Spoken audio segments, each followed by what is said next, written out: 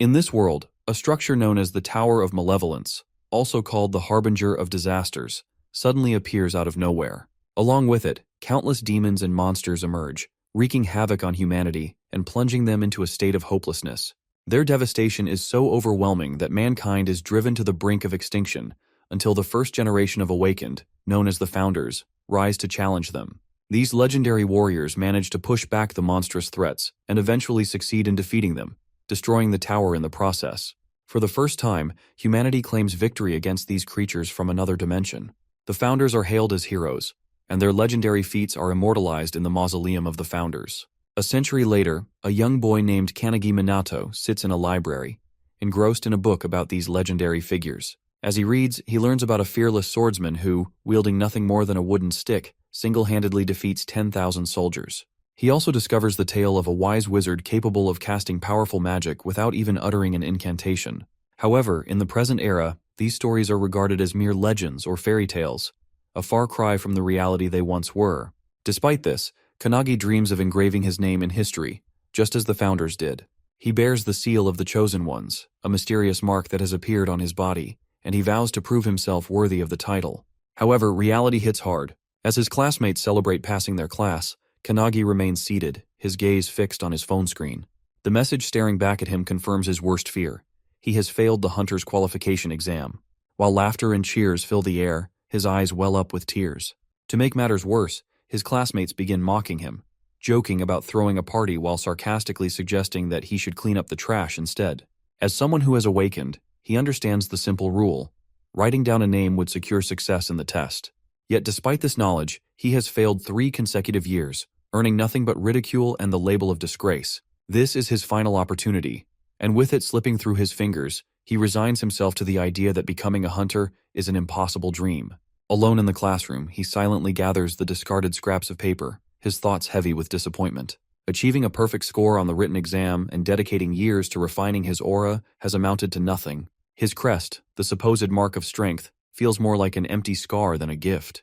Clutching a trash can, frustration and sorrow well up within him until the words spill out. He too longs to stand among the Founders, to be acknowledged, to be more than a failure.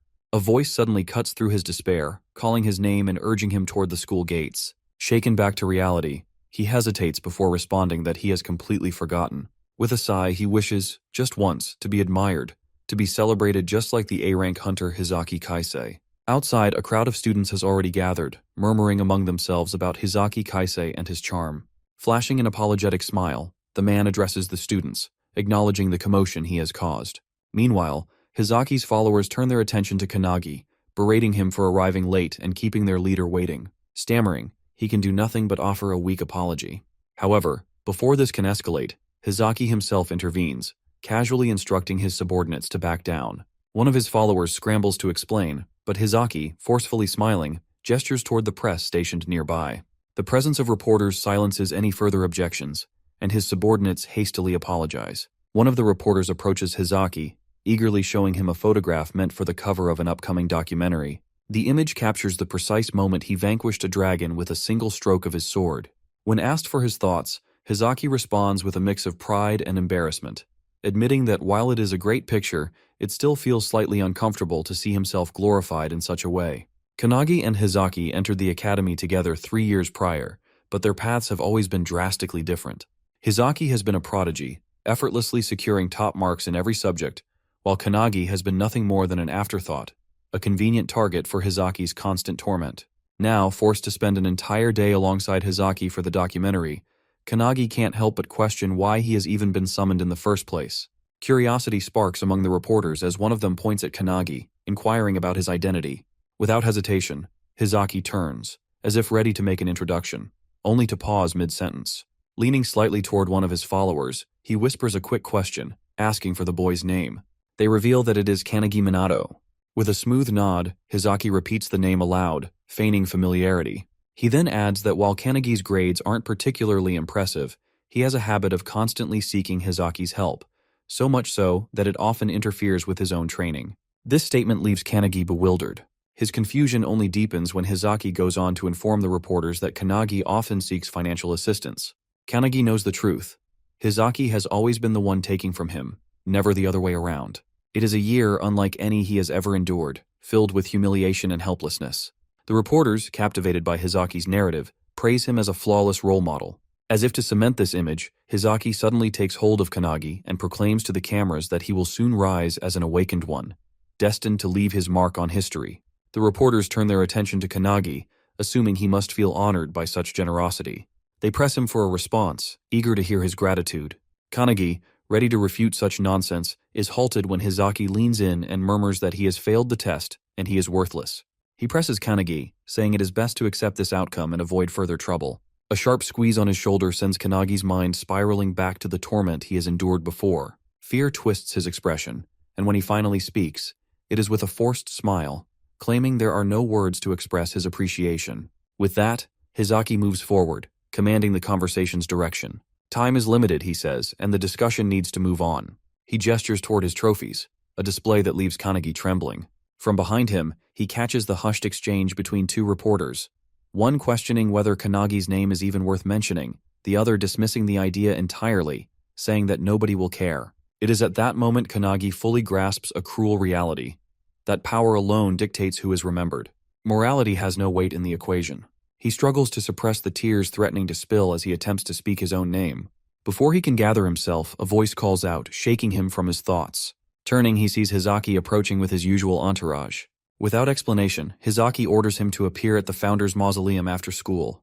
Kanagi, still disoriented, questions why. Hizaki, however, merely smiles before suggesting something unexpected, a chance to retake the test. This shocks and confuses Kanagi even more. Hizaki assures him he will handle matters with the association.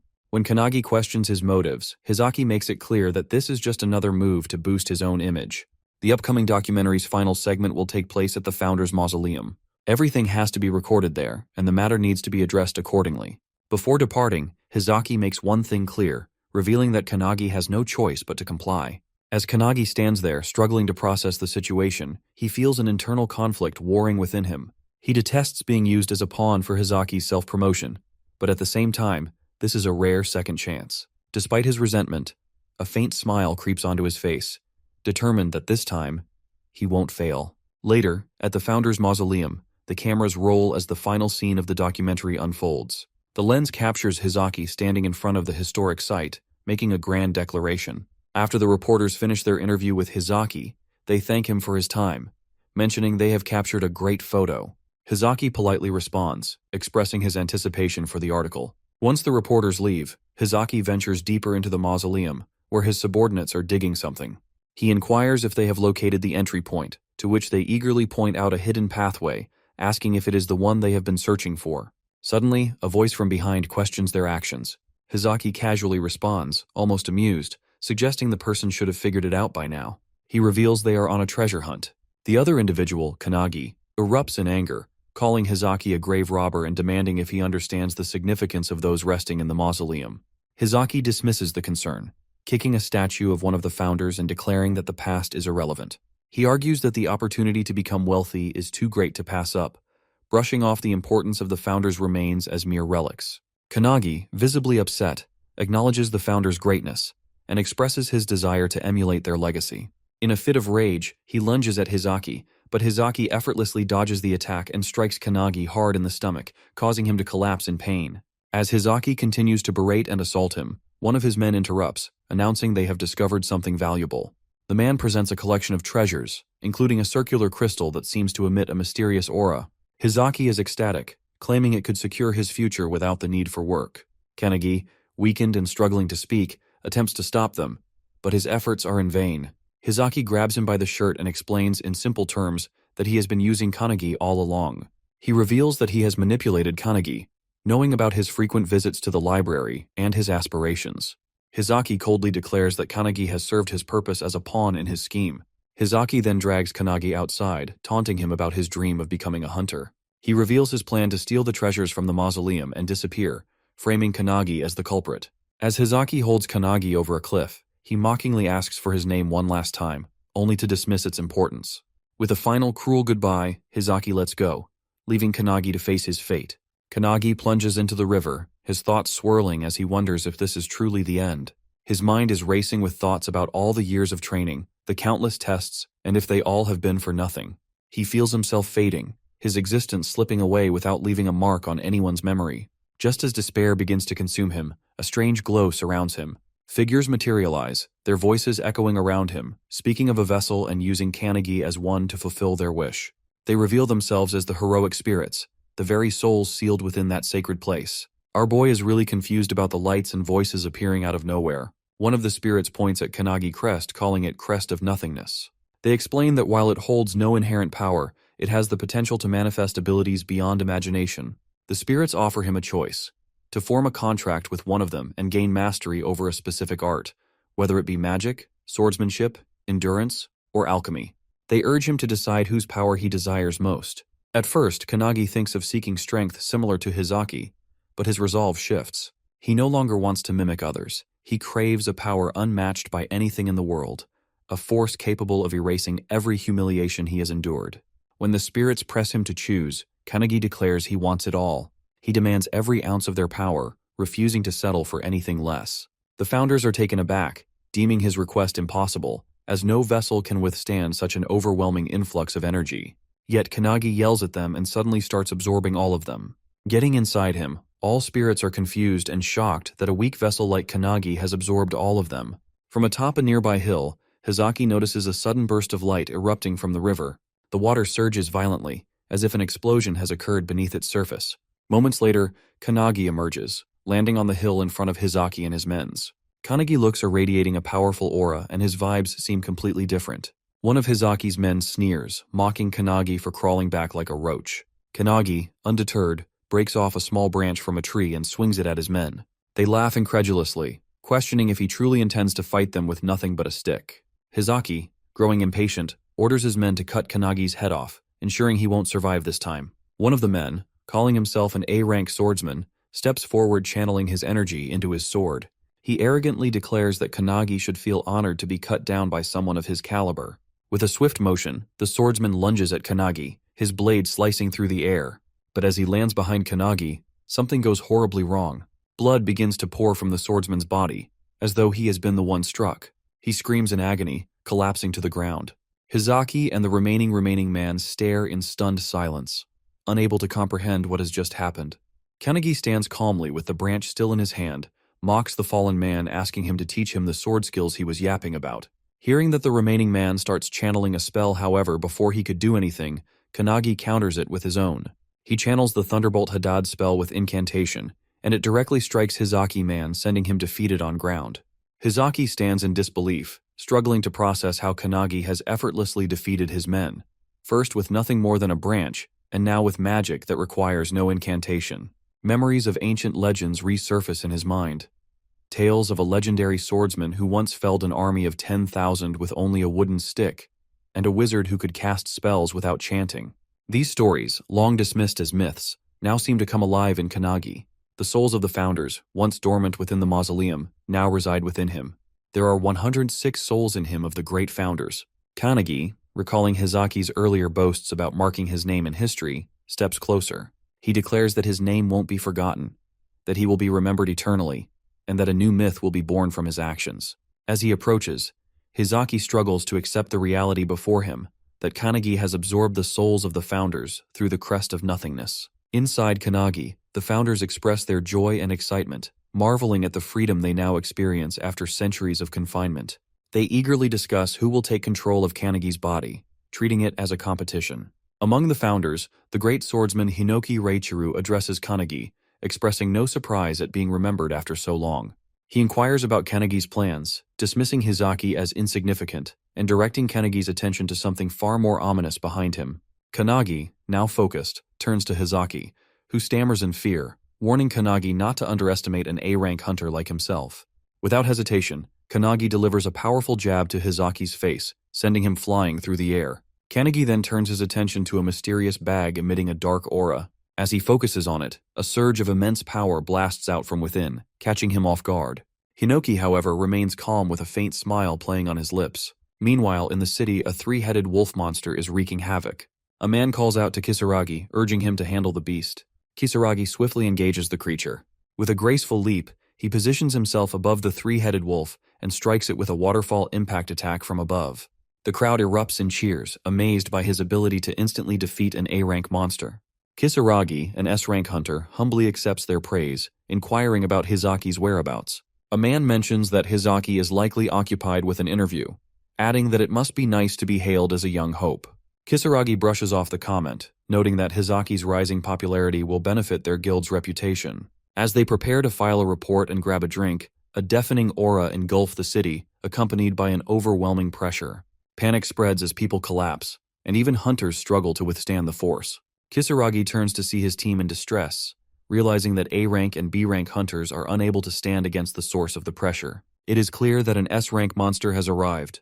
On the streets, people collapse under the immense pressure that is emanating from the mausoleum of the founders. In the jungle, Hizaki, trembling and struggling to sit up, stares in shock as a massive monster emerges from the bag before them. He mutters in disbelief, questioning if it is a demon and what it could possibly be.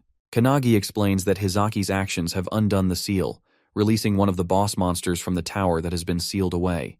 Hizaki, observing the unfolding disaster, understands immediately what has transpired.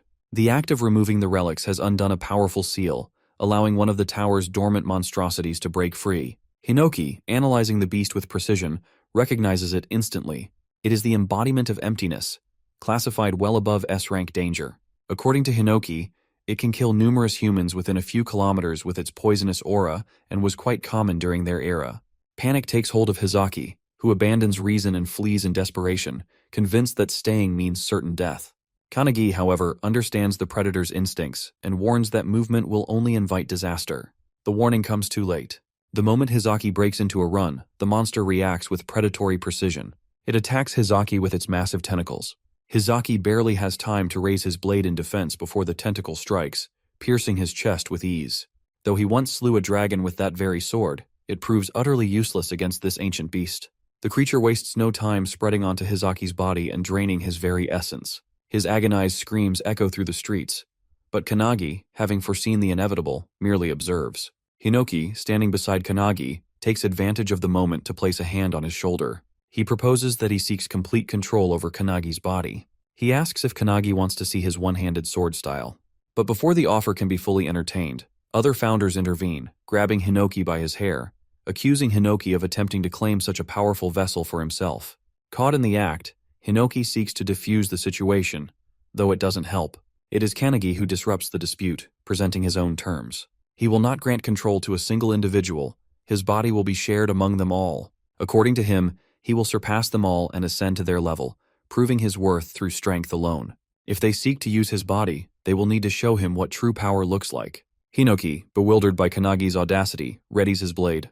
Then, seizing the opportunity, he takes the first step in merging with Kanagi's body, rallying the other founders to do the same. As Hinoki lifts his sword, shadowing him, Kanagi does the same and targets the limbs of the monster. Hinoki's blade, guided by the expertise of another founder, severs one of the demon's arms in a single decisive strike.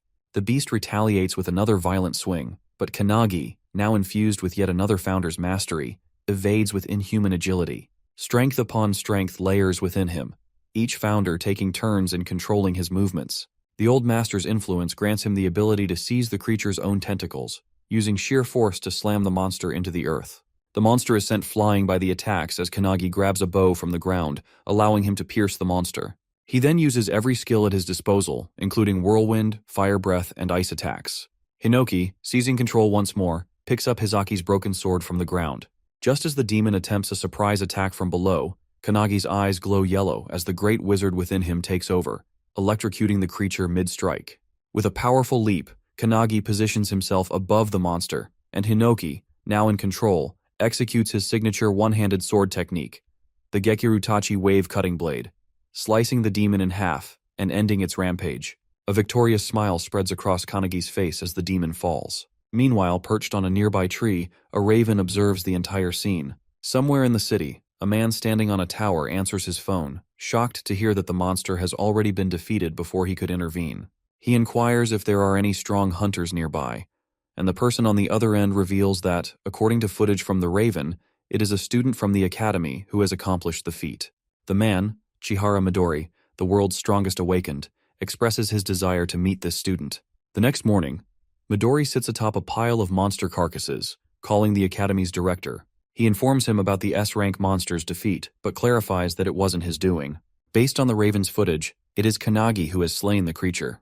Midori finds it hard to believe, given Kanagi's history of failing the hunter's examination 3 times in a row. He requests a favor from the director. Back at the academy, students buzz with chatter about the previous day's events.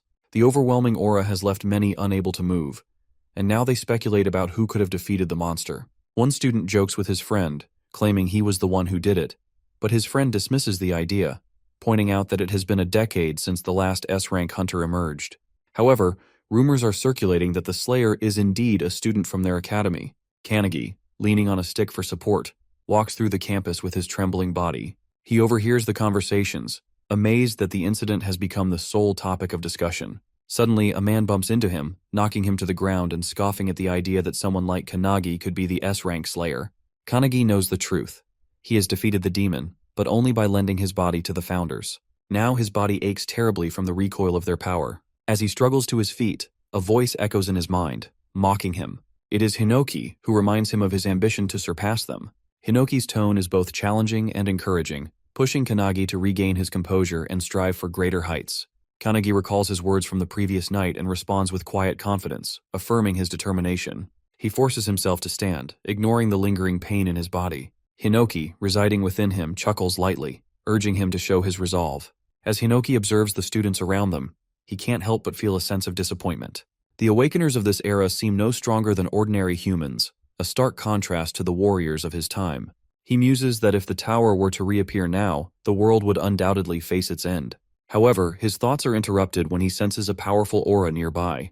Kanagi notices Hinoki's sudden shift in demeanor and asks what's wrong, but Hinoki brushes it off, though he can't shake the feeling of the immense energy he just detected. At that moment, a professor calls out to Kanagi, instructing him to hurry over.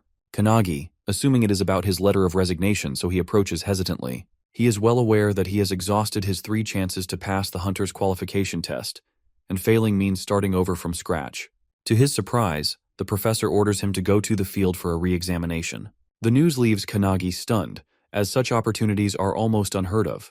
Meanwhile, students gather by the windows, whispering among themselves. None can recall a hunter re-examination ever being conducted before. On the field, Kanagi is in position for a sprint. He is still not in perfect condition, but is determined to prove himself. The first challenge is a 100-meter sprint, with an average completion time of 3.6 seconds and a record of 2.7 seconds. The student who bumped into him earlier trash-talked Kanagi, calling him a failure. As he begins to run, the students watch in disbelief as he crosses the finish line in just 1.2 seconds. The next test is a 3,000-meter sprint, with an average time of 4 minutes and 20 seconds and a record of 3 minutes and 17 seconds. Kanagi shatters expectations again, completing it in 1 minute and 17 seconds. The following tests, push-ups, bench press, and others, yield similar results. Kanagi surpasses every record, often doubling the previous bests. The students are left in awe, some even admiring his newfound prowess. Kanagi himself wonders if the founders are still aiding him, but Hinoki assures him they have no hand in his performance. In the headmaster's office, Midori is entrusted with Kanagi Minato's complete records. As he flips through the documents, he can't help but be impressed by Kanagi's exceptional track record. The headmaster, however, expresses his initial doubts regarding the request for re-evaluation. While Kangi's physical prowess is undeniable, the real concern has always been his magical capacity. Across every assessment conducted over the past 3 years, his mana levels have remained entirely undetectable, rendering him incapable of utilizing magic. The headmaster has dismissed the possibility of Kanagi ever being worthy of the Academy's attention. Midori's secretary, seemingly unsurprised by this revelation, affirms the expected outcome. Yet, he finds amusement in the situation, hinting that things might not unfold as anticipated. Out on the training grounds, Kanagi prepares for his magic measurement test. The professor overseeing the examination details the process, revealing he will need to channel his mana into a large fan, setting it in motion within a span of 30 seconds. The number of rotations recorded will determine his score. The standard performance stands at 1,513 spins, while the highest recorded result has been 4,022. As Kanagi readies himself, memories of past failures surface. No matter how much effort he has previously exerted, the fan has never so much as trembled beneath his attempts. His inability to sense mana has always held him back, but this time is different. For the first time, he can perceive it coursing through him, originating from his right foot, spiraling through his body, and returning once more. He recognizes that his breathing can regulate and accelerate the flow, allowing him to expel the energy through his right palm. As the professor signals the start of the test, Kanagi releases his mana. Instantly, the fan spins into motion at an astonishing pace. The counting machine struggles to register the rapid increase in speed, while the sheer force of the wind makes it difficult for the observers to even see the numbers. The velocity escalates beyond expectation, and before anyone can react, the machine blasts. The fan, now completely detached, shoots across the field like a cutter. Students cry out in alarm as it hurtles toward the main building, crashing directly into the headmaster's office with a deafening impact. Inside, the headmaster barely evades the incoming debris, collapsing from the sheer shock of the event. Midori's secretary, stunned by the spectacle, can hardly process what has transpired. Meanwhile, Midori, unshaken by the chaos, merely chuckles. To him, the resemblance between Kanagi's abilities and his own is undeniable. According to Midori, there has only ever been one individual before Kanagi who has produced an immeasurable score, and that is himself. The professor, still trying to make sense of what he has just witnessed, declares that Kanagi has passed the hunter examination. A wave of excitement ripples through the students as they erupt in cheers. Not only has Kanagi shattered every record, but he has surpassed all expectations. Staring at his own hands, Kanagi trembles with disbelief. He has spent years believing himself incapable of wielding magic, yet the power has been within him all along. From the sidelines, Hinoki observes the scene with quiet satisfaction, having anticipated such an outcome. Meanwhile, Kanagi knows that everything has changed. By surrendering his body to the founders, he has unlocked the dormant potential that has been hidden within him all this time. Hinoki can't help but laugh, remarking internally that the one before him is far from ordinary. With the crest of nothingness marking his fate, it's as if he has been waiting for this very moment for over a century. Before he can dwell further on the thought, an overwhelming presence descends upon them, sending a shockwave through the air. The sheer force of it leaves him momentarily speechless. His mind scrambles to make sense of the explosion. But Hinoki instantly recognizes the tremendous aura as it's the same one he had sensed earlier that morning. Standing before him, seemingly materializing from the very pressure itself, is the legendary Midori. Kanagi, seeing him, is shocked as he is the strongest hunter in existence. Midori Landing starts addressing him directly. Midori acknowledges his achievements in the hunter examination, offering words of recognition, but Kanagi can barely utter a response. Midori then puts up a new challenge before him, which is an additional test. Midori wants Kanagi to land a single hit on him, the world's strongest hunter. Hearing that, Kanagi is left frozen in shock for a moment. Midori, 23 years old, a man who has earned the title of a full-fledged hunter at the mere age of 9, now stands before him. His feats are legendary, unmatched in all of history. He has turned thousands of demons to ashes in mere moments, his power so overwhelming that even other hunters dare not stand against him. 10 years ago, he single-handedly eradicated the pandemonium outbreak, and 5 years prior, he subdued the outbreak of Kyushu. He is a living singularity. As Midori explains his challenge, Kanagi is left in disbelief. However, Hinoki is excited, urging Kanagi to surrender his body to him immediately. Yet Midori explained the conditions in the simplest terms. Kanagi had 1 minute to strike him. Whether he succeeded or failed, no consequences would follow. Midori himself would only attack once every 10 seconds, ensuring that the challenge remained fair. There was no need for hesitation, no need for doubt. Any skill, any weapon was at Kanagi's disposal, while Midori would refrain from using any of his own. To prove his sincerity, Midori summoned a vast arsenal of weapons, giving Kanagi the choice of anything he desired. The sight of so many legendary weapons appearing in an instant only added to the surreal nature of the challenge. Confusion clouded Kanagi's thoughts, realizing that he was going to fight the famous Midori in a one-on-one fight. Still unsure, he hesitated before finally asking if he was truly free to use any weapon. In response, Midori casually picked up a katana, his grip light but assured. With effortless ease, he sliced the blade clean in half, as if it were nothing more than a brittle twig. He stated without the slightest hint of arrogance that his body surpassed the sharpness of any blade. Kanagi barely had time to process this display before Hinoki's impatience flared. Frustration seethed in his voice as he demanded to take over, unable to tolerate Midori's overwhelming confidence. His anger boiled over as he declared that such words from Midori were unforgivable.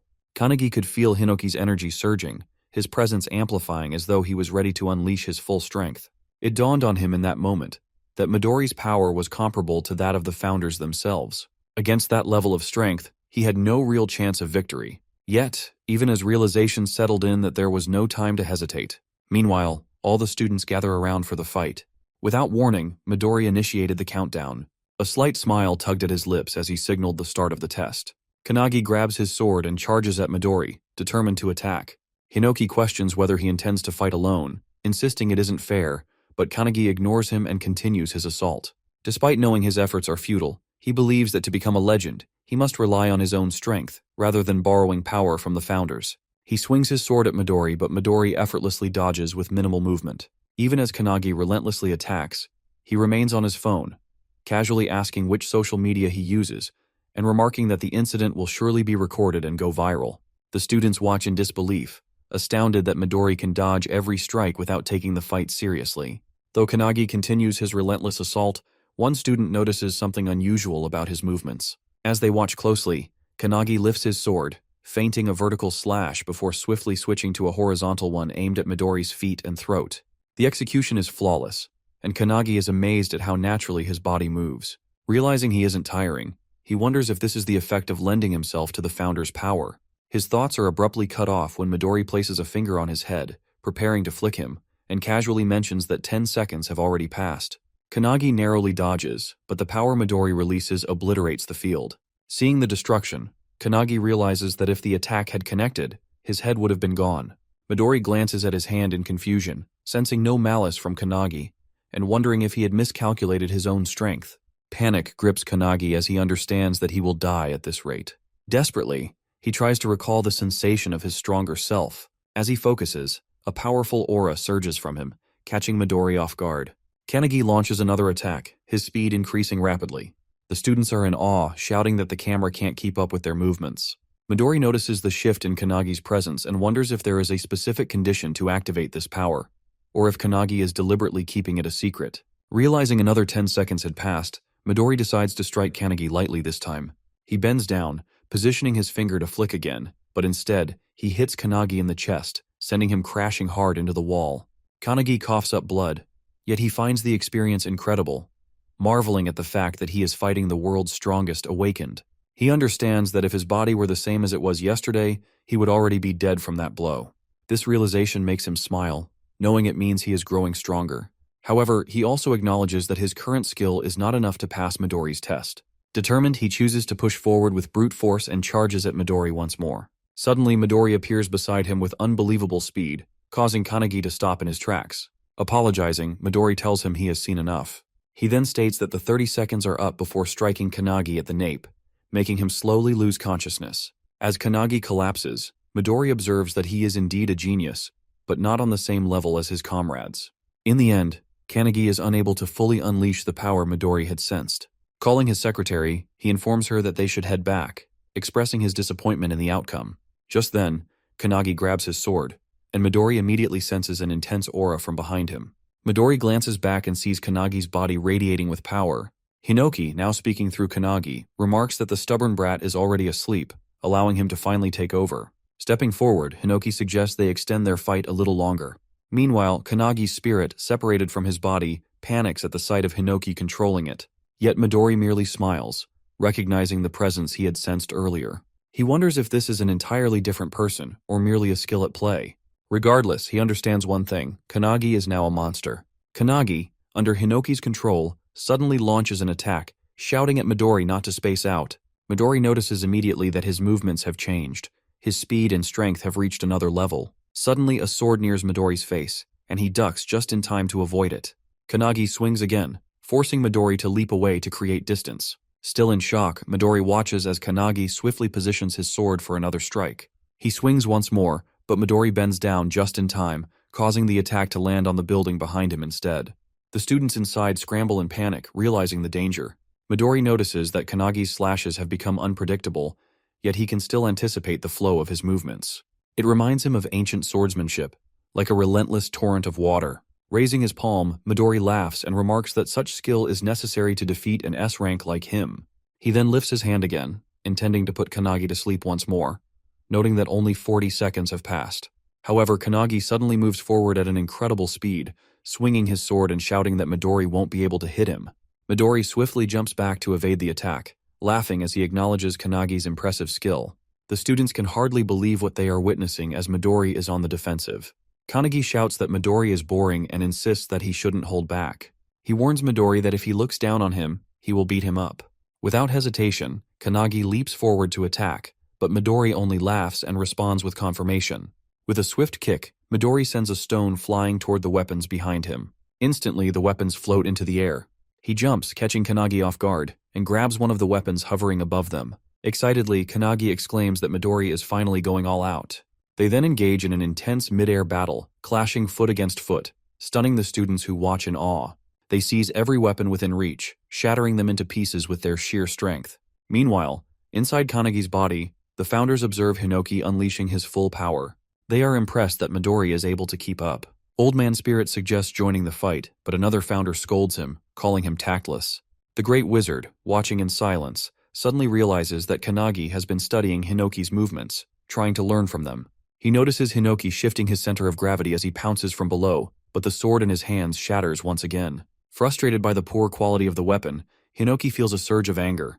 Midori, on the other hand, finds the battle exhilarating and fun. However, he soon realizes that there are no swords left and wonders if Kanagi will resort to firearms. With a taunting smirk, Midori shouts that only 10 seconds remain and teasingly asks what Hinoki plans to do now. Hinoki glances toward the building behind him before leaping toward it. He heads straight for the man who had pushed Kanagi earlier and snatches his sword. Just then, Midori jumps closer, launching his fist at Hinoki. The impact causes a loud explosion against the building. Fortunately, Hinoki dodges in time and reappears in front of Midori. They resume their mid-air clash, exchanging blows. Midori shouts that the fight is fun and suggests they continue a bit longer. Meanwhile, the students notice that the building is on the verge of collapsing. As the battle reaches the rooftop, Midori's secretary watches nonchalantly. Midori then places his hand on a massive fan and grabs it, causing cracks to form on its surface. He retrieves the fan from the building and aims it at Hinoki. With a powerful throw, he sends it hurtling toward him. However, he is taken by surprise when Hinoki, wielding his one-handed sword, slashes through the fan like dice with his dice-style sword art. The fan shatters into tiny fragments, and Midori reacts with excitement, praising Hinoki's skill. However, Hinoki wastes no time and launches his sword at Midori. To his shock, the sword shatters upon impact. Midori raises his hand, aims at him, and calmly acknowledges that 60 seconds have passed before striking Hinoki with his palm, sending him crashing down. Hinoki curses under his breath, but before he can react, Kanagi suddenly leaps onto his back and pushes him back toward the other founders. As Midori's attack nears, Kanagi manages to deflect it aside with a gentle motion, successfully dodging the strike. The unexpected maneuver leaves both Hinoki and Midori stunned. However, the impact breaks one of Kanagi's hands. Despite that, he remains focused on his goal and delivers a punch to Midori's face with his remaining good hand. From the inside, the battle between the singularities feels endless. A fierce clash over a seemingly small outcome, much like a chess match where both players are equally skilled. Despite its intensity, Hinoki knows it has lasted only a brief moment. Watching with quiet pride, he realizes that Kanagi has carved open a new path to victory. Kanagi, however, is left in shock when he sees Midori halt his fist just in time. Frustration fills him as he realizes he has failed to land a clean hit. But then, to his surprise, Midori smiles and deliberately pulls Kanagi's fist toward his own face, acknowledging the effort. Without hesitation, he confirms that Kanagi has passed. Before either can react further, both collapse onto the ground. The students observing the battle murmur in confusion, struggling to comprehend what has just happened. Midori, still holding Kanagi's unconscious body, calls for his secretary, Rin, and informs her that they should leave. Rin arrives beside him and inquires about the outcome. Midori confirms that Kanagi has passed and admits finding him interesting. However, he acknowledges that he has accidentally broken Kanagi's arm and requests Rin to heal him. She agrees without hesitation. The students, overhearing the conversation, struggle to believe that Kanagi has succeeded.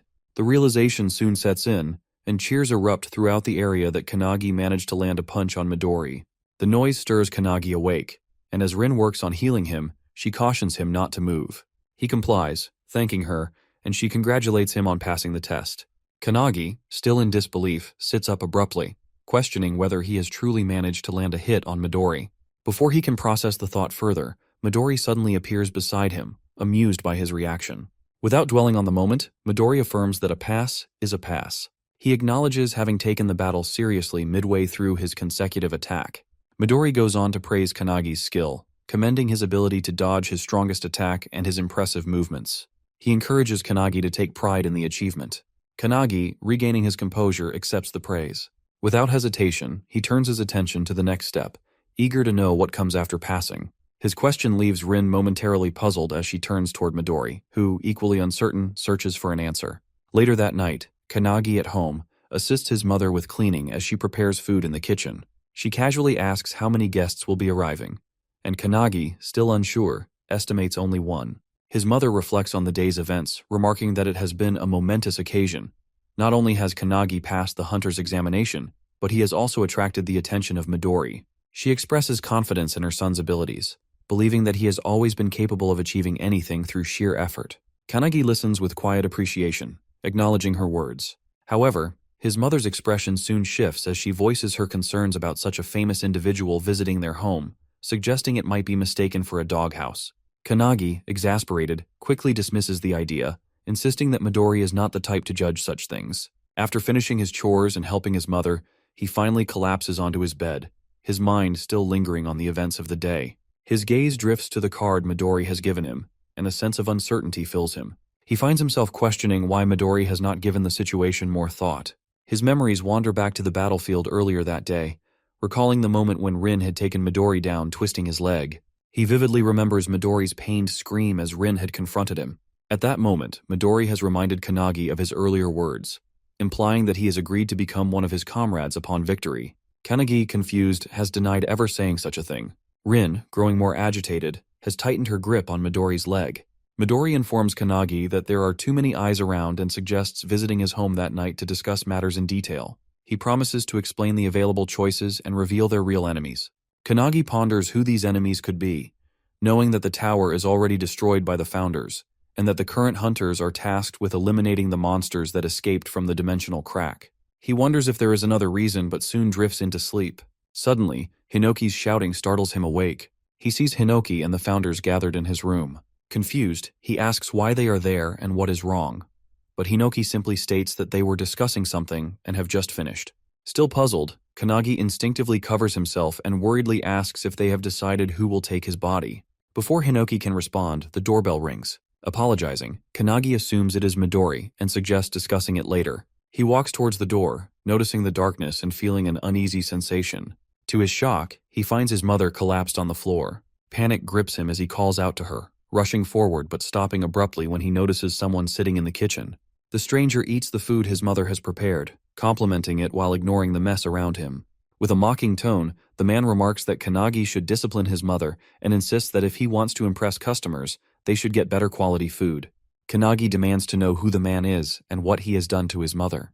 The man, unfazed, shouts at him to watch his tone and introduces himself as Haitani Goru, an S-rank hunter and a comrade of Midori. Haitani then orders Kanagi to grab his luggage, announcing that they are moving to their base. Rage boils within Kanagi, and without hesitation, he launches a punch at Haitani. However, Haitani easily dodges and appears behind him, questioning if Kanagi is challenging him. Kanagi remains silent, recalling his mother's words, how she had promised to raise him alone with pride after his father passed away. He remembers the worn-out shoes she still insisted on wearing, telling him to buy himself new sneakers instead. He recalls her congratulating him earlier, promising to make his favorite tonkatsu for dinner. With determination, Kanagi glares at Haitani and demands to know what he has done to his mother. Hinoki, observing the situation, recognizes that Haitani is an S-rank hunter from the previous era. Annoyed by the sight of someone he considers a rip-off of Midori, Hinoki declares that it is time to act. The founders, having witnessed Kanagi's fight with Midori, understand how they should treat him moving forward. Haitani, amused, taunts Kanagi, calling his angry expression pretty cute. He raises his hand to slap him, but Kanagi remains still, unfazed. As the strike nears, Kanagi effortlessly catches Haitani's hand and, with surprising ease, swings him around. The grandpa founder is stunned, recognizing this technique from their past battles against monsters. Suddenly, Haitani is hurled out the window, crashing through the backyard wall. Yet, Haitani lands on his feet before hitting the ground.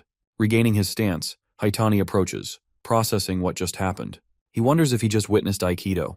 Recalling Kanagi's fight with Midori that afternoon, he had observed not only Kanagi's immense aura and swordsmanship, but also a peculiar power. He acknowledges Haitani's resilience, remarking that he is sturdier than Hizaki. Kanagi, his patience wearing thin, demands an answer. He presses Haitani to reveal what he has done to his mother, who remains inside, writhing in pain as poison spreads through her body. Haitani, laughing, mockingly points out that Kanagi seems unaware of the situation. Then with a grin he finally reveals the truth. His mother was in the way, so he put her to sleep with poison. Haitani smirks, adding that if she is lucky, she might only suffer minor side effects. He remains calm, asking that he don't understand, making Haitani glance at him in confusion. He then questions why they would harm the family of someone who might become their comrade.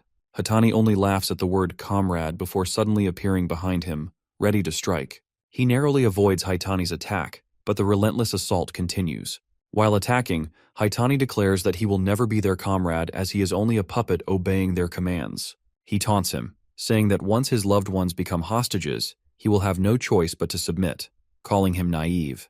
Before he can react, Haitani steps on his foot and slashes him, mockingly asking if he was right. He quickly creates distance, feeling the burning sensation on his cheek. As he reaches up, he realizes the poison is already spreading. Haitani grins, lifting his fingers, now coated with sharp needles laced in poison. He teases that it is already in his system. He then reveals that it allows him to produce dozens of poisons from his body called Phantom Bug's Poison. Deadly Vision. Complaining about the inconvenience of this mission, Haitani mentions that if he wished, he could release deadly toxic gas across a 5-kilometer radius, but doing so in the middle of the city is not an option. He states that the poison will kill him within a minute unless he agrees to join their organization, in which case Haitani will provide the antidote. Otherwise, he will perish. He contemplates the sheer lethality of Haitani's toxin, recognizing that for an ordinary person, it would be an inescapable death sentence. Looking down at his hand, he calls upon the god of medicine Valentine, questioning whether she is present within him. The founders shift their gaze toward Valentine, who appears both confused and surprised. Apologizing for summoning her so suddenly, he asks if she can later teach him how to neutralize the poison. Stammering, she agrees. Haitani, irritated, hurls another wave of poison at him while demanding to know what nonsense he is mumbling. He swiftly dodges, explaining that the Aikido technique he used earlier was borrowed from the god of hands, Kudu Huma. The old man, residing within him, is taken aback, realizing that he has managed to replicate his move from a single moment of observation. He then calls upon the 10,000 army slasher, Hinoki, the blue spear of destruction, Shimmer Calcus, and the heavenly bow, Margit. He states that he has studied and memorized all of them from the records. Informing Haitani that the founders he once revered now reside within him, he leaves Haitani bewildered. But rather than feeling fear, Haitani becomes enraged, shouting that he will introduce him to a world of pain. Haitani charges at him with his needles out. He leaps away just in time, avoiding the attack. As Haitani's strike lands on a nearby tree, the tree withers and dies instantly. Without hesitation, Haitani launches another attack, shouting that if he kneels and begs, he might at least receive an antidote to lessen the pain. He warns that once pain consumes him, he will never return to normal. His mind will be lost to madness. But he remains silent, waiting as Haitani's hand draws closer. Just as Haitani reaches him, he swiftly slides to the side, placing his palm against Haitani's chest and activating the fist of Saint Wantak. Haitani coughs up blood from the impact, shocking Wantak within him. The force sends Haitani crashing into a streetlight. Without hesitation, he follows up with a kick using the Feet of Light, Eilerson, sending Haitani flying a great distance. Eilerson, residing within him, is stunned by the power. However, Haitani manages to stand, recovering quickly. In an instant, he appears in front of him again, attacking with both hands. He manages to slip through his attack, breaking some of his needles, and uses the sharp beak Corral attack, hitting Haitani's stomach. Kanagi then slashes Haitani with the Dragon's Claw, Rowan's skill, leaving Rowan stunned in surprise inside him. Haitani grabs him and activates the Flipper of Lilac, throwing Haitani around in midair. Floating, he wonders what is happening. He knows that poison should cloud judgment, and it should have already affected the nervous system, but Kanagi is still moving, strong and unharmed. Kanagi activates the Magus of Truth, Meltius Silentius, and releases it on Haitani, causing a loud energy blast that leaves everyone in shock. Hinoki asks the founders if they saw that, and tells them that just after defeating Haitani, Kanagi started copying all their moves, both physical and magical. He adds that he doesn't care whether Kanagi's power comes from the crest of nothingness, but he finds him interesting. The founders agree. Hinoki suggests they train Kanagi, believing that if the founders train him, he will become the strongest awakener. Somewhere else on rooftops, hooded individuals are running and jumping. One of the individuals urges everyone to hurry, revealing that Nemours guilds are after Kanagi, so they should move quickly to catch him before they do. Suddenly, Midori appears behind him, asking if there are really that many. The man is shocked, and Midori calmly tells him that if there are 15, he should be the last one. He points a finger near the man's forehead, flips his head, and slams him hard onto the building's roof. Midori contacts Rin through his Raven's call, and she answers immediately, informing him that she has arrived. She reassures him that no awakeners are nearby, but her next words catch him off guard. Someone else has already been there. Midori remains silent, waiting for her to continue. Rin then reveals that the intruder was Haitani, an S-rank hunter known for his mastery of poison. He had come looking for Kanagi but had been utterly defeated. Midori's gaze shifts to the rooftop, where Hitani lies sprawled out, mouth slightly open, making Midori wonder what had happened. A short while later, they arrive at Kanagi's house. Midori claps his hands together, a bright grin forming as he praises Kanagi. He expresses genuine admiration, admitting that he never expected Kanagi to take down an S-rank hunter. Without hesitation, he asks if Kanagi had been exposed to the poison. Kanagi scratches his cheek, offering a small, sheepish response. Both he and his mother are fine. Hinoki crosses his arms, unimpressed. He reminds Kanagi that without Valentine's intervention, he wouldn't have made it through the night. At the mention of her name, Valentine groans in exhaustion, only for Hinoki to acknowledge her quick work. He notes that finishing everything in just 5 seconds is no small feat. Valentine shrugs, muttering that it wasn't difficult. With the poison's creator lying there, all it took was a few well-placed jabs to extract the necessary blood samples and find the antidote. Midori exhales, turning his attention back to Kanagi. Apologizing for his delayed arrival, he reassures him that he has already taken precautions against the many organizations now targeting him because of the events from today's video. Kanagi, still processing everything, finally voices the question weighing on his mind. He asks if Hitani had been lying when he claimed to be Midori's comrade. Midori nods without hesitation, confirming that it was a lie. He adds that there are plenty of people who throw his name around for their own benefit. With that matter settled, he shifts his focus back to Rin. He asks if she is finished, and as if on cue, she appears at his side, nodding. She informs him that all the damage has been repaired. Kanagi's eyes widen in disbelief as he glances at his house, his window and backyard wall restored to perfection. Midori, then with a bright smile, suggests they head inside to discuss Kanagi's future. Kanagi, standing frozen in place, feels a mixture of anticipation and unease settle over him. The next day, Kanagi's mother sees him off at the gate as a car waits for him. She reminds him to check if he's forgetting anything, but Kanagi reassures her that he's fine and that she worries too much. She can hardly believe that the very child she raised in her arms is now heading to Midori's place. However, Midori has already assured Kanagi's mother that he will take care of him and turn him into a great hunter. Hearing that, Kanagi feels a surge of excitement, but his mother remains a bit concerned. Hiding her worry, she hands Kanagi his lunch, urging him to eat since he skipped breakfast. Even though he doesn't really need it, Kanagi takes it without argument. Then his mother voices her concern directly to Midori, asking if her son will face danger. Midori confirms it without hesitation, to which his mother reveals that Kanagi has always struggled until now. It's a big deal for her to entrust her son to Midori's care, yet, as a mother, she can't help but feel uneasy. Midori, in a confident tone, assures her that he will train Kanagi to the point where he won't have any weaknesses left. Hearing this, she finally agrees to leave Kanagi in his hands. As they get into the car, Rin, the driver, glances at Midori and asks if it was really okay to make such a promise to Kanagi's mother, considering that even they don't know what the future holds. Midori, momentarily concerned, looks back through the rearview mirror and sees Kanagi's mother giving him last-minute advice, telling him how to wash his clothes properly and reminding him not to sleep naked or he'll catch a cold. Seeing her concern, a determined look flashes in Midori's eyes. He silently vows to do his best. Meanwhile, Kanagi, holding back his emotions, says his final goodbye. Just as he's about to enter the car, his mother reminds him to come home for New Year's. As they finally drive away, Midori asks if Kanagi is okay. Kanagi admits that he had to control his emotions pretty hard. Midori leans back against the seat, telling him to do whatever he feels like, whether it's eating or resting.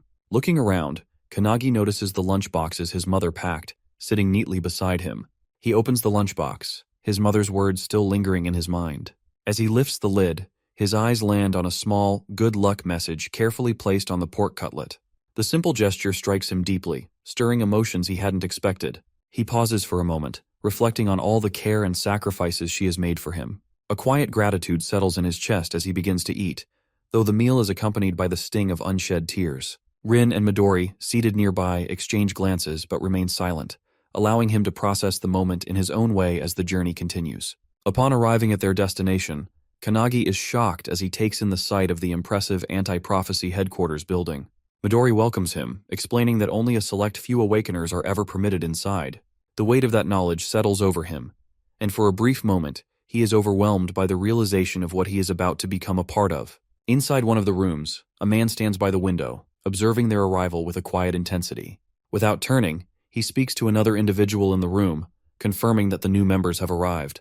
A girl, her expression unreadable, questions whether this is truly about the newcomer. A young man responds, remarking on how rare it is for them to gain a new comrade. However, another man, standing off to the side with his arms crossed, expresses skepticism, insisting that they should first determine whether the newcomer is truly worthy of joining the anti-prophecy. Meanwhile, outside the headquarters, he remains momentarily frozen, struggling to fully process his surroundings. Questions swirl in his mind about what exactly is the anti-prophecy unit, and could it have any connection to Ichihara Guild? Sensing his unease, Rin acknowledges the lack of clarity and apologizes for not explaining sooner. She states that she has been unable to reveal everything to his mother due to its classified nature, emphasizing that it is a top national secret. The words hit him harder than expected. As they move toward the building, Midori suggests taking his luggage to the dorm first. Rin offers to help, but he refuses, insisting that he can manage on his own. Just as he prepares to move forward, a sudden voice cuts through the air, calling for them to wait. The unexpected interruption startles him, and as he looks up, he spots the young man from before standing above them. Without hesitation, the man declares that he should be the one to explain everything. In the same breath, he launches forward with a powerful kick aimed directly at him. Reacting instinctively, he raises his arms to block the attack, but the sheer force behind it shatters the ground beneath his feet. The impact sends a tremor through his body, yet he remains standing, bracing himself against the shock. The man, seemingly impressed, acknowledges his resilience and offers a rare word of praise. Intrigued, he hesitates for a brief moment before asking for his identity. Without missing a beat, the man steps back, landing effortlessly on the ground before proudly introducing himself as Hanada Hikotaru, a member of the anti-prophecy unit, and his comrade. The revelation strikes him as unexpected. However, there is little time for hesitation.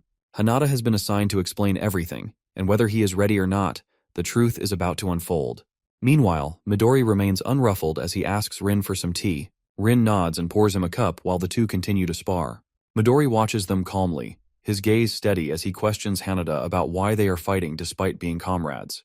Hanada, unfazed, explains that it serves two purposes: to introduce the anti-prophecy unit to Kanagi and to test his skills. The explanation lingers in Kanagi's mind, leaving him uncertain about what kind of test this really is. Without warning, Hanada moves with swift precision, launching another kick at him. Kanagi reacts instantly, blocking the strike with both arms with his unshaken stance. Hanada, still in the midst of combat, begins explaining the origins of the anti-prophecy unit. Kanagi listens but remains skeptical, doubtful that Hanada actually intends to provide a full explanation while they are still engaged in a fight. As the exchange continues, Hanada pauses for a brief moment to ask for Kanagi's name before proceeding. Without hesitation, he introduces himself as Kanagi Minato. Midori, still leisurely sipping his tea, reflects on how Kanagi has been tested repeatedly, first by the academy, then by himself, and even by an S rank. And now, he faces yet another trial. Turning to Rin, Midori wonders aloud if Kanagi will always be subjected to these constant evaluations. Rin, her expression calm, acknowledges that it cannot be helped.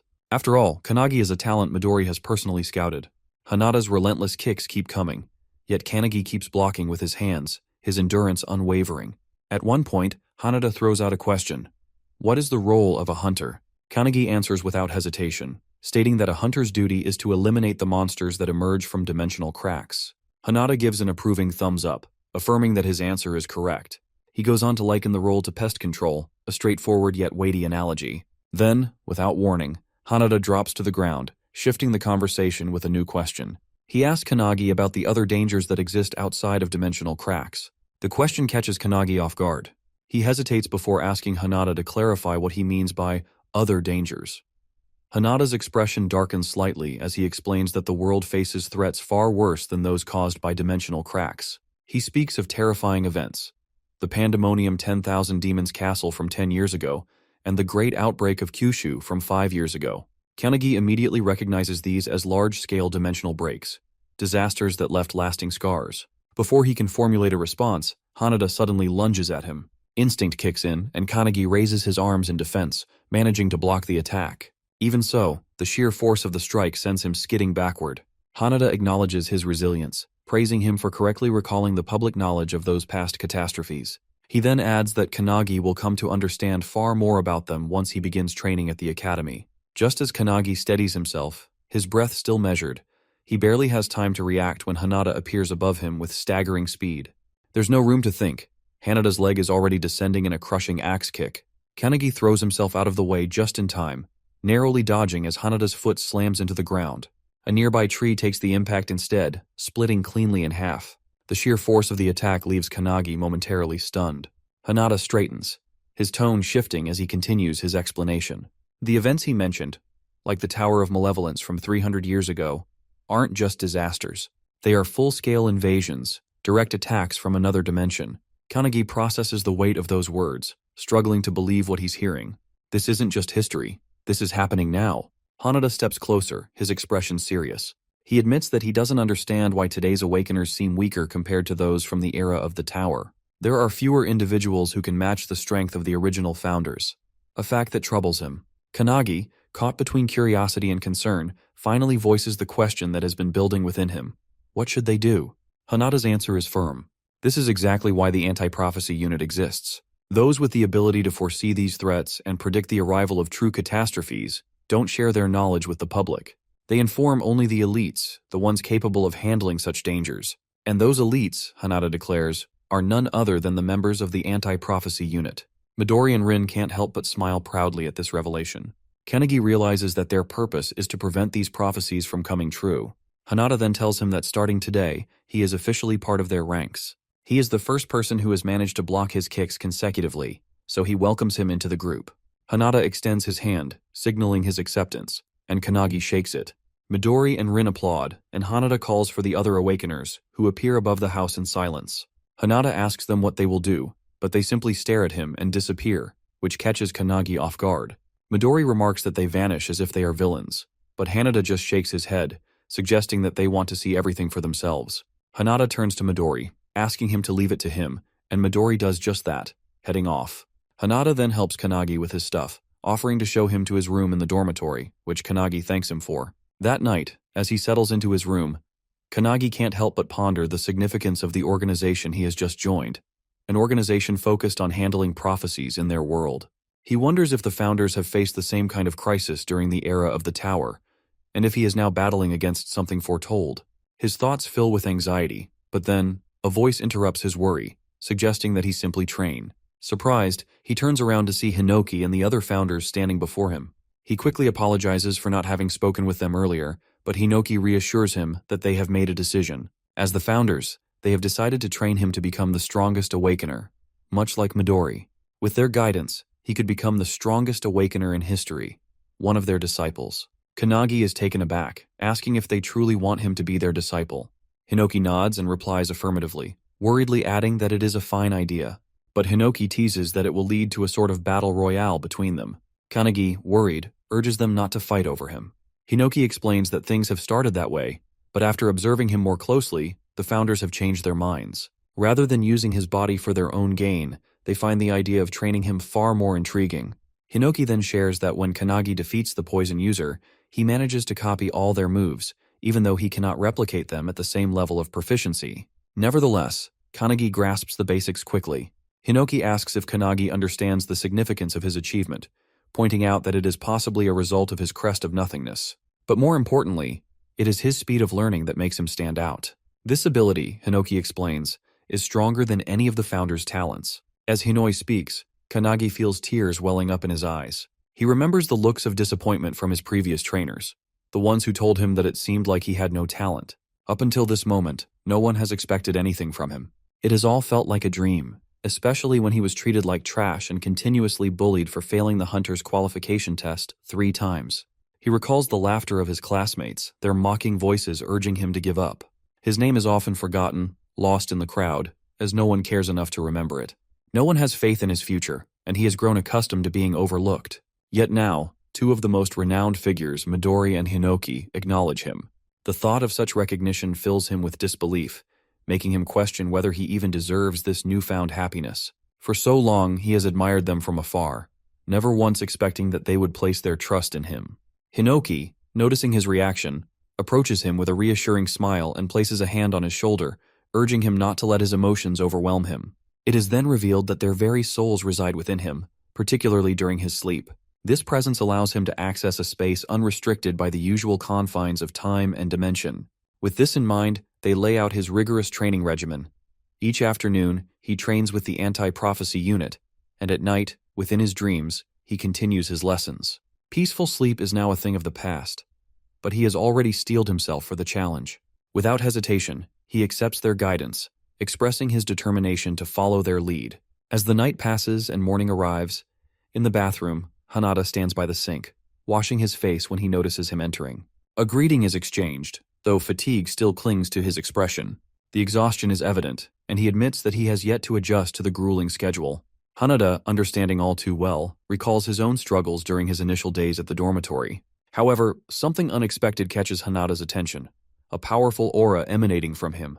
Curiosity piqued, Hanada acts on impulse, launching a swift kick toward him. Yet, in a seemingly effortless motion, he simply lowers his head, simultaneously spitting out the water in his mouth before moving away. Without sparing a second glance, he dismisses Hanada's antics, stating that he has no patience for such things in the early morning and that he is heading to the cafeteria first.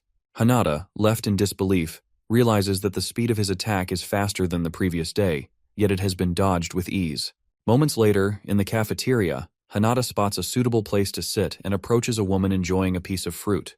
He inquires whether she minds if they join her, to which she gives a curt approval. Seizing the opportunity, Hanada takes a seat across from her and signals for him to sit beside him. Recognition dawns as he recalls that the woman was introduced as one of Hanada's comrades the day before. However, her demeanor remains distant. She addresses him with formality, making it apparent that she does not particularly welcome his presence. Despite this, he greets her and introduces himself. Her indifference is immediate. She has no interest in learning his name, nor does she intend to remember it. Raising her fork and pointing it in his direction, she declares that she will acknowledge his name only when she deems him worthy. Until then, training is the priority, and he is expected to accompany her on a mission to eliminate a prophecy. The prophecy dated back to 1945, when the first book of prophecy had been unearthed deep within the ice of Antarctica, buried 3,000 meters beneath the surface. It was known as the Book of Doom. Its writing was crude, resembling the scribbles of a child, yet its contents foretold a catastrophic future. According to its predictions, the world would be subjected to a devastating attack 80 years later, along with a series of apocalyptic disasters. The weight of its words had been enough for the world to take it seriously. As they travel in the car, she poses a question, prompting him to reflect on why the world chooses to believe the book's grim predictions. His thoughts linger for a moment before he looks in her direction, still uncertain of her name. However, before he can inquire, she dismisses the need for introductions and urges him to provide an answer. He reasons that the prophecies must be accurate, but her reaction is immediate. She scoffs at his response, questioning his intelligence. If even a single event inscribed in the Book of Doom comes to pass, the world will face its end. The weight of this revelation leaves him stunned. As their conversation continues, he turns to Hanada, curious about the number of prophecies recorded. Hanada estimates that there are around 200, a revelation that leaves him speechless. He can't help but wonder if the world is already beyond saving. However, Midori reassures him that nearly 180 of these prophecies have already been prevented, a statement that fills him with awe. Still trying to grasp the significance of it all, he returns to the question of why the world puts its faith in the book. The woman explains that the Book of Doom was discovered by an explorer named Bernard Russell. The moment Bernard opens it, the very first page greets him with the words, "Hello, Bernard," followed by a precise timestamp, March 17, 1945, at 11:35 a.m., on a sunny day, the date and time when he discovers the book. The eerie accuracy of this prediction leaves no room for doubt. Hours later, they arrive at their destination, Tokyo Sumida Ward, where an intermediate-level dimensional crack has formed. As they approach, guards stationed at the site block their path, firmly stating that the area is off-limits. Ignoring the warnings, they move past them with remarkable speed, leaving the guards momentarily stunned. When he hesitates, questioning whether it's truly all right to proceed, Hanada assures him that it is. The woman begins explaining the broader crisis at hand. Catastrophic events such as the Third World War, the dark side of the moon, the invasive pandemic, and the floating trees have all been classified as emergencies. Among these, the pandemonium outbreak, an incident Midori manages to suppress, stands as a particularly dire example. Though the Book of Doom is widely known, it is merely one of many grimoires scattered across the world. The Anti-Prophecy Unit exists specifically to gather intelligence, analyze predictions, and take preemptive action. Their responsibilities span multiple threat levels. Rank 3, involving the destruction of one or multiple regions. Rank 2, escalating into national emergency. Rank 1, affecting the planet's environment as a whole. Special rank, reserved for destruction of the world. He listens intently, his growing realization turning into alarm. With urgency in his voice, he asks if these missions are now solely their responsibility. The woman, unshaken, confirms that such duties naturally come with being a member of the anti-prophecy unit. Not long after, Kisaragi and his team spot them crossing the yellow caution line and immediately confront them. Assuming they are civilians, Kisaragi warns them to turn back, explaining the dangers of their location. However, she dismisses his concerns, stating that today's prophecy is a rank 3 event. Though the dimensional crack before them appears to be an intermediate B rank, in reality, it poses a much greater threat. A rank 3 disaster, codenamed Yellow Journal. She is certain that the crack will expand further, and almost as if on cue, it begins to widen at an alarming rate. Kisaragi turns, eyes widening in horror as the fissure tears open completely. A wave of creatures begins pouring out, each one more monstrous than the last. With a sharp command, he orders his squad to prepare for battle. But the response is immediate and brutal. The creatures overwhelm his forces within moments, cutting them down with little resistance. Panic sets in as he curses under his breath, realizing that even B and C rank hunters are struggling to hold their ground. Then, his attention shifts to an even greater danger, the immense pressure radiating from a boss-level monster. Watching the newcomers stride forward, Kisaragi tries once again to intervene, warning them to stay back. But before he can say more, the woman presses her hand to the ground and casts a spell called Trismegistus. Instantly, spears erupt from below, impaling the creatures in a swift, merciless strike. Their bodies collapse, lifeless, as blood pools around them. Hanada too launches his own attack. With a burst of speed, he moves fluidly through the battlefield, knocking down every enemy in his path with precise, calculated movements. Kisaragi, witnessing the display of skill, is left speechless. He has always considered himself formidable as an S-rank hunter, yet these individuals far surpass him. He can't comprehend who they are or where they have come from. Then, the woman turns to Kisaragi and, with unwavering certainty, orders him to fall back. From their perspective, he is the civilian in this situation. Kisaragi's gaze drops to her hand, where an emblem is imprinted on her skin. Recognition flashes across his face. Their presence here isn't random. They are government operatives. Before he can process the implications, a massive hand emerges from the dimensional crack, ripping it open even further. As the rift widens, a towering beast steps forward. Gilia Olnir, a being far beyond S-rank, looms over them, its monstrous form radiating an overwhelming presence. Without hesitation, the woman lunges forward, preparing to strike. Kisaragi shouts, warning her against a reckless attack, but his words fall on deaf ears. Together, they launch their assault, unflinching in the face of the threat before them. Hanada swiftly unleashes a series of kicks at the beastman, only to realize with shock that his attacks have no effect. The creature's anti-physical armor renders his strikes useless, forcing him to retreat just as it lunges toward the woman. Without hesitation, she gathers energy in front of her, preparing a counterattack. However, before she can react, Kanagi appears between them, stopping the beastman's assault with nothing but his bare hand. The impact causes the beastman to explode in a burst of energy, leaving everyone momentarily stunned. As the dust settles, Hanada recognizes the attack as a penetration shock. What truly shocks him, however, is that he has taken down an S+ rank monster with a single blow. The realization strikes him that Kanagi's strength has increased significantly overnight. Though the woman calls out, stating that such force was unnecessary, he knows that when facing an enemy with high physical resistance, striking from within is the most effective approach. He learned this from Wantak, the Fist Saint, who taught him the basics of penetration attacks just the night before. With that, Kanagi turns towards the girl and asks her name, noting that he saved her, so at least he deserves that. She excitedly reveals that her name is Akane. With no time to dwell on the moment, Hanada turns back toward the battlefield, enhancing his physical abilities to engage the new wave of monsters emerging from the crack. The woman, undeterred, unleashes her own attack, drenching her opponents in liquid mercury before igniting it into a powerful explosion with her Mercurius reject skill. Together, they press forward, recognizing that just as Kanagi pointed out earlier, breaking their enemies from the inside is proving far more effective. Determined to move forward, she signals to Hanada, and without hesitation, they both advance toward the dimensional crack. Behind them, Kisaragi can do nothing but watch in disbelief. He knows that the world beyond the crack is entirely different, an unknown realm filled with unimaginable dangers. To venture inside is madness. Yet, before he can react, the two have already rushed ahead, leaping through the crack without a second thought, leaving him surrounded by the lifeless bodies of A-rank monsters. The realization strikes him. These two are not ordinary fighters. They have to be part of the rumored secret organization. As they enter the dimension, an overwhelming swarm of creatures awaits them. Assessing the situation, Akane raises her hand, noting that the monsters are identical to those outside. With precision, she conjures a barrage of mercury spears, impaling the creatures instantly. Kanagi, while running, observes her technique, acknowledging her immense power. He understands now why she is regarded as the strongest area of effect fighter within the anti-prophecy unit. Defeating the other enemies, Akane now stands in front of a massive bear monster.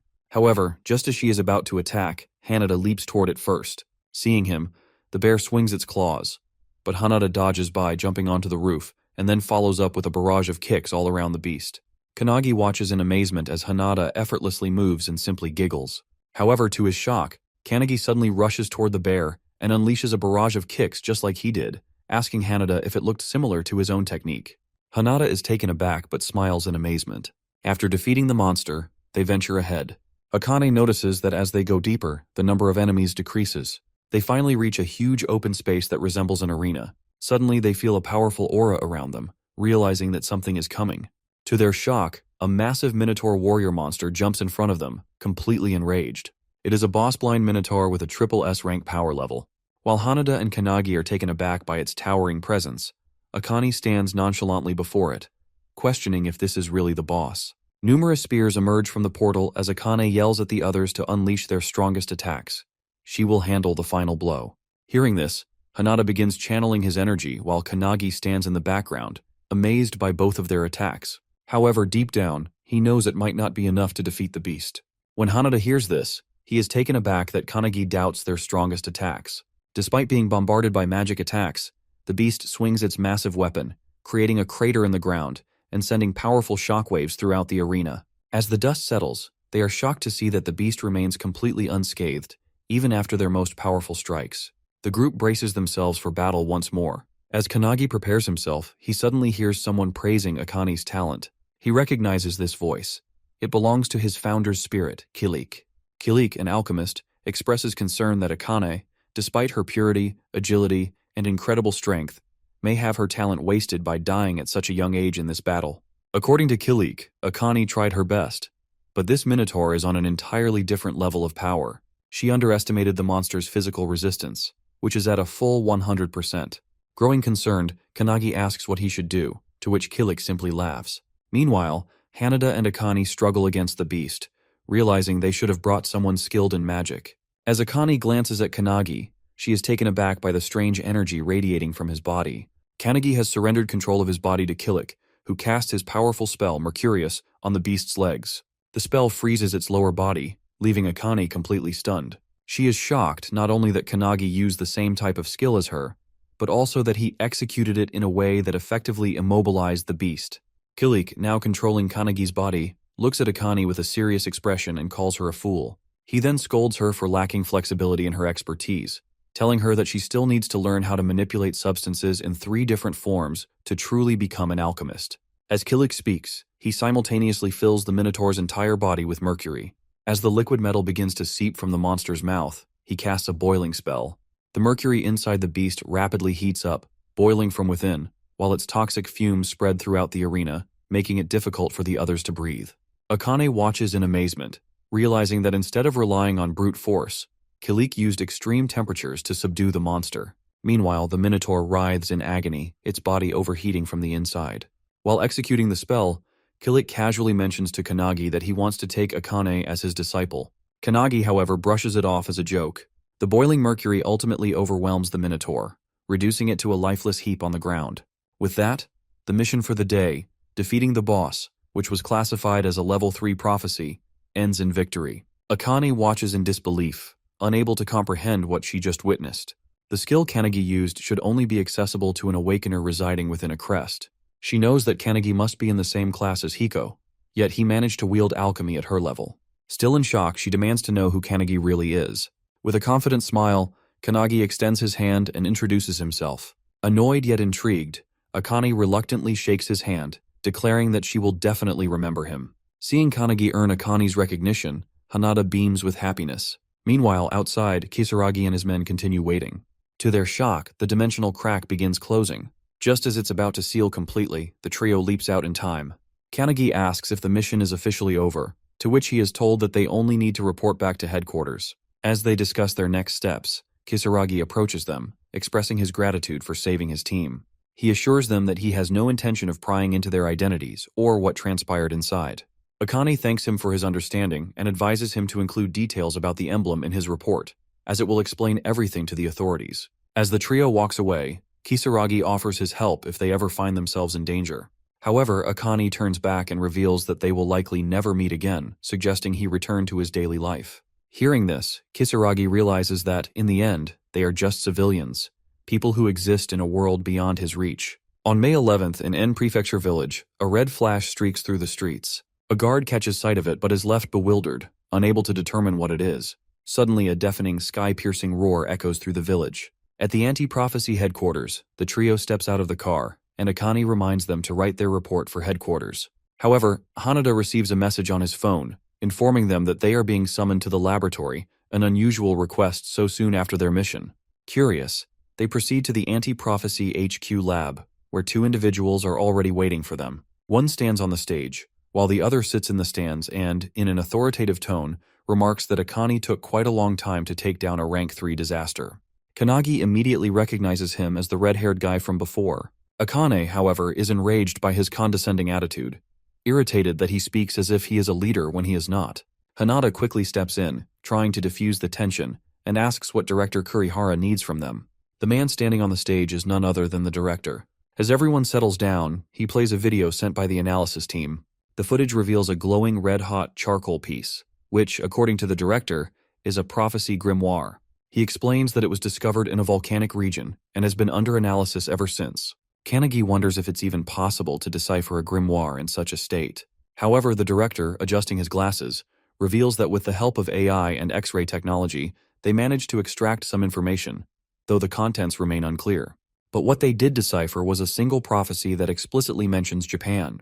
Everyone in the room is taken aback, especially Akane, as this is an entirely new prophecy, one they have never encountered before. The director further explains that anti-prophecy research is highly advanced, gathering information from across the globe, making the discovery of an unknown prophecy highly unusual. But in this case, the situation is different.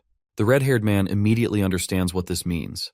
The four of them must investigate the matter. The director praises his insight and reveals that this mission would typically be assigned to the usual members, but they are currently unavailable. Hearing this, Kanagi realizes that this must be why Midori wasn't present when they returned. The director then orders them to depart immediately and assures them that further details will be sent via email. Kanagi is stunned that they received another mission so quickly, but the red-haired man simply tells him that he'll get used to it. Feeling a wave of unease, Kanagi grips his fists, a creeping realization settling in. This time, the fate of the world might truly be at stake. Suo slams his hand on the table and stands up, announcing in an authoritative voice that he and his 3 subordinates will be taking on the mission. Akane, seeing him act like a boss again, is visibly annoyed. As they leave, the director gives them a final warning, advising them to be cautious since the severity of this mission is unknown. He also reminds them that even if the prophecy begins to unfold, they must wait for the main force before taking any drastic action. In the car, Kanagi feels uneasy about the unknown dangers of the mission. From the front seat, Su suggests they get some rest, noting that Kanagi has just completed his first mission. Akane, driven by pride, refuses and insists that he has no right to give her orders. However, to her surprise, both Hanada and Kanagi immediately accept the offer and doze off within moments. Determined to stay awake, Akane struggles to fight off sleep. But as the night deepens, exhaustion finally takes over, and she too drifts off. Sometime later, the car comes to a halt. Akane stirs awake, noticing that the vehicle is now empty. Alarmed, she rushes outside and finds the others standing on a cliff, staring down at a glowing light below.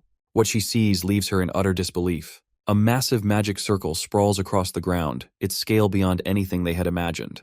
Hanada quickly grasps the gravity of the situation. It is far worse than expected. The prophecy is nearly complete. Emerging from the ground, skeletal figures remain trapped within enormous crystals, their eerie glow casting an ominous light over the entire area. The sight sends chills down their spines as they realize they might already be too late. These skeletons are the 23 residents of the village mentioned in the report. Suo recalls a similar incident from the past. 30 years ago, the Wakayama mansion mysteriously vanished, and a dimensional rift nearly opened. As he explains, the massive pillar at the center of the magic circle begins to erupt with bursts of energy. Noticing this, Suo urges them to move quickly. Hanada, drawing his sword, asks what they should do, to which Su reveals that they will have to stop it. Akane quickly reminds him of the director's orders. They were explicitly told to wait for further instructions. However, before they can debate further, they sense an overwhelming aura behind them. As they turn, they see Kanagi engulfed in tremendous energy, already prepared for battle. The group immediately realizes that Kanagi feels stronger than before. Despite this, Suo remains unfazed. With a smirk, he leaps forward and orders the others to follow. Everyone rushes after him, though Akane warns him not to act recklessly. As they charge down toward the magic circle, Hinoki and the mage suddenly recognize a scent in the air, a smell that feels eerily familiar. They have encountered it many times before in their lives. Just then, the ground trembles violently, and with an explosive burst, a massive hand erupts from beneath the earth. Hinoki's eyes widen in shock. He now understands exactly what they are smelling. It is the stench of a forbidden technique. This is the prophecy written in the Book of Scorching Heat. According to Hinoki, an awakener named Bandu Shijima, the leader of the Dark Magus, committed genocide during the Epsi period. He was eventually slain by the Onmyojis, but in the process, an entire village was dragged into the ordeal. Shijima collected the blood of the fallen villagers and used it to draw a magic circle, ensuring his reincarnation 1,000 years later. His goal: to devour everyone and reign over the world as a demon king. Before his demise, he left behind a forbidden technique that reveals how living beings would be sacrificed for his resurrection. Now in the present, Shijima has been reincarnated as a boss of unknown rank. His mission is clear: to fulfill the prophecy of scorching heat. Looking down at his hands, he scowls, realizing he has been revived with far less power than expected. He wonders if there weren't enough sacrifices for the ritual. As he surveys his surroundings, he notes with amusement that, even after a millennium, the place remains unchanged. However, his lips curl into a maniacal grin when he sees the anti-prophecy unit approaching, thinking that it is more sacrifices for him to claim. Channeling his dark arts, he unleashes Plate of Yin, causing a massive explosion beneath the charging anti-prophecy unit. Kanagi watches in alarm as the blast engulfs Hanada and Akane, but as the dust settles, they emerge unscathed. However, Kanagi's expression darkens when he notices a dark magic circle forming beneath their landing spot. It is the dark art, Death Realm. From the circle, hundreds of spirits emerge, their ghastly hands reaching out to ensnare Hanada and Akane. They struggle against the grasping spirits, quickly realizing that Shijima is far more skilled than they anticipated. As Shijima watches his spell take effect, he suddenly senses movement behind him. It is Kanagi launching a surprise attack. With effortless precision, Shijima dodges, bending and sidestepping with ease. He smirks, mocking Kanagi as an amateur, before casting Plate of Yin directly beneath him. The blast erupts, but to Shijima's shock, Kanagi emerges unscathed. He counters at Shijima with his Thunderbolt Hadad skill, but it gets blocked as Shijima channels his own dark magic. Despite stopping the attack, Shijima is impressed by Kanagi's choice of skill. From within the smoke, Suo walks up behind Shijima and uses the Chrysanthemum spell, sending a barrage of sharp knives toward him. Shijima is taken aback but easily dodges it by jumping into the air. While he is mid-air, Suo uses another spell, revealing that he already knew Shijima wouldn't be defeated by such a low-level skill. Slamming his weapon down, Suo activates the Autumn skill, causing knives to rain from the sky. However, Shijima simply smiles, calling it a rain of mere lights. He then morphs his hand into a sword and attacks Suo, who blocks it with significant recoil. After being blocked, Shijima realizes that Suo is likely the strongest one in the group. Kanagi, standing to the side, finds Shijima's power bottomless, as he is completely different from the enemies they have faced so far. Shijima feels stronger than even the founders. As Kanagi ponders this, he hears his comrades calling to him from behind. Turning around, he is shocked to see Akane and Hanada being blasted by black art skills. Managing to escape the attack, both Akane and Hanada begin charging toward Shijima, who is still fighting Suo. While engaging them, Shijima summons 3 skeleton demons to deal with Akane and Hanada, who are still charging toward him. Hanada, seeing a demon summoned in front of him, launches a kick, but to his shock, it does nothing. The monsters' bodies are as tough as the minotaurs they faced earlier. One of the skeleton demons stands in front of Kanagi, blocking his path. Meanwhile, Suo and Shijima continue to exchange a barrage of attacks. Shijima mocks Suo, claiming he won't get any help from his comrades. However, as soon as he says this, Suo slashes straight at Shijima's shoulder, declaring that he doesn't need any help. He then points at Shijima, warning him to stay away, stating that the only thing he can rely on is his own ability. Wiping the blood from his wound, Shijima begins to yell maniacally, claiming that he too doesn't need anyone and will devour everyone. With that, he charges at Suo, who barely manages to block the attack just inches away from his body. As Suo struggles to hold off Shijima's assault, he hears someone call him from behind. It's Kanagi, who is charging toward Shijima. Shijima is amazed to see him, as he had sent a demon to stop him. However, when he looks back, he sees the others still fighting the demons, while the one he sent to Kanagi lies cut in half. As Shijima processes this, he is struck by a powerful punch to the face from Kanagi, sending him dragging across the ground. Suo is also impressed by the attack, and Kanagi suggests that they fight together to defeat Shijima. Suo is momentarily shocked as Kanagi and Akane haven't even defeated their own opponents, yet this guy has, and now he's offering to help him. However, Suo's pride gets the better of him, and he outright rejects Kanagi's offer, declaring that he doesn't need anyone's help. He is more than enough to fight alone.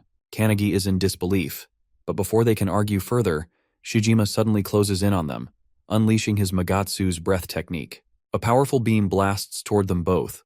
Suo manages to block it, but Kanagi is sent flying, his body struck by the devastating attack. He crashes into a tree and his vision starts blurring as consciousness slips away. As he drifts into unconsciousness, he sees Hinoki and the mage's souls standing before him. Hinoki informs him that he has fainted, and so they have summoned him into his own consciousness. Despite the pain racking his bruised and battered body, Kanagi struggles to stand, desperately asking them to send him back. He needs to fight. However, before they can respond, a deep and authoritative voice echoes through the space, commanding him to step back from the battle. Meanwhile, outside, Suo is barely holding his ground against Shijima's relentless barrage of attacks. Shijima smirks, praising Suo for thinking the same way he does, needing no one else to fight their battles. With a sinister grin and the insatiable urge to devour everything, Shijima channels his power into his next attack, striking down with such force that Suo's sword shatters in half. Stunned but quick to react, Suo immediately summons another blade and swings at Shijima, but the enemy dodges effortlessly, bending backward with unnatural flexibility. Shijima seems to be enjoying himself more and more as Suo continues to struggle. Back in the spiritual realm, Kanagi's spirit form watches as the battle unfolds. Shijima is stronger than anyone there. Hinoki states that this is far beyond what Kanagi can handle. The mage adds that Shijima's precision is terrifyingly high.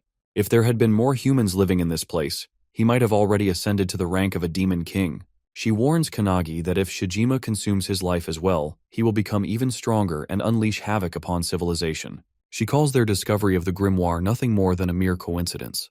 Hinoki then steps forward, requesting that Kanagi lend them his body so they can handle the matter themselves. However, to their complete shock, Kanagi flat out refuses. Apologizing, he firmly states that this isn't training, this is real. He must overcome this obstacle on his own, just as he will in the future.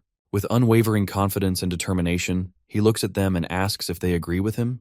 The mage tries to argue, but is interrupted by Hinoki, who laughs out loud. He tells Kanagi that he has already defeated them. Placing a hand on Kanagi's shoulder, Hinoki reminds him of his claim to surpass the founders. With that, he urges Kanagi to go, use everything he's learned, and do things his way. This boosts Kanagi's confidence, and with a determined look, he faces the battlefield, asking the founders to watch over him. Without hesitation, he dashes toward the field where Shijima and Suo are still locked in combat. Suo looks battered and beaten. As he opens his eyes, Shijima strikes again, sending him airborne. While in the air, Shijima readies his final blow to end him. But just as Suo braces for impact, someone grabs him mid-air. His sword and body are seized by Kanagi. Mid-air, our boy burrows Suo's sword, and with a swift motion, he throws him toward the ground, away from the incoming magic beam from Shijima. Suo lands hard on the ground, and Shijima turns his attention back to the airborne Kanagi. He releases another Magatsu's breath aimed directly at him, but is shocked to see Kanagi calmly wielding Hinoki's one-handed sword style. With a sharp focus, Kanagi slashes through Shijima's breath attack, cutting it cleanly in half, and with precise control, he strikes Shijima's arm, severing it from his body. Shijima, stunned and horrified, is left speechless, unsure of what just happened. Shaking with fury, he yells about his identity, but Kanagi, his face set with unwavering determination, responds coldly that he is the one who will surpass the founders. The mage observing the battle asks Hinoki if Kanagi will win against the Dark Magus, but Hinoki himself does not know yet. However, he is certain that Kanagi is not foolish. He suspects that Kanagi may have learned something new while he was asleep in the car on the way here. A wide smile spreads across Hinoki's face as he wonders if it is something beyond his own understanding. Suo, watching Kanagi move with such efficiency and fluidity, is equally shocked. Just moments ago, he had rejected Kanagi's help, yet now it is that very help that is saving his life. Meanwhile, Kanagi relentlessly slashes at Shijima, forcing the latter to teleport backward and counter with his dark art skill, Pomegranate. A barrage of energy blasts hurtles toward Kanagi. He tries to dodge them but quickly realizes that they are tracking him. Jumping around in an attempt to evade, Kanagi finds the blasts persistently chasing him. Suddenly, he recalls one of the founder's skills, Aftershock. Slamming his foot into the ground, he erects a stone barrier in front of him, blocking the incoming attacks. Shijima is taken aback by Kanagi's tactics but quickly hurls more blasts his way. In response, Kanagi utilizes the shattered stone fragments to shield himself once again. Seizing an opportunity, Kanagi combines two skills to flash behind Shijima, but Shijima barely manages to dodge in the nick of time. Countering immediately, he unleashes his Plate of Yin Blast, striking Kanagi. Though Kanagi takes the hit, he absorbs most of the impact. Using an airborne rock as a springboard, he lunges at Shijima, recalling the lessons passed down by the founders. Shijima evades once more, but the sheer variety of techniques Kanagi employs leaves him stunned. The founders, watching from afar, are equally shocked by Kanagi's rapid growth and relentless assault. However, Shijima is not done yet. With a dark glare, he activates his forbidden art, summoning a towering skeletal monstrosity through skeleton fusion. This colossal creature looms over all, radiating a powerful, malevolent aura. Shijima smirks, declaring that this will be the end. The giant skeleton swings its massive palm toward Kanagi as the founders yell for him to run, but Kanagi stands motionless, staring at the incoming attack. Deep in thought, he acknowledges that even if he goes all out, he still lacks the power to defeat Shijima. He realizes he needs something more, something beyond his current limits. Recalling the lessons from the mage and Hinoki, Kanagi remembers how to wield Shining Flame and Hinoki's one-handed sword technique. He recalls Hinoki teaching him the wave blade attack and various slashes. Drawing upon both teachings, Kanagi channels Shining Flame into his hand while infusing his sword with Hinoki's skill, transforming his weapon into a blazing blade. The mage and Hinoki watch in shock. Kanagi has just achieved the impossible. Holding his newly empowered weapon, Kanagi stands ready. The technique he has just executed is called Blazing Fire Cutting Blade. Without hesitation, he dashes toward the skeletal beast, swinging his fiery sword as Shijima watches in utter disbelief. Remembering Hinoki's teachings about the blade and mage's magic arts, Kanagi desires more than just those two. With that determination, he manages to use the Blazing Fire Cutting Blade skill, engulfing his sword in flames.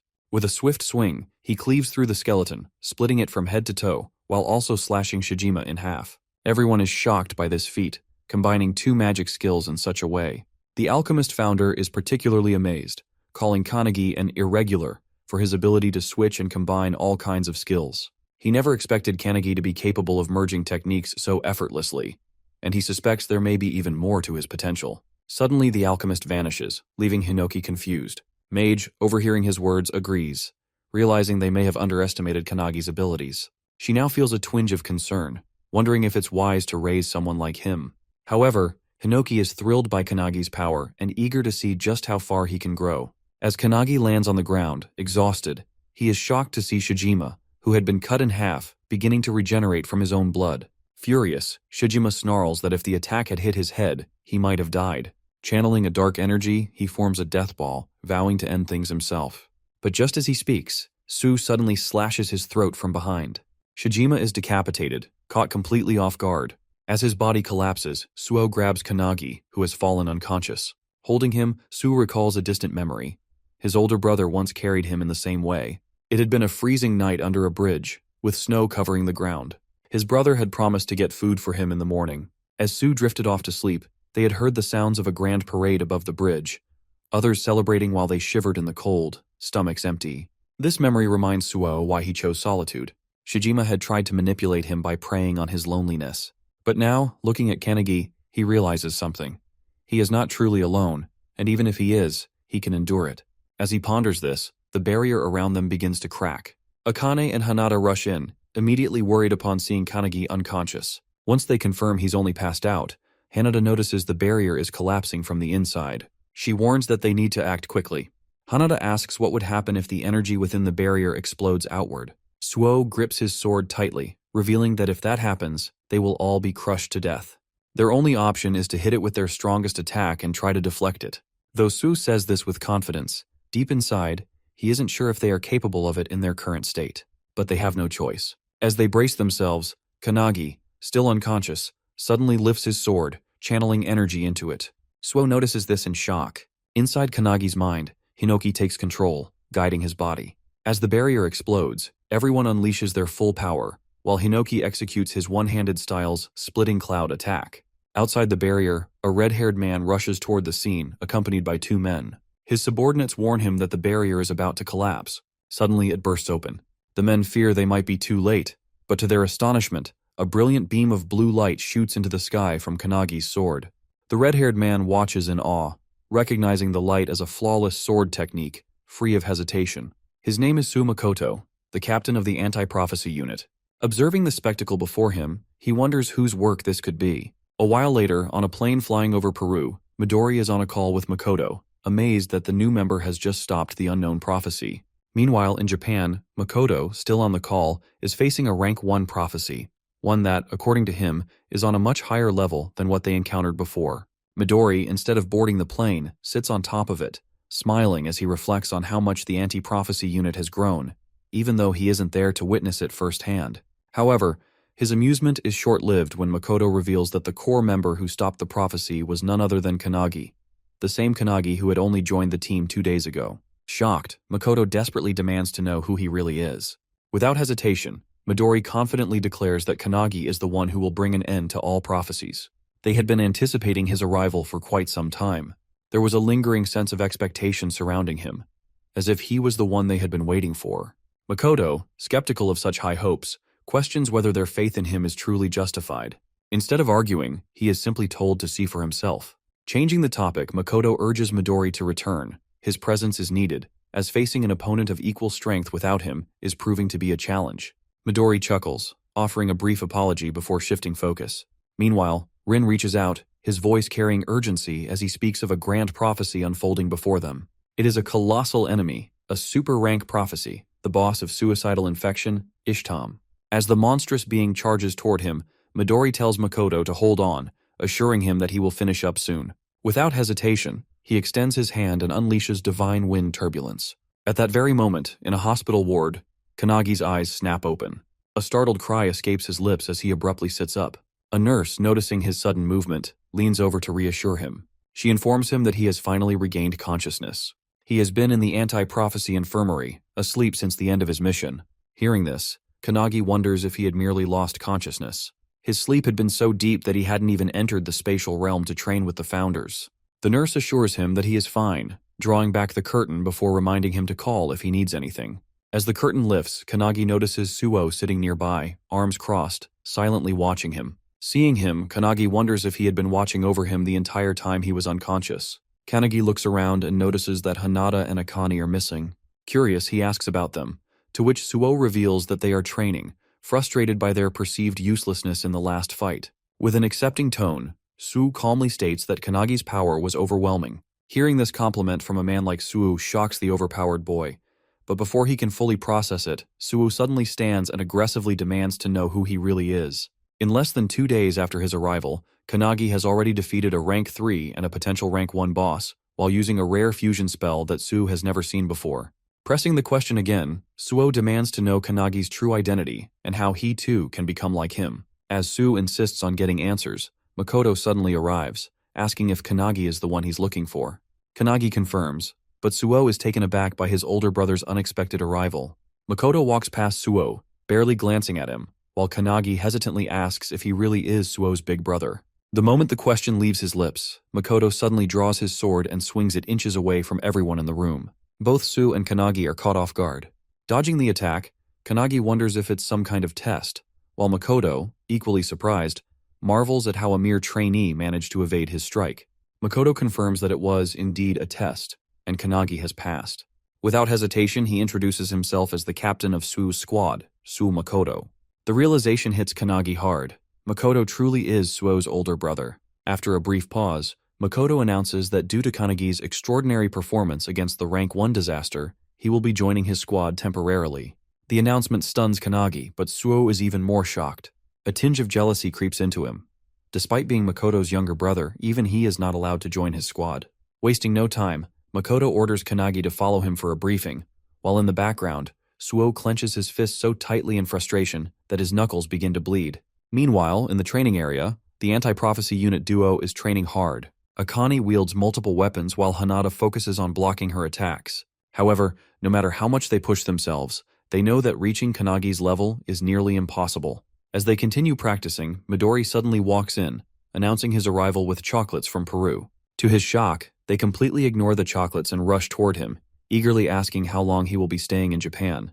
When Midori reveals he will be there for a week, the duo immediately insists on training under him during that time. They refuse to let Kanagi surpass them without a fight. Taken aback, Midori hadn't expected them to be this determined. He agrees to train them but then asks about Suo, wondering if he wants to join. Just as he finishes speaking, Suo arrives, his expression filled with sheer determination as he confirms that he will be joining as well. Meanwhile, in the hall, Kanagi keeps pace with Makoto's fast strides as he leads the way. Back in the training room, the group is shocked to see Suo just as determined to join them. Suo reveals that Kanagi has been scouted by his older brother to temporarily join his squad. This revelation stuns the duo, making them realize just how far Kanagi has progressed. Being personally recruited by Makoto is no small feat. However, Suo sees this as a sign of his own shortcomings compared to Kanagi, believing he must improve himself even more. Meanwhile, in the hallway, Kanagi, growing curious, asks Makoto about the meeting. Makoto reveals that it concerns their next mission, for which they will depart the following morning. As they walk, Makoto suddenly stops and asks if Kanagi is close to his younger brother. Recalling their last battle together, when Suo lent him his sword, Kanagi excitedly confirms that he is. Though Makoto acts indifferent, he secretly worries about his brother, but never shows it. This has led Suo to mistakenly believe that his brother hates him and doesn't care about him. The truth is, when Makoto visited them before, he didn't ignore Suo. He simply couldn't bear to look at his wounds. However, this misunderstanding made Suo believe his brother was disregarding him, fueling his determination to risk his life and grow stronger just to get Makoto's attention. On the other hand, Makoto doesn't want Suo to become stronger.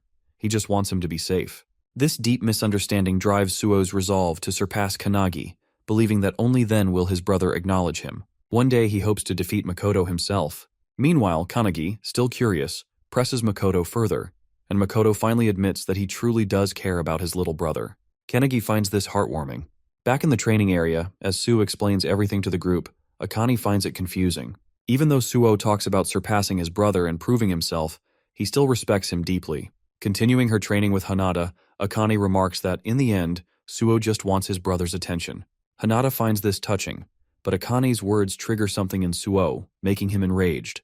Meanwhile, in the meeting, Kanagi learns about the 3 core rules of the squad. First, be swift. Second, maintain offensive pressure. Third, overcome weaknesses. Within the Counterforce division, Makoto's squad is considered the strongest in terms of combat ability. The squad operates with a minimum of 7 members, designed to be a small but elite force. Their primary targets are rank 1 and above-level threats. Aboard the helicopter, as Makoto's squad is escorted to their mission, a squad member named Jakeru casually remarks that 90% of the team's power comes from their captain, while the rest are just extras. Since Kanagi is only a temporary member, he isn't expected to do much. However, while Jakeru is explaining this, Kanagi is distracted, busy on his phone. Jakeru points this out, prompting Kanagi to apologize, explaining that he needs to contact his friends. Jakeru, confused, asks what he means by contact. Kanagi is trying to contact the other members of the anti-prophecy group, as the founders keep nagging him about it. While the group is training, they receive his message, and reading it shocks everyone, especially Suo, who wonders what the hell Kanagi is thinking by sending it. They immediately show it to Midori, who discovers that the message contains 3 separate pieces of advice, each tailored for a different person.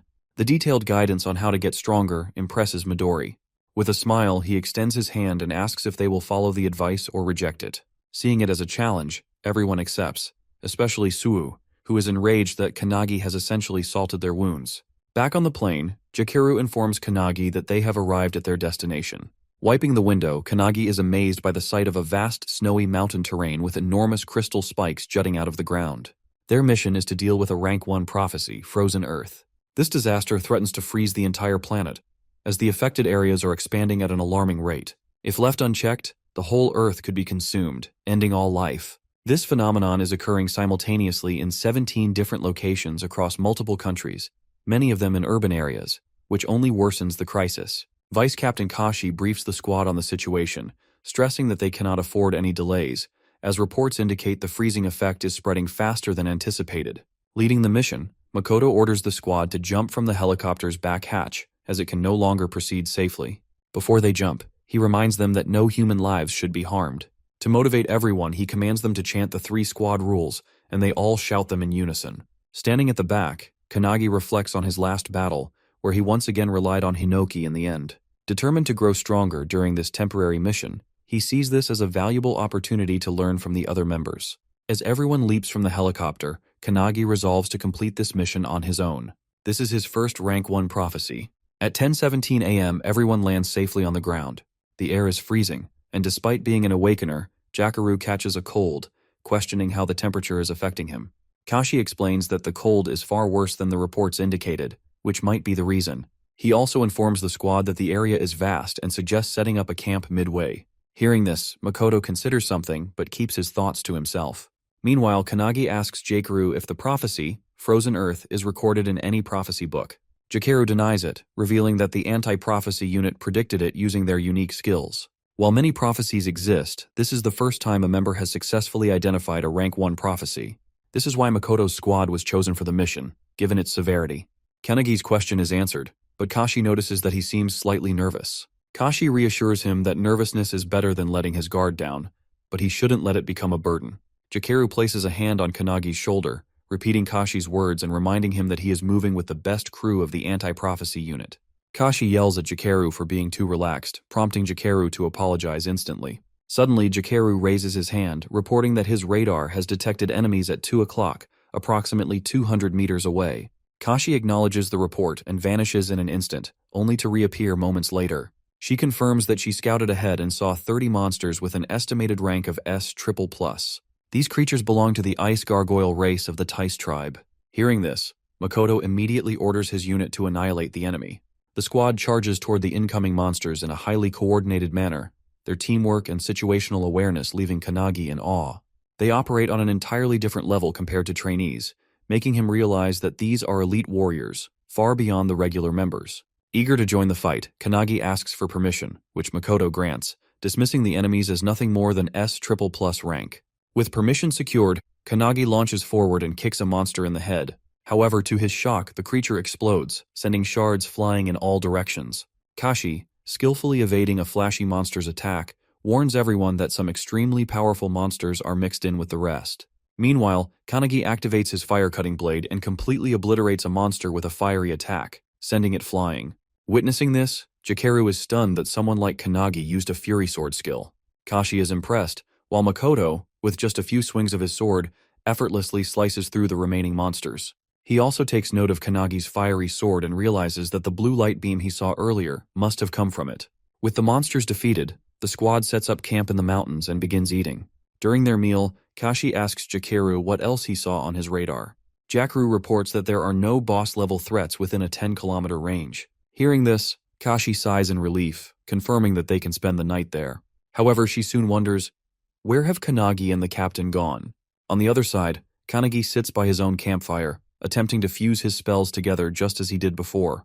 However, as he focuses on the process, the captain suddenly arrives from behind and calls him out for his enthusiasm about training. Caught off guard, Kanagi nearly jumps out of his skin as Makoto scared the hell out of him by approaching so silently. After calming him down, Makoto sits beside Kanagi and asks if this is his first time camping and whether he finds it difficult. Kanagi enthusiastically claims that he's fine, but to his surprise, Makoto casually states that he just wants to go home and smoke. Kanagi is taken aback. He never expected someone like the captain to talk about smoking. However, to Kanagi's shock, Makoto then reveals that he's desperate to smoke his cat. Confused and alarmed, Kanagi misinterprets his words, thinking he's talking about drugs. He immediately questions the captain about his cat, to which Makoto, getting uncomfortably close, pulls out his phone and shows him a picture. Kanagi asks for the cat's name, and Makoto reveals it's Oribe.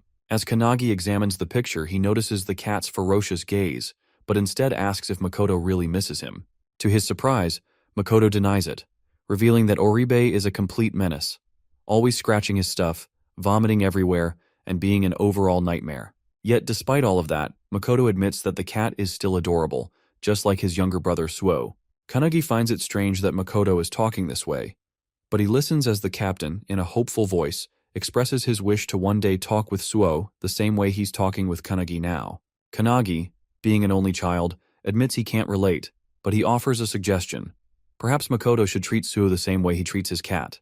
Hearing this, Makoto smiles and agrees. He then shows Kanagi some videos on his phone, shocking him with footage of the captain treating his cat like a baby. Amused, Makoto questions whether that kind of behavior is really okay. Then, with a soft expression, he looks at Kanagi and asks if they can practice together. In his mind, Kanagi doesn't really want to, but before he can answer, Kashi arrives, searching for them. She requests that they return to camp, reminding them that they have to depart early the next morning. Makoto agrees without complaint. That night, however, Makoto and his crew remain unaware of a mysterious figure venturing into the snowy land. The person, casually dressed as if heading to the beach, moves deeper into the frozen terrain. When stopped, he claims to be on a mission to fulfill the prophecy of that place. Holding a small book in his hand, he declares it an important mission. He is a solo awakener heading toward the very same mountain as Makoto and his squad. At the camp, as Kanagi sleeps, he finds himself training in his dreams with the founders. Today's lesson is archery, meant to improve his concentration. He practices with a heavy bow under the guidance of Margit, who is instructing him. Noticing Kanagi sweating, Margit asks if it's painful to keep his focus steady. As they train, Hinoki loudly complains about why it isn't a sword training day, but the mage quickly silences him, reminding him that it was his turn the previous day. Despite the noise, Margit is impressed that Kanagi remains undisturbed, showing significant improvement in maintaining his concentration compared to their first session. Kanagi explains that he is currently on a mission with an amazing team, which motivates him to give his best. With his focus locked on the target, he releases the arrow, hitting the bullseye with perfect accuracy. Margit is amazed by the precision, while Kanagi drops to the ground, sighing in relief. Margit reminds him not to forget the feeling and calls it a day for training. Realizing that the session is over, Hinoki gets excited, immediately drawing his sword and ordering Kanagi to get up for sword training. However, just as they are about to start, Kanagi is suddenly awakened by his crew as it's time to continue their journey. Before setting off, Makoto briefs everyone, stating that today, they will slay the boss tied to the prophecy. As they venture ahead, they encounter more monsters. This time, a flock of blue birds. As the squad charges toward them, the founders within Kanagi comment on how easy this mission should be, given the team's strength. However, the mage notices that one of the older founders appears uneasy, sensing that something is off about the fight. After a fierce battle, the crew successfully clears the monsters, clearing their path forward. Makoto then orders Jikaru to scout ahead. Jikaru reports that approximately 2,000 meters from their position, there is likely a major boss, and it is heading straight for them. He then delivers horrifying news that the monster will reach them in just 10 seconds. Within moments, a towering figure known as the unknown god Calamitas comes rushing toward them with a ferocious, maniacal expression. Her aura is completely different from any monster they have faced before. Makoto immediately orders his crew to engage, and they all flash toward the boss in perfect coordination. Jikaru uses his abilities to shackle the creature while Kashi slashes at it from all angles. However, to their shock, their attacks leave no visible damage. The boss remains completely unscathed, despite their well-executed combo. Just as the boss is about to counterattack, it suddenly senses something approaching from above. It's Kanagi, descending with a powerful sword strike. Remembering what Akane and Hinoki taught him about executing a vertical slash, he unleashes his strongest attack first, ready to strike with full force. Combining his power, Kanagi attacks with his blazing fire-cutting blade, sending a beam of fire toward the boss. However, to his shock, it has no effect. The boss immediately counters, swinging her own sword and sending Kanagi crashing into the ground. Hearing the powerful impact, Jikaru momentarily believes Kanagi has just died. However, Kanagi survives, having landed on an ice crystal that cushions his fall. Meanwhile, Kashi, still fighting, realizes why this boss is ranked number 1. She glances toward Makoto. It is now up to him to save them. Makoto draws his sword, and as he does, Jikaru instantly shackles Kanagi and lifts him out of the fight, claiming that if they interfere, they will only get in their captain's way. As they retreat, the boss swings at Makoto with all her might. The sheer force of the attack creates a powerful shockwave, making Kanagi worry for Makoto's safety. However, to his astonishment, Makoto stops the attack inches away from hitting him. The boss swings again, and once more, Makoto blocks it effortlessly. Without hesitation, he counters with a devastating slash, severing one of the boss's arms. Watching this, Hinoki is beyond impressed, exclaiming that he wants to do the same. However, Kanagi, growing concerned, firmly refuses to let Hinoki take over his body. Meanwhile, standing before the wounded boss, Makoto calmly declares that he had wanted his crew to gain experience fighting a boss of this level. But now, he will end it himself. Hearing this, his crew quickly deploys a barrier around them for protection. As soon as the barrier is up, Makoto channels his red dragon skill into his sword, unleashing blazing flames all around. He then combines it with crimson light, sending a massive inferno straight at the boss, which obliterates nearly half of her body. Kanagi, witnessing this, is utterly shocked. Makoto used a sword flame technique similar to his own, but it was far stronger. Without the protective barrier, they all might have been reduced to ashes. Kanagi quietly apologizes to the boss, saying it was his duty to protect the world. Then, out of nowhere, he meows like a cat, causing an unbearable wave of second-hand embarrassment to wash over everyone. Observing the battle closely, Kanagi realizes that Makoto's technique is vastly different from Hinoki's. His skills are truly on another level. Amazed, Kanagi now deeply desires to learn from him. Meanwhile, Makoto delivers a final follow-up slash, cutting the boss completely in half. However, in an instant, a flash of light streaks through the battlefield. Makoto's arm is suddenly severed. In disbelief, he turns, only to see a gaping hole in Jakaru's body. Kanagi frantically looks around, horror gripping him as he realizes what just happened. One by one, his comrades' bodies are being torn apart, blood spilling onto the ground. They are all dropping dead before his eyes. Kanagi, seeing Jakaru falling, rushes to help him, but with the last of his strength, Jakaru pushes him away. Stumbling backward, Kanagi watches in disbelief as the comrades he fought alongside just seconds ago are now collapsing before his eyes. Despite being on the brink of death, Jakaru is filled with regret. His radar failed to detect the incoming attack, leading to this devastating loss. As he falls, he apologizes to his captain and crashes onto the ground, hoping his team has at least seen where the attack came from. Kashi is safe, but several other members are struck by the same beam, piercing straight through them. Makoto, clutching his severed arm, yells at his team to take cover in the terrain, calling it a skill attack. Without hesitation, everyone obeys and runs for their lives. While fleeing, Kashi calls out to a fallen comrade, urging him to follow. However, he hesitates, worried about their captain, who is severely wounded. The attack that severed Makoto's arm cannot be blocked, not even by a barrier, because its properties allow it to annihilate everything it touches. Suddenly, another beam hurtles toward Makoto, but he narrowly dodges it by leaping into the air. Kashi watches in growing fear as the boss unleashes a relentless barrage of attacks while simultaneously regenerating. Realizing they must take down the boss in one decisive burst, she turns to Kanagi, only to find him kneeling on the ground, frozen in shock. Kanagi stares at the bodies of his fallen comrades, his voice barely above a whisper as he pleads with the founder Valentine, asking if she can resurrect them. However, with an embarrassed expression, Valentine apologizes. She cannot bring back the dead. Kanagi falls silent for a moment, then takes a deep breath. He calls upon all the founders, admitting that while he wanted to handle everything himself this time, he now realizes he may need their help once again. Without hesitation, Hinoki steps forward and takes control of his body. Meanwhile, Makoto, analyzing the attack, realizes that it completely bypassed Jakaru's radar. Since Jakaru's radar can only detect threats within a 3-kilometer range, the attack must have originated from beyond that distance. This single strike not only killed Jakaru but also severed Makoto's arm, proof that their hidden enemy is at least as strong as he is. Determined not to let his fallen comrades' sacrifices be in vain, Makoto pushes beyond his current limits, channeling power far beyond his normal capacity.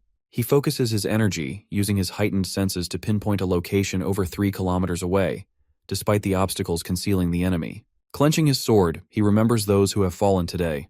Their deaths fuel his resolve. With unwavering determination, Makoto charges his blade with crimson light and unleashes a devastating blaze of fire. The scorching inferno rips through the ground, obliterating everything in its path, until, at last, it reveals the enemy who cast the deadly spell. It is the same boy who arrived there alone, casually dressed. He is impressed that Makoto managed to track him down after his attack, just as expected from the captain of the strongest squad. However, Makoto is shocked. His attack was completely consumed by this man.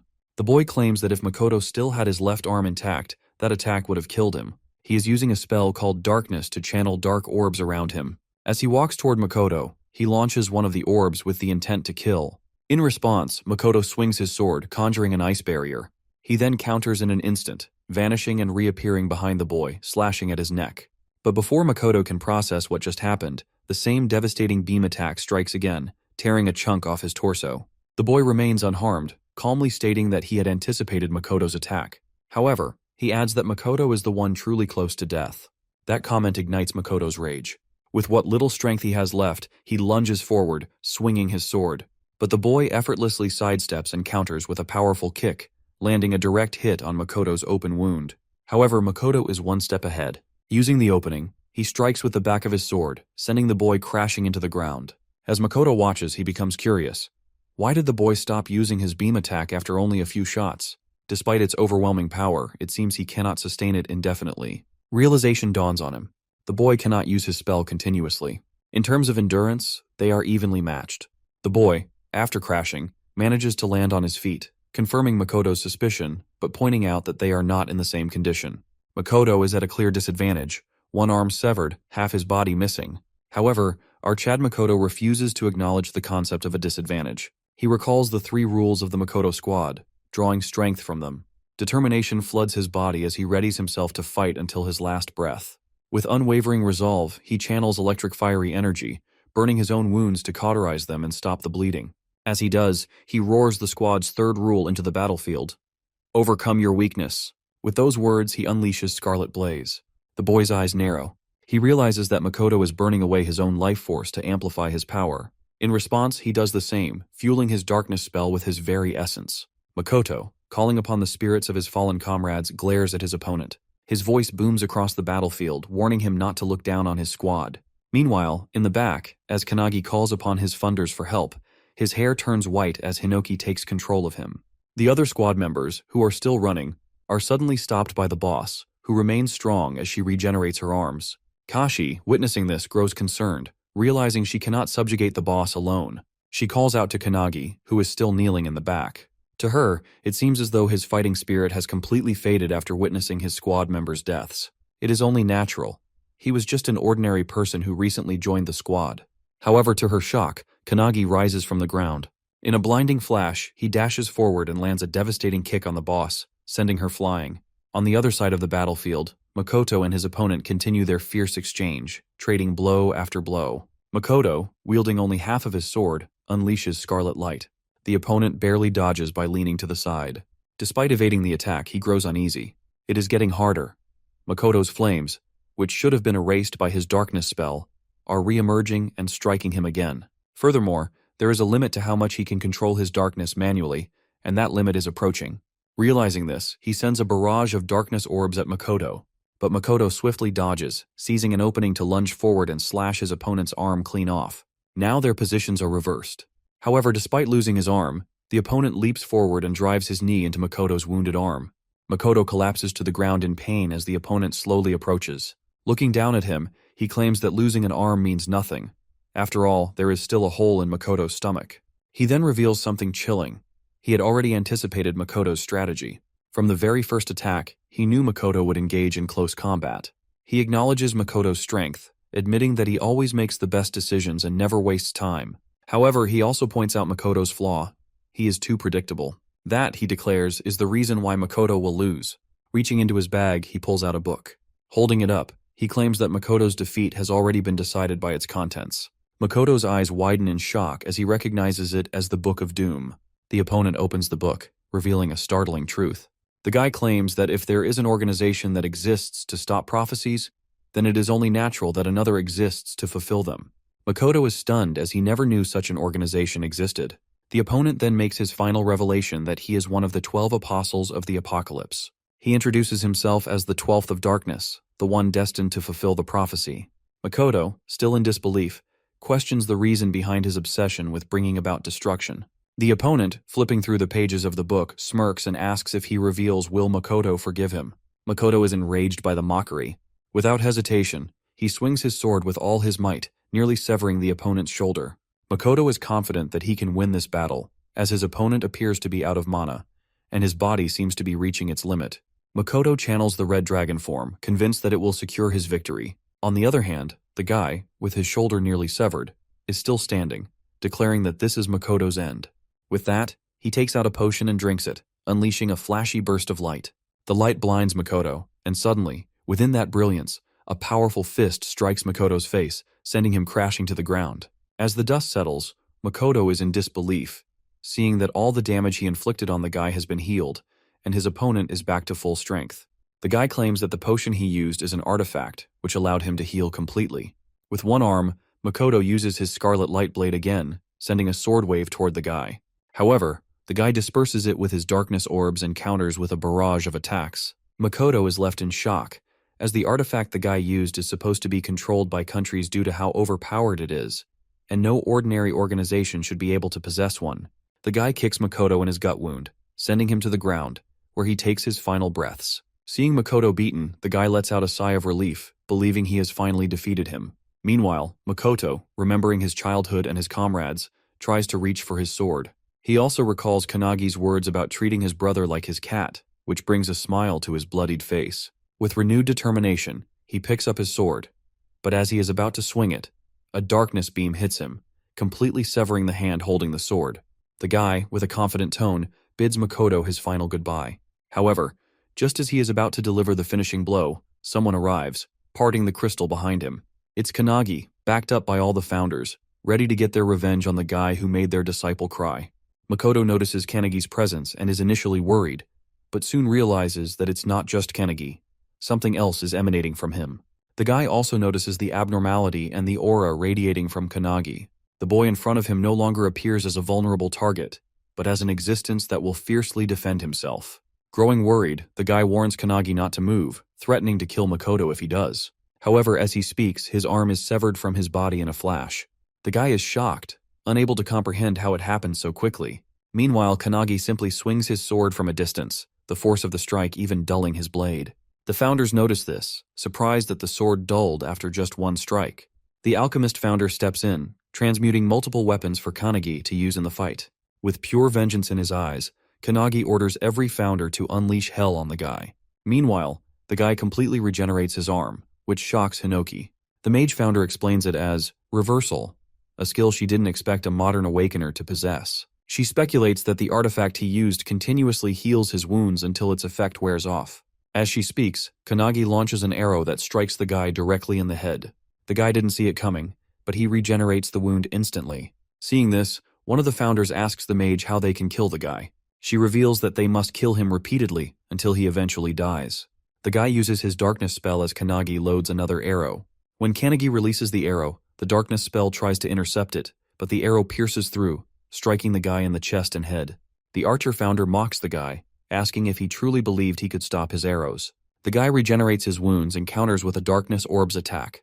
Kanagi, using the founder's evasive powers, dodges the attack and flashes toward the guy, kicking him in the face. He then grabs the guy's hand and delivers a palm strike to his face. One of the founders notices that the guy can't use his annihilation beam attack if his vision is blocked by his own orbs, which works in their favor. Dodging the attack becomes easier because of this. Kanagi delivers a powerful blow to the guy's gut, sending him crashing to the ground. The founders wonder how many times they'll have to watch the same guy die and regenerate. Meanwhile, Kanagi walks over to Makoto, who, in his beaten state, asks if he is truly Kanagi. Kanagi denies it, explaining that the founders are using his body as heroic spirits. Using Valentine's healing power preservation, Kanagi begins healing Makoto's arms. As he heals, Kanagi reveals that they are in a hurry and must act quickly. Seeing Kanagi leave, Makoto understands that it's the founders who are in control. A short distance away, the guy gets back up, shocked that his spells are being dodged and countered so effortlessly. Without giving him time to think, Kanagi attacks him with a spear, piercing straight through his heart. The guy is relentlessly attacked, dying repeatedly without a moment to recover. One of the founders asks the mage if keeping the spear in the guy's heart will prevent him from regenerating. However, the spear passes through his body, and he begins to regenerate again. As the guy starts to recover, Kanagi delivers a powerful kick from above, crashing him back to the ground. Kanagi wonders which body parts regenerate first if they completely destroy his body. The guy begins regenerating from his hand, but by the time his full body is restored, he is gasping and exhausted. He is being obliterated but refuses to let a boy stop him. Deciding to kill Makoto and escape, he rushes toward him, only to find Kanagi already sitting there, guarding Makoto. With a maniacal smile, Kanagi reveals that he is too late. Hinoki then takes control of Kanagi's body and, using his sword style, completely cuts the guy's body into pieces. Even though the guy is obliterated, he doesn't fear death, as he believes he is fulfilling a prophecy. However, his resolve begins to waver in the face of something as terrifying as Kanagi. As the guy regenerates again, he tries to remind himself of his mission to fulfill the prophecy, refusing to let fear overcome him. He reaches for another artifact in his bag, but before he can use it, Kanagi cuts off his arm. The artifact scatters to the ground, creating a powerful golden cage around Kanagi called the Sand Cage of Time. The regeneration effect on the guy ends, and he is unable to regenerate his arm. Relieved, the guy believes he has barely made it. The founders, seeing the cage, grow concerned, wondering what to do next since the guy's regeneration is nearly over. The guy, standing outside the cage, claims that even his darkness can't destroy the cage, so Kanagi can't kill him from within. With a nervous expression, he declares that he is going to leave, but before he can finish his sentence, Hinoki yells at him to watch closely. Suddenly, the guy feels a strong aura behind him and turns to see Makoto standing on his own 2 feet, still regenerating. How is Makoto that much of a Chad and overpowered? Well, it all goes back to his childhood when he trained with the best, Midori. Even Midori lost to Makoto in a sword fight, which led him to suggest that Makoto find a better master to continue his training. Following the advice of the world's strongest awakener, Makoto searched for masters to become a disciple of those at the highest level. However, he surpassed every master he encountered, whether they taught him swordsmanship, magic, or agility. Every master gave up on him in less than a month. One of the masters recommended him to the strongest swordsman they knew at the time, Hinoki Ichika, the little sister of Hinoki. Ichika became Makoto's final master, and he trained under her for about 3 years. One day, while training with Ichika, Makoto asked about a sword technique mentioned in a book called Indomitable. Even Ichika couldn't figure out how the technique worked, claiming that it was a skill only Hinoki, the founder, could use. Makoto found it fascinating, as he had read about it in the book. However, Ichika soon realized she had nothing left to teach Makoto, as he had already mastered Hinoki's one-handed sword style. Makoto wanted to grow even stronger, but Ichika didn't know how he could progress further. She compared him to an unblooming bud, stating that even with all his training, blooming in this lifetime would be difficult for him. She hoped that one day, a stronger swordsman would appear before him. In the present, Makoto realizes that this moment is happening right before his eyes. He notices Kanagi using sword techniques he didn't even know existed. According to Ichika, such an opportunity might come only once in a lifetime, and he shouldn't miss it. Grateful for the chance, Makoto thanks Ichika in his heart and begins touching his severed arms together. Seeing this, all the founders are confused about what he's trying to do. Kanagi is also worried about his captain, who is outside the cage with the enemy. Makoto begins emitting the same aura as Kanagi. Meanwhile, inside the training ground of the anti-prophecy faction, Midori, who is training with Suo, senses a powerful aura. Suddenly, an explosion rocks the area, and as the dust settles, they are shocked to see a massive hole in the wall, and Midori is gone. Back on the battlefield, the guy is confused, seeing Makoto able to perform such a feat despite his condition. He is certain that he will be cut down. Witnessing this, Hinoki explains to Kanagi that people are like flowers, blooming at their true potential when they reach their peak, whether physically, spiritually, or through mastering an ultimate technique. For Makoto, this is the moment of his true potential. Hinoki, standing behind Kanagi, advises him to engrave what he sees deep in his mind. Kanagi realizes what Hinoki is trying to say. Like a blooming flower, Makoto lifts his arms as if holding a sword and, with unwavering determination, manages to use Hinoki's one-handed sword style's lost technique, Indomitable, the very technique he read about in the book. Even though the guy's darkness defenses are flawlessly activated, his body is cut in half without Makoto even wielding a physical sword. The guy wonders if this is the time and place where he will meet his end. As his body falls apart, Hinoki praises Makoto for materializing a sword that existed only in his mind. Meanwhile, Makoto, though standing in a state of confusion, feels that he has finally become the swordsman he always aspired to be. He considers it a blessing to have spent time with his family, friends, comrades, and subordinates. Every experience he's had has made him stronger. Even if this is his end, he remembers his little brother and his cat, apologizing to them in his heart. As he is about to lose consciousness, he sees Kanagi walking toward him, lending a hand with a smile. Seeing this, Makoto realizes that this death might not be the end, as he can still leave his legacy to the next generation through Kanagi. Grabbing Kanagi's hand, he thanks him and collapses to the ground. As the cage vanishes after the guy's defeat, Kanagi rushes toward his captain, feeling a deep connection through the crest of nothingness. All the other comrades lie lifeless on the ground, but as Makoto is about to join them, Midori comes flying in. He grabs Makoto just in time as he falls. Makoto dies in Midori's arms at the age of 23, after the battle with the darkness user, Pei. F for respect in the chat. Holding Makoto's body, Midori is in despair, unable to believe what has happened. He remembers a time when he asked Makoto why he became the captain of the squad while they were training. According to Midori in the anti-prophecy unit, Makoto was the second strongest after him, and if he were to go all out, no one would be able to match him. Midori had asked Makoto if, with all that strength, he thought it was better to fight alone. This question surprised Makoto, and he asked Midori if he thought he wasn't suited for teamwork. However, the team was more important to Makoto than anything else. He wasn't sure how to express this to Midori, but suddenly, his comrades called him through the security camera. In the group, Jakeru was excited because one of their comrades, Kuzushiro, had just passed the level 2 assignment he had been working on. Kuzushiro was also happy, saying he wanted to tell the captain first. Jakeru, thrilled about the news, suggested they all go out for lunch. Seeing their camaraderie, Midori was taken aback. As Midori listened, Makoto revealed that he was fond of his comrades and that even if he fell wounded in battle, he would be happy knowing he had his comrades by his side. Coming back to the present, Midori holds his friend's body and tells him that his wish of fighting for his comrades has been fulfilled. Even though most of his comrades have fallen, 2 of them are still alive. With tears in his eyes, Midori closes Makoto's eyes, stating that as a leader, Makoto has fulfilled his duties. It's something Midori knows he couldn't have done, but Makoto did it, and with honor. On the other hand, Kanagi is on the ground while all the founders stand behind him.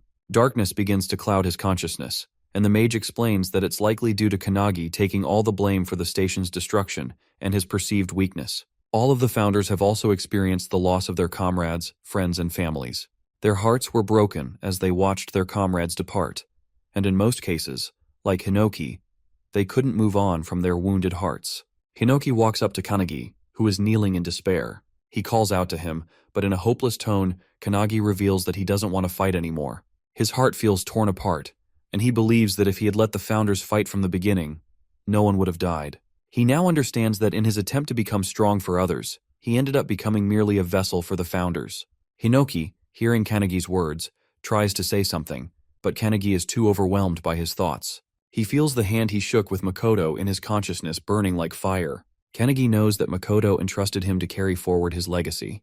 This brings tears to the founders' eyes, but what Kanagi says next shocks them. He declares that he now not only wants to surpass the founders, but to surpass them with every moment he has. Suddenly, a beam of bright light hits Kanagi as he declares his determination. From now on, he will not let anyone else die. Bro is now 1,000 levels mentally strong. 1 month later, in Nagano Prefecture at Mitake Mountain, Suo is practicing hand-to-hand combat with Kanagi. He sends blow after blow toward Kanagi, who dodges them all. Kanagi then counters with a penetration attack, which Suo blocks, but the attack creates a shockwave behind him. Kanagi is shocked that Suo redirected the force of his penetration spell so effortlessly. As he processes this, Suo counters, but Kanagi is ready and uses Aikido to swing Suo around. Suo tries to kick mid-air, but Kanagi blocks it and counters with a powerful kick of his own. Just as he's about to land the hit, a loud shout stops them both. It's Ichika. How did it all happen? Well, the annihilation of the squad has left a deep scar in the anti-prophecy unit. During the funeral of the fallen, everyone was in grief, but Suo stood frozen in front of his brother's picture the entire time. Later, as Kanagi was heading to his room, he saw Suo coming out of Makoto's room, holding some books and a cat. Kanagi recognized the cat as Oribe, the one Makoto often talked about. Suo was shocked that Kanagi knew about his brother's cat, something even he hadn't been aware of. Before entering his brother's room, Suo didn't know about the cute cat, the books, the clothes, the food, or even the thoughts his brother had. He only discovered these things when he went through Makoto's belongings. Kanagi noticed that Suo had a bunch of diaries with him, which he planned to take. These diaries were left by Makoto so that his brother could read them in case he lost his life. All of Makoto's daily training and missions were recorded inside. However, Suo noticed something else. Every sentence in the diaries ended with Makoto worrying about Suo. He wrote about how Suo was doing, how the weather was cold, and even about Suo's achievements and life events. Reading this alone in his room, Suo broke down in tears, curling up on the floor as he realized that everything his brother wrote was about him. Comment a tear emoji if you're crying too. As Suo revealed all this to Kanagi, Kanagi also shared that Makoto always talked to him about Suo and his cat, Oribe. Hearing this, Suo teared up, declaring that from now on, he wants to get stronger so his brother won't have to worry about him from heaven anymore. With that, they both went to Hinoki Ichika to train. At first, she was cautious of them until they revealed that Suo was Makoto's brother and that Makoto had fallen in battle. This shocked Ichika, but she kept her composure. In sync, both Suo and Kanagi requested her to train them to become stronger. Coming back to the present, Ichika is amazed at how much they've both improved, especially Suo, who has progressed remarkably. Kanagi asks about his own progress, to which Ichika responds with an annoyed sigh, claiming she has nothing left to teach Kanagi since he already knows everything. She jokes that it should be her asking him to teach her instead. She then kicks a stick toward both of them and, with a manic grin, declares that she is the sword, challenging them to come at her. With that, they both charge at her, Suo striking from the front while Kanagi attacks from above. As they fight, Kanagi is determined to get stronger and is confident that he will become the strongest awakener in the world. Meanwhile, in England, London, a man wearing a hat and coat walks down the night streets alone. As he turns a corner, someone recognizes him as one of the 12 apostles of the apocalypse, Quatre. Quatre also recognizes the person approaching him. It's Midori. Midori straight up demands that Quattro reveal the location of his base and comrades, warning him that if he says anything else, he will die. Hearing this, Quattro instantly summons his weapon, a strange heart-shaped pike, and challenges Midori to come at him. Suddenly, a burst of blood sprays from the alleyway, followed by Midori walking out unscathed. Outside, other members of the anti-prophecy group are waiting. Midori hands them the book, turns and leaves, stating that 7 people are left. They now have 5 books, meaning they've killed 5 members of the 12 Apostles of the Apocalypse, and Midori is now heading to the next target. Inside the anti-prophecy's top-secret facility, the Hunt of Everlasting Secrets, someone presents the book that Midori collected to an old lady. Her name is Io, the superintendent of the anti-prophecy unit. The man who brought the book confirms that it's from Midori, and reveals that these are prophecy books belonging to the 12 Apostles of the Apocalypse. This man is Jengen, the assistant to the superintendent. Another assistant, a lady named Shiki, is also present. She suggests that the books might be parts of a single, larger book that has been dismembered. Io opens the book and remarks that eliminating the apostles and retrieving the books aren't the main problems. The real issue is that Midori is acting on his own, and it seems like Makoto's death has left a deep scar on him. Shiki, hearing this, wonders what they should do. Io, with a smile, orders them to leave Midori to her, assuring them that once he returns, she will prepare tea for him. Jengen and Shiki then propose that since Makoto's squad has been eliminated, leaving a gap in the anti-prophecy unit, they are willing to form a new squad under their leadership. Hearing this, Io falls into deep thought. Meanwhile, somewhere around Tokyo, a rank 2 prophecy, the Rebellion, is unfolding. The boss of this prophecy is the God of Down. Members of the anti-prophecy unit are fighting the troops of the prophecy, but are struggling to defeat even a few of them. In their nervousness, they call out for their captain, Hibiki. Hibiki, the captain of the Hibiki Setsuna squad, steps forward. To her, the troops are boring and easy to defeat. She then looks back at Akane, who has joined her squad, and asks if she can handle it. Akane uses her Trismegistus spell, creating a massive blob of mercury. She warns everyone to stand back as she flows the mercury onto the ground toward the troops. Once every troop has their feet submerged in the mercury, Akane uses her gasification spell, converting the mercury into gas. The troops begin coughing and suffocating. Akane then follows up by converting the gas back into liquid mercury, which is now inside the troops' bodies. She uses crimson heat to boil the mercury within them, and finally she solidifies the mercury, instantly killing all the troops by forming spikes inside their bodies. The entire squad is shocked, as Akane has just wiped out all the troops in a matter of seconds. Akane snaps her fingers and turns toward the group, announcing that she's finished. Hibiki walks toward her, clapping, and praises Akane for using all 3 states of matter and executing 4 attacks in a single skill. She holds Akane's chin and remarks that it's a shame Akane is only a temporary member of their group. Hibiki proposes that once Akane finishes her training, she should join their squad permanently. Akane, excited, replies that she'll think about it. The other squad members are also impressed by Akane, wondering if she'll really join their squad, given how cute and strong she is.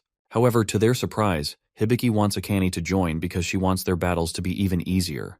As soon as Akane leaves, she calls Kanagi, informing him that she has completed Lesson 7 about controlling the 3 states of alchemy, and asks him to send her the next lesson. Kanagi, who is trying to keep his lunch safe from the cat, agrees. The founder alchemist, hearing this, is amazed that Akane has finally mastered level 7.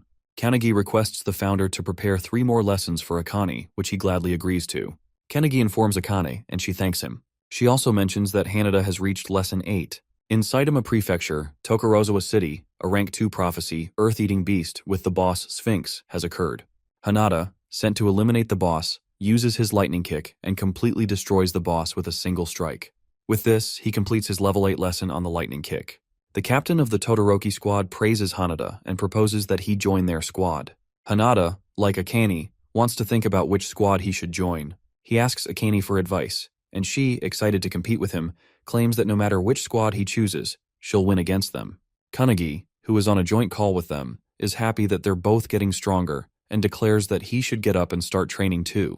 As Kanagi is talking, Suo gets annoyed that Oribe the cat always clings to Kanagi and not him. He yaps about it, and as he tries to pull the cat away from Kanagi, Akane asks if they've heard the rumor about a new squad forming.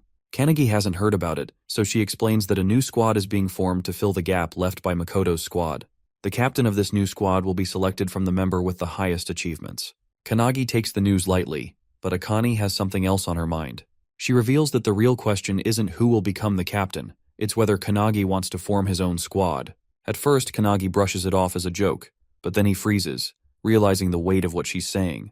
Kanagi asks Akane why she said that. She reveals that there is a certain desire within the anti-prophecy, as there exists a force in the world capable of eliminating all prophecies. Kanagi is taken aback by this revelation, and Akane adds that she too desires such a force. She explains that everyone in the squad is searching for a strong-willed leader, and she believes Kanagi has the qualities to be a capable squad captain. Just then, Akane's squad captain calls for her, prompting her to excuse herself from Kanagi and say goodbye. This conversation leaves Kanagi deep in thought about the possibility of becoming a squad captain. Meanwhile, Ichika asks Suo about Kanagi, to which he reveals the discussion about him potentially becoming a captain. Ichika also believes that if Kanagi wants to, he could easily take on the role, and Suo agrees with her. Lost in thought, Kanagi seeks answers from the founders, who appear just as uncertain about what to advise him. Since they had all devoted their lives to following a master, they lack experience in leadership.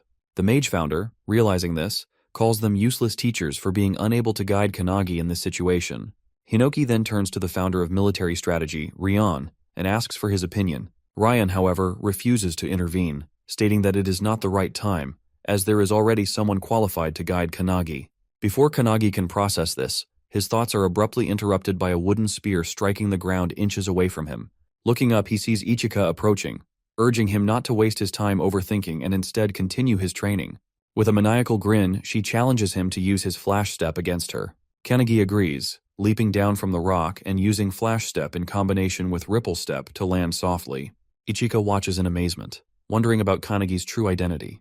To her, the level of skill he has attained in just 6 months is impossible for a normal awakener.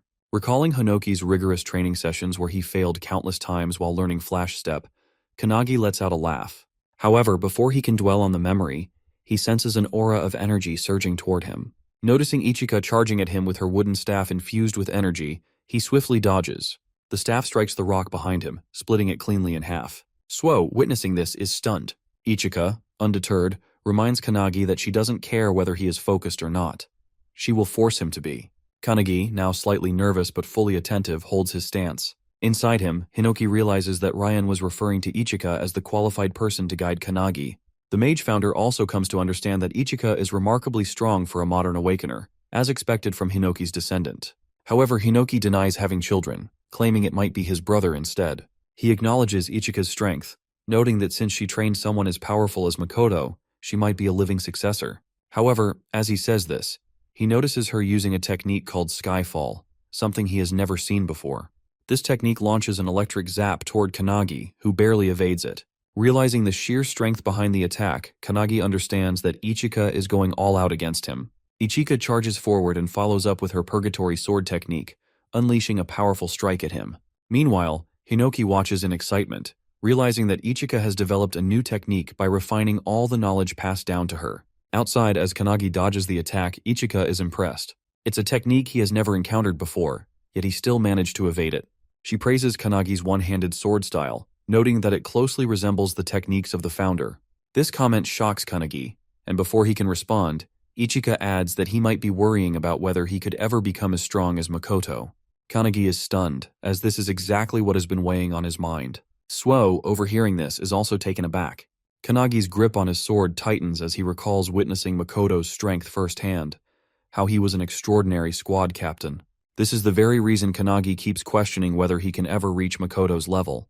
To his surprise, Ichika tells him that he doesn't have to be like Makoto. She suddenly yells at him to pay attention, channeling her energy as she executes her sword technique, Tengu Dance, creating a powerful water tornado. She explains that this technique was developed by past masters who built upon the founder's techniques. While these techniques may never match the founder's power due to the immense difference in strength, the masters never stop trying, gradually getting closer over time.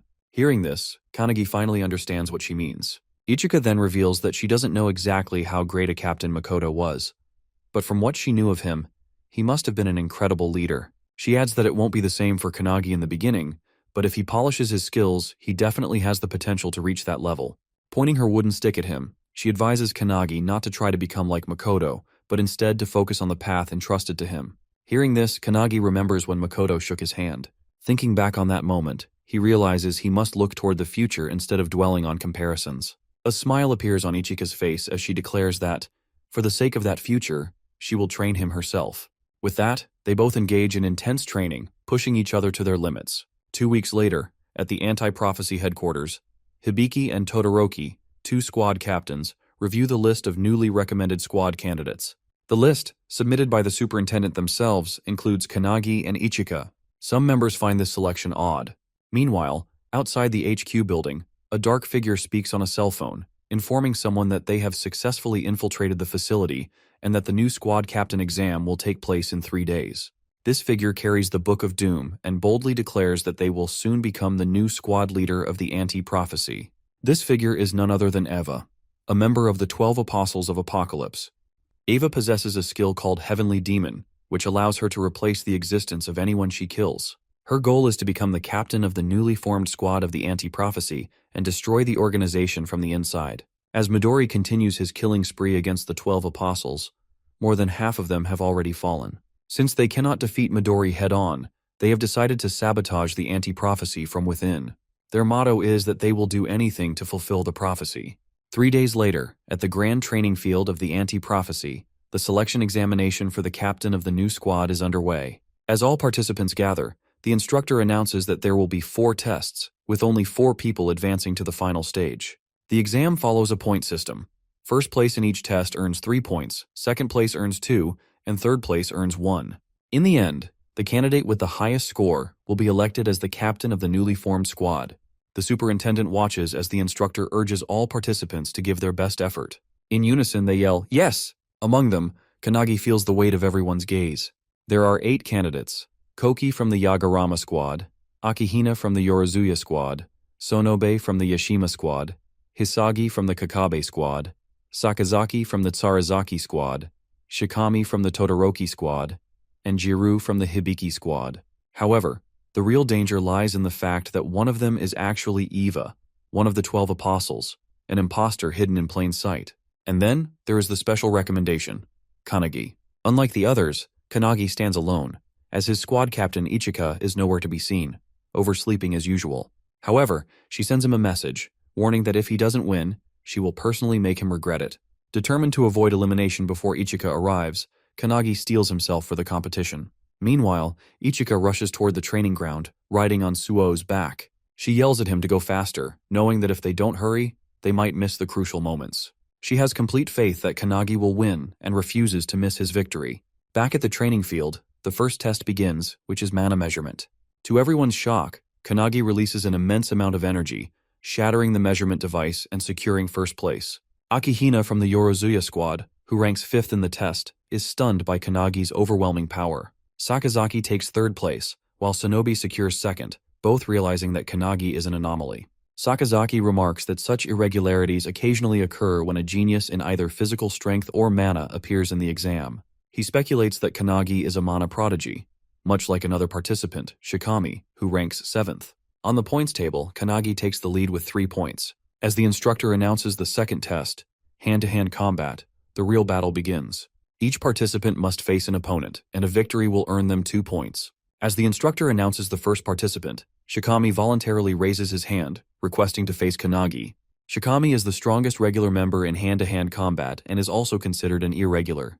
When he was just 2 years old, he was caught in the emergence of monsters from another dimension. However, even as a baby in a cart, he single-handedly killed all the monsters, shocking his own mother. He protected her and became a legend. In the audience, Hibiki accuses Todoroki of cheating by sending Shikami into the hand-to-hand combat test. Todoroki argues that there is nothing wrong with choosing his strongest member, as Shikami is blessed with both magical talent and immense physical strength. He boasts that he has been training Shikami since he joined his squad, and to this day, no one has ever beaten him in hand-to-hand combat. Hearing this, Hibiki wonders if the match will end instantly, considering Shikami's combat abilities are practically unbeatable. As the fight begins, Shikami approaches Kanagi and asks if he has really been giving lessons to Hanada. Remembering the founders, Kanagi replies that he is merely a messenger. Shikami doesn't understand what he means but continues, claiming that someone out there is advising and teaching Hanada, who is already a super genius. He adds that even without Kanagi's guidance, Hanada will surpass his current level on his own. Instead of arguing, Kanagi simply agrees with him, which only annoys Shikami further. Enraged, Shikami activates Violent Bite, transforming into a monstrous form. In an instant, with blinding speed, he lunges at Kanagi. Kanagi ducks just in time, but Shikami follows up with a powerful claw attack. Watching this, Todoroki is thrilled to see his fighter going all out. As Shikami swings with all his might, Kanagi sidesteps the attack. Seizing the moment, Kanagi shifts into Kudu's stance, grips Shikami's wrist, and with tremendous force, slams him into the ground. The impact erupts in a massive shockwave, sending rocks flying across the field and startling everyone. As the debris settles, both Kanagi and Shikami are airborne. The other participants are in awe. Despite Kanagi merely redirecting Shikami's attack, the sheer power of it was enough to devastate the entire battlefield. Even Kanagi himself is impressed by Shikami's strength, though Shikami assumes he is being sarcastic. Despite the powerful blow, Shikami lands safely on the ground, shocking everyone that he managed to do so despite the destroyed terrain. Akihina, analyzing the situation on his laptop, remarks that this outcome was inevitable. Shikami's physical boost is irregular, and the sturdiness of his body far surpasses that of a normal awakener. Regaining his composure, Shikami charges at Kanagi once again. Kanagi realizes that simply countering Shikami's attacks won't be enough to win. He needs to try something different. Activating his founder power, he delivers a light kick at the charging Shikami. He then multiplies the attack using the penetration technique, Luminance Kick, striking Shikami multiple times while he is still airborne. Everyone watches in shock as Shikami crashes to the ground, defeated. The instructor quickly intervenes, stopping the match before it escalates further, and declares Kanagi the winner, awarding him 2 additional points. The other squad members are amazed. This guy just physically overwhelmed Shikami, despite Akihina's earlier claim that he was an irregular. Akihina, now furiously typing on his laptop, hadn't expected Kanagi to be so exceptional in hand-to-hand combat. He initially assumed Kanagi would be eliminated naturally if left alone, but now, it's clear that Kanagi is becoming an obstacle in his plans. As Shikami regains consciousness and opens his eyes, he is shocked to see Kanagi casting some kind of spell on him while he lies on the ground.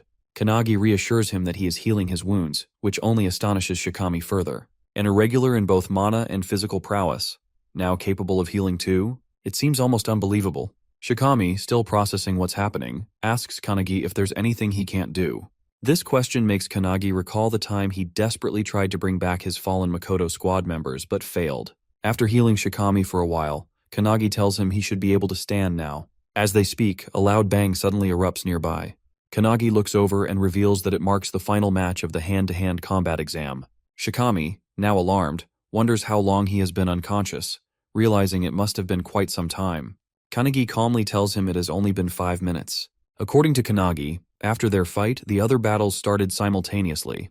2 of the pairs finished instantly, but Akihina and Hizaki are still fighting even after 5 minutes. Both remain determined, exchanging a relentless barrage of blows with full force. As Hizaki charges at Akihina, she pushes him back with a powerful attack, mocking him for lacking any special abilities. She taunts that without unique skills or traits, he is unfit to be a captain. Akihina steadies himself and counters her remark, stating that he is not the type who seeks to stand out. According to him, even if an ordinary person were to take on the captain's role, death would be the only outcome for them. He believes that a captain must have the ability to adapt to any situation in order to increase the survival chances of every squad member, even by just 1%. Akihina declares that this is his goal, ensuring that he does not suffer the same fate as the Makoto squad. This statement strikes a chord with Kanagi, as Akihina is speaking about his fallen comrades in such a manner. Shikami also takes offense and warns Akihina to watch his words. Back in the fight, Hizaki executes her disciplined chainsword technique, generating an energy whirlwind as she charges straight at Akihina. Even though Akihina blocks the attack, the sheer force sends him crashing to the ground. Hizaki quickly follows up with another strike, but just as she is about to land the hit, Akihina unexpectedly surrenders. The instructor immediately stops the match, declaring Hizaki the winner, leaving her in shock. Another squad member quickly restrains her as she fumes with rage, furious that Akihina gave up so easily instead of putting up a real fight. Akihina, on the other hand, claims that he expected the battle to last longer, so he chose to preserve his energy for the upcoming tests. As he walks away, he knows that he could have defeated Hizaki if he had tried, but he does not want to reveal his full strength just yet, especially with Kanagi closely observing the fight. The second stage of the exam, hand-to-hand combat, concludes with Kanagi leading the scoreboard with 5 points, followed by Snonobe with 3. The instructor announces a 30-minute break before the start of the third examination. He also reveals that in the next round, the 4 participants with the lowest scores will be eliminated. As the lunch break begins, Kanagi wonders about Ichika and Su, who should have been there but are still missing. Meanwhile, outside the anti-prophecy headquarters building, Su finally arrives, carrying Ichika. Exhausted from the effort, he is confused when she starts heading toward the courtyard instead of the training ground. When he questions her, Ichika reveals that she can smell traces of an aura, one that suggests someone has recently died there. According to her, it appears to be the residue of an awakener who was killed by an overwhelmingly powerful monster. Hearing this, Suo is stunned. If an awakener was truly killed here, it means someone may have infiltrated the anti-prophecy headquarters, despite this place being a well-kept secret. Ichika argues that the 12 apostles are strong enough to have figured out how to find this location, shocking Suo even further. When he asks about their possible motive, she ignores the question and instead suggests they head to the training venue. In her mind, however, she knows that whoever died was likely at the level of a squad captain. But with no official reports of such an incident, the situation is becoming more intriguing. Now, not only Midori but also Ichika, Suo, and, most notably, Kanagi are all working toward the same goal, avenging Captain Makoto's death. During the lunch break, as everyone patches up their wounds, eats their meals, and casually converses, Akihina sits alone, focused on his laptop. Meanwhile, Kanagi, who is sitting with Shikami, becomes excited when he notices his comrades, Ichika and Suo, arriving. The atmosphere shifts as others grow nervous upon recognizing Ichika, one of the 5 elite members of the Anti-Prophecy Special Task Force, alongside Midori. Suo, observing the gathered captains, feels uneasy. Ichika had claimed that a captain had been killed, yet all 7 captains are present on the training ground. Hearing this, Ichika smirks and calls Kanagi over to share something important. She tells him everything, shocking him with the revelation that one of the captains might actually be a member of the 12 apostles in disguise. According to Ichika, the probability is high based on the aura residue she sensed in the courtyard. The individual who died was undoubtedly at a captain's level, yet all captains are accounted for, making the situation highly suspicious. Logically, it should be impossible. But if someone is disguising themselves as the victim, then there is an imposter among them. Realizing the potential danger, Kanagi grows tense, and Suo agrees. The person who just killed a captain-level individual is standing among them. I know it's an Among Us reference. Cheeky. Suo fears that if they don't solve this problem soon, there may be more victims. If they leave it as it is, there's a possibility that a prophecy at a level where human extinction is inevitable might appear. However, Ichika, with an evil grin, suggests a far more ruthless approach, killing everyone there to eliminate the threat entirely. Suo and Kanagi immediately oppose the idea, arguing that they only need to find and eliminate the one member of the 12 apostles lurking among them. Ichika, now excited, points out that if they are dealing with the 12 apostles, this might be their chance to avenge Makoto. After all, they are the ones responsible for his death. She asks Kanagi if he feels the same, and as he recalls what happened to Makoto and their squad, he confirms. Suo, clenching his fists, also remembers everything that happened to his brother. Kanagi then turns to Azure, the founder of the detectives, for his opinion. Azure suggests that he should first examine the crime scene, but given that they are in the middle of an examination, he knows that isn't possible. Kanagi considers hurrying there since there's still some time left before the lunch break ends. However, Azure warns that this might alert the culprit. If the apostle they are dealing with is as strong as the one they faced at the Snowy Mountain, he could easily wipe out everyone here if he wished. They need to be prepared if that happens. Taking this into account, Kanagi decides to head to the training ground after today's test, but asks if there's a possibility that even the founders wouldn't be able to detect any aura residue at the crime scene. Hinoki then reveals that they have been near a volcano for the past month, where he trained and mastered his one-handed sword technique. He explains that the volcano might be interfering with the flow of their chi, potentially making it difficult to sense any residual energy. Mage also reveals that if the aura can only be sensed at close range, it is almost certainly from a 12 Apostles class enemy. Azure, annoyed that they are taking over his detective work, is about to protest, but Hinoki shuts him down, suggesting they focus on catching the culprit so he can kill him. Returning to the interrogation, Azure tells Kanagi to ask Ichika a question. Kanagi then asks if there is a possibility that the apostle infiltrated as a candidate rather than as a captain. This catches Ichika off guard, but after a moment, she confirms that it's possible, if they are talking about the captain candidates. However, she insists they cannot rule out suspicion on the squad captains either. Kanagi understands but quickly forms an idea that he plans to use in the next test, assuming it involves combat abilities. However, just a few minutes later, the instructor announces the start of the 3rd stage of the examination, revealing that it is a written test, completely shocking Kanagi. The candidates are seated in private chambers where no phones are allowed, making it impossible for Kanagi to gather any information about the infiltrator. The test focuses on the rules of the anti-prophecy, something Kanagi doesn't understand at all. However, he refuses to give up, determined to push through. When the test ends, the instructor announces the results. Kanagi fails to earn any points, while Akihina jumps to 2nd place with 3 points. The last 4 candidates, including Shikami, are eliminated. Kanagi feels embarrassed about getting the lowest score in the writing exam, but as he stands there frustrated, Shikami walks up to him and encourages him, telling him that he did well. Both Kanagi and Shikami receive 0 scores in the writing test, but Shikami is especially frustrated about Akihina earning full marks.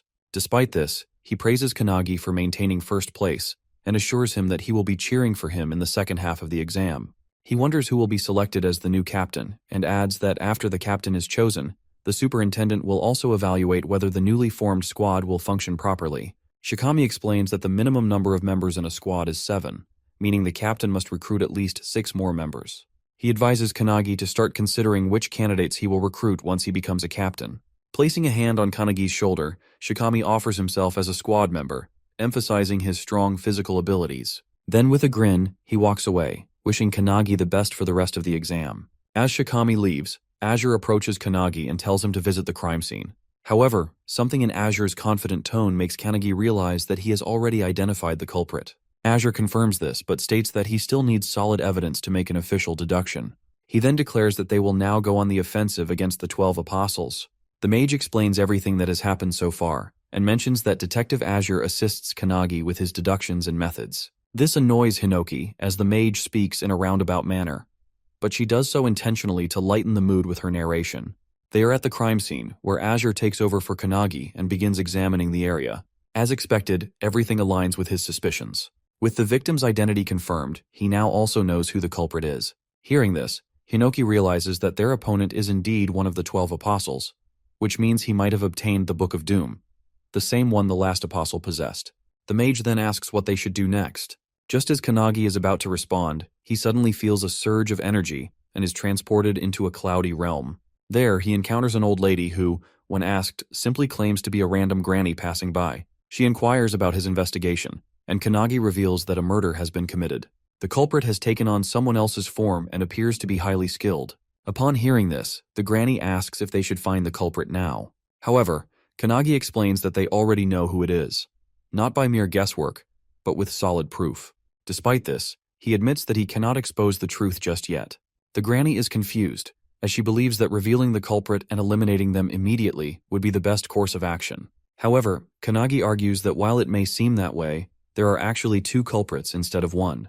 He insists that it would be better to take them both down at once when they are in the same place. He decides to deal with it in the morning, but requests that the old lady, who is actually the superintendent, refrain from interfering and simply observe. She smiles, wishes him luck, and reiterates that she is just a passing granny who will not interfere. As she is about to leave, Kanagi reveals his name to her, prompting another smile from the old lady. Suddenly, a strong surge of energy rushes through him, and he regains control of his body. In a top-secret location, the assistant questions the superintendent, asking if it was wise to leave things as they are.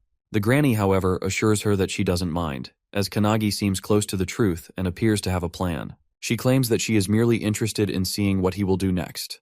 She then orders the assistant to instruct the other officers to provide backup for Kanagi if anything happens. The assistant agrees, but admits that even after walking near the residual traces, she didn't find anything particularly interesting. Still, the superintendent places her trust in Kanagi's words. The assistant is puzzled as to why the superintendent has so much faith in him. In response, the granny reveals that it is because of the confidence and determination she saw in his eyes. The next day, as Kanagi walks through the woods, Shikami joins him, explaining the details of the next test. This test will evaluate their performance based on how well they would function as a squad captain. Shikami already expects Akihina to rely on his strategic skills, but he expresses his support for Kanagi instead. Kanagi thanks him, but suddenly, out of nowhere, asks why Shikami deliberately dropped out of the examination. After a brief yet sinister pause, Shikami turns to him and claims that he changed his strategy midway. Instead of becoming a captain himself, he now prefers to operate in his own way under the command of a strong captain. Kanagi narrows his eyes in suspicion and accuses Shikami of doing it so he could eliminate all the promising members of the squad. Ichika is also present, hiding in the trees just in case. Hearing Kanagi's suspicion, Shikami openly admits that he has no problem killing someone if it is necessary for a replacement. He explains that during the third test, he struggled to write anything because his brain could only process and retrieve the information already stored in it, which is why he ended up with a score of 0. Calling himself a fool, he accepts that it would be better for him to simply eliminate Akihina's body instead. As they step into an open field, all the squad captains and members surround them. In the center, Todoroki is chained to the ground, while Hibiki and another captain stand beside him. With her usual casual and cocky demeanor, Hibiki refers to Shikami as Mr. Apostle and asks him to introduce himself. Realizing his disguise has been exposed, Shikami deepens his voice and reveals his true identity, Ava, the ninth apostle. Ava then explains her ability, adding that she can also extract information directly from a host's brain. She claims that she killed Shikami because he possessed the strongest physique among the contenders. Hibiki smirks and asks if Eva's goal is to sabotage the anti-prophecy from the inside. Ava confirms this, but admits that since she has failed, she now has no choice but to kill everyone present. However, before doing so, she wants to know who first discovered her true identity.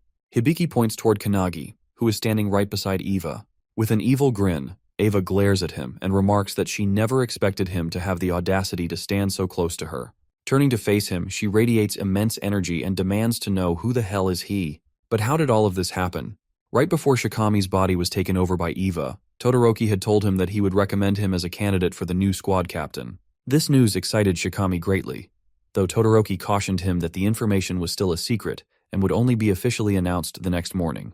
Getting even more excited, Shikami joked that despite it being a secret, they were practically yelling it out loud, which would definitely inform others. Todoroki then reassured him, stating that Shikami was one of the strongest individuals there in terms of physical power and would undoubtedly make a great captain. Seeing this level of confidence in him, Shikami agreed, feeling determined to do his best. However, just as he was fist-bumping Todoroki, something slashed him into pieces. In an instant, Shikami was cut down right in front of Todoroki, leaving him utterly shocked and unable to process what had just happened. Suddenly, a deep voice echoed through the air, mocking Shikami's weakness and questioning if this was truly the standard for a squad captain candidate in the anti-prophecy unit. The figure then answered its own question, claiming that the squad had only grown strong thanks to artifacts and the one who had provided them. Stepping forward, the figure introduced herself as Ava, one of the 12 apostles, and declared that she was looking forward to their future. Walking up to Shikami's lifeless body, Eva activated her heavenly demon skill, taking complete control over it. As she is channeling her power, Todoroki, with his mighty punch Vajra, smashes her entire body into a splatter of blood. Tearing up in rage, Todoroki breathes heavily, but to his shock, he suddenly hears applause from behind him. The same Shikami he had just seen die is now clapping, praising Todoroki for managing to kill a 12 apostle with a single hit, just as expected from his master. Stunned, Todoroki turns around to see Shikami standing there, seemingly alive. However, before he can even react, his body is instantly sliced in half by Eva, who had taken on Shikami's form. With a wicked grin, Eva then activates the Necromance Dance artifact, resurrecting Todoroki as a corpse slave bound to her will. Now under Eva's control, Todoroki agrees to serve her, addressing her as Eva, but before he can say anything else, she slaps him so hard it nearly knocks him over. Correcting him, she demands that he call her Shikami, ensuring that no one grows suspicious of her disguise. Todoroki nods, complying, and the two share a dark, twisted laugh. Meanwhile, at the crime scene, Kanagi and Azure investigate.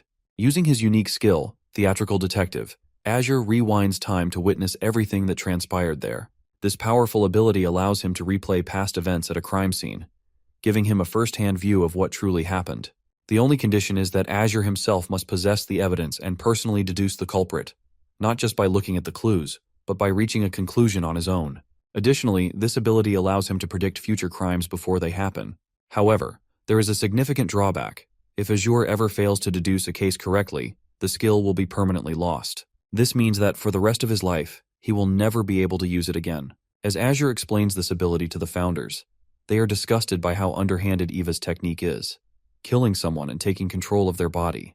However, the room falls into shocked silence as everyone turns their gaze toward Kanagi, who is overflowing with mana, his rage uncontainable. With fiery determination, he vows not to forgive the apostle.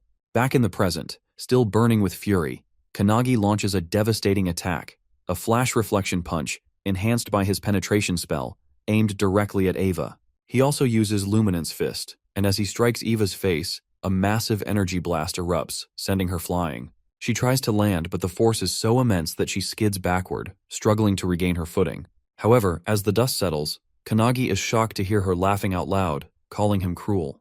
Despite being struck by multiple techniques, she still talks, mocking him by bringing up his friendship with Shikami, questioning why he attacked her so mercilessly. Kanagi, already expecting this, knows he can't defeat Eva with his current strength. Eva, still reeling from the punch's recoil, claims that it's nothing and mocks him, saying his attacks feel like he's just playing around. As the recoil fades, Eva yells that these kinds of attacks won't do anything against her. Kanagi agrees, but reveals that he was never the one meant to defeat her. All he was doing was buying enough time for the mage founder to take over his body. As the founder takes control, she claims everything, and Kanagi's body becomes engulfed in energy. Seeing this, Eva realizes that Kanagi might be the person the satellites warned about, someone who has become completely different. But instead of feeling fear, she becomes even more excited. With a wicked grin, she summons hundreds of mummies from the sky, their terrifying screams echoing. She declares that life is boring until one faces death, so they should fight with all their heart's content. Azure, watching the mummies descend, remarks that they seem like nothing more than empty shells, controlled by Eva using the bodies she has taken before. Laughing out loud, Eva boasts that all of these mummies possess the same physical strength as Shikami and challenges them to come at her. Looking around, Hibiki notices that there are roughly 100 bodies, all on the same level as Shikami, which shocks a candidate standing nearby. Kanagi, witnessing this from his consciousness, finds it disgusting that Eva is using the bodies of those she has trampled over. The mage, who is standing beside him, notes that he has changed, and so have the founders. As the mummies shoot toward the ground, the mage, controlling Kanagi's body, declares that Eva has underestimated him. With that, she unleashes multiple electric zaps, electrocuting all the mummies mid-air and shocking Eva. Mage takes it personally as Eva summons her minions and lets them free fall in front of her, forcing Mage to strike them before they land. As the burning mummies rain down from the sky, Eva is left confused, wondering what Kanagi just did. There are people who master unparalleled accuracy through intense training, but Kanagi simply used his skill without batting an eye and managed to hit every single target without missing. The mage instructs Kanagi to stand beside her and study her actions. Our boy finds it amazing that even though she is using a weak body, she can still cast all of her spells efficiently. Calling him closer, Mage explains that while Kanagi was only seeking power for himself, the founders, on the other hand, were eager to use their power through his body. Kanagi is confused, unsure of what she is talking about. Mage continues, stating that even after everything, Kanagi, drunk on immense power, still felt closer to his goal, which was simply to become stronger. Meanwhile, all the founders are also drunk on Kanagi's unparalleled talent. However, after experiencing the tragedy of losing a friend, someone who trusted Kanagi with the future, Mage concludes that Kanagi is angry from the bottom of his heart. Pointing at the founders, who are all excited, Mage claims that they all like the current version of Kanagi. Eva, hearing this, is confused. She charges at Kanagi, yelling that the rule of the world is simple: the weak get trampled by the strong. Just as she is about to strike, an electric spark erupts in front of her, stopping her mid-charge. Eva, bewildered, looks around and notices the sky raining down with thunderstrikes. Mage reveals that many people think like Eva, but he remembers witnessing an existence powerful enough to destroy the tower, only to be toyed with and devoured by beasts from another dimension. Mage, who observed her comrades fall, now stands for those who were weak, vowing to avenge them. As she walks toward Eva, Mage, still in control of Kanagi's body, calls Eva frustrated, mocking her for lacking the strength to fight. Eva, on the other hand, can't get back on her feet as she is continuously blasted by the thunderstrikes. Mage knows that even though Kanagi trained in the mountains, laughing on the outside, deep inside, he wanted revenge. She ensures that all the founders share the same belief, that Kanagi will one day reach the same peak as them. Extending his hand forward, Mage assures him that if he ever needs help, they will lend it to him, and if he feels sadness, he should point to what caused it, and they will put an end to the prophecy. Without hesitation, Kanagi points at the airborne Eva, and suddenly, she is struck by lightning bolts that tear her body into pieces. Everyone is left in shock, while the instructor realizes that Kanagi resembles Midori when he was a child, a monster in the making. As Eva lies in pieces on the ground, she can't comprehend how this young boy not only destroyed all her minions, but also obliterated her body. Kanagi, walking toward her, asks if she now understands their strength and states that he has a lot of questions to ask her. He adds that he knows many people skilled in interrogation and wants to talk to Eva about everything that happened. However, in a deep voice, Eva reveals that she can't fight Kanagi in her current form and admits that her boss was right about it. Suddenly, a coffin emerges from the ground and Eva calls it her trump card. Kanagi is shocked, while Eva explains that, hundreds of years ago, one of the founders, known as the 10,000-man army slasher, was responsible for destroying the tower. To Kanagi's horror, Eva unveils the body of Hinoki Reichiru inside the coffin. All the founders, especially Hinoki's spirit, are stunned that she has possession of his corpse. Without a word, Mage casts a thunderbolt spell, striking down the coffin. This shocks Hinoki, but Mage states that this is now the real deal, as Eva has already taken control of Hinoki's body. In front of them, Hinoki's corpse stands, gripping his blade. Eva, thrilled by her newfound power, declares that she can now fight them on equal footing. Kanagi, taken aback by the overwhelming pressure filling the air, realizes that this aura is even stronger than what he felt while training with Ichika. But that's not all. With a snap of her fingers, Eva summons hundreds of minions from the ground, calling it the second wave. Kanagi begins to worry, but Mage reassures him that it's nothing. As Eva continues summoning her minions, a sudden explosion erupts behind her. Turning around, she sees Kanagi's friends arriving. Ichika, Suo, and the others, standing ready for battle. He is not alone! Eva feels annoyed, believing Kanagi to be alone in this ordeal. As she observes him speaking, Kanagi realizes that the corpse's voice and speech pattern are identical to Hinoki's. Despite their friends joining the battle, they struggle to defeat the minions, as Eva remarks that these ones are far stronger. This time, the minions possess a physical hardening skill, and even when one of the members unleashes their full power, the attack leaves the minion unscathed. To their horror, each minion possesses a unique skill, making them formidable opponents. With their overwhelming numbers, the anti-prophecy members find it increasingly difficult to fight them head-on. Hizaki, who has been closely observing the battle, activates her sound visualization release skill, summoning a sound phoenix that obliterates a group of minions in an instant. However, despite her powerful attack, she remains wary, realizing that each minion's strength is enhanced by their individual skills. As if things weren't chaotic enough, Todoroki suddenly breaks free from his chains and slam dunks one of the younger members with crushing force. However, Hibiki reacts just in time, rescuing them from certain doom. Amidst all that, Eva is reveling in the chaos, thoroughly enjoying herself. She smugly declares that in a battle like this, only the squad captains have a chance of survival. Hearing this, Kanagi turns to the other founders for their opinions, but they all remain silent. He then faces Mage and asks her to let him take control of the body for a moment. She is surprised by the request but ultimately agrees. Taking control, he confidently mocks Eva, accusing her of underestimating his friends, something she should not have done. Meanwhile, Hanada finds himself surrounded by minions, but he recalls Lesson 7 from Kanagi. Channeling his fist technique, he summons a dragon, using it as both a power source and a foundation for his attacks. With explosive force, he kicks the hell out of every minion charging at him.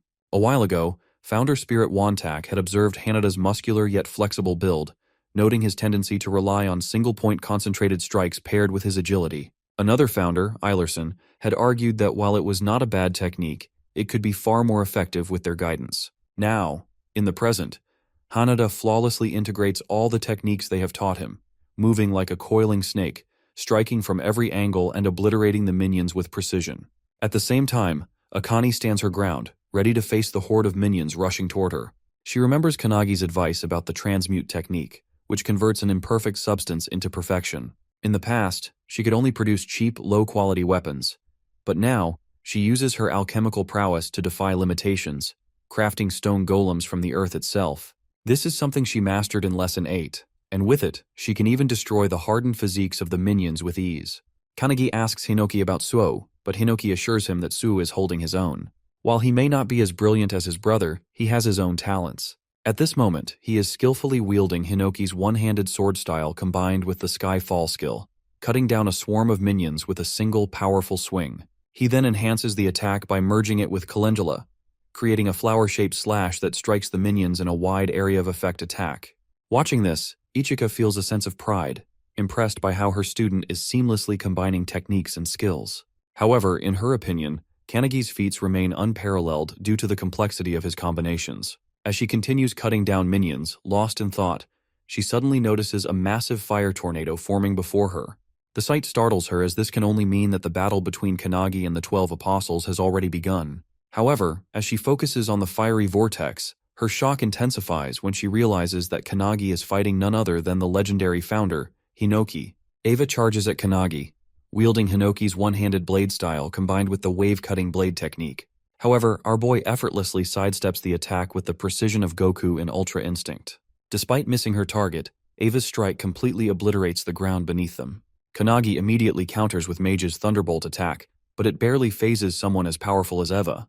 She retaliates with her devastating dice slash skill, slicing the entire battlefield into countless cubes, even cutting down her own minions in the process. However, our boy survives, leaping onto one of the floating cubes and recalling that he has endured this very skill with his own body before.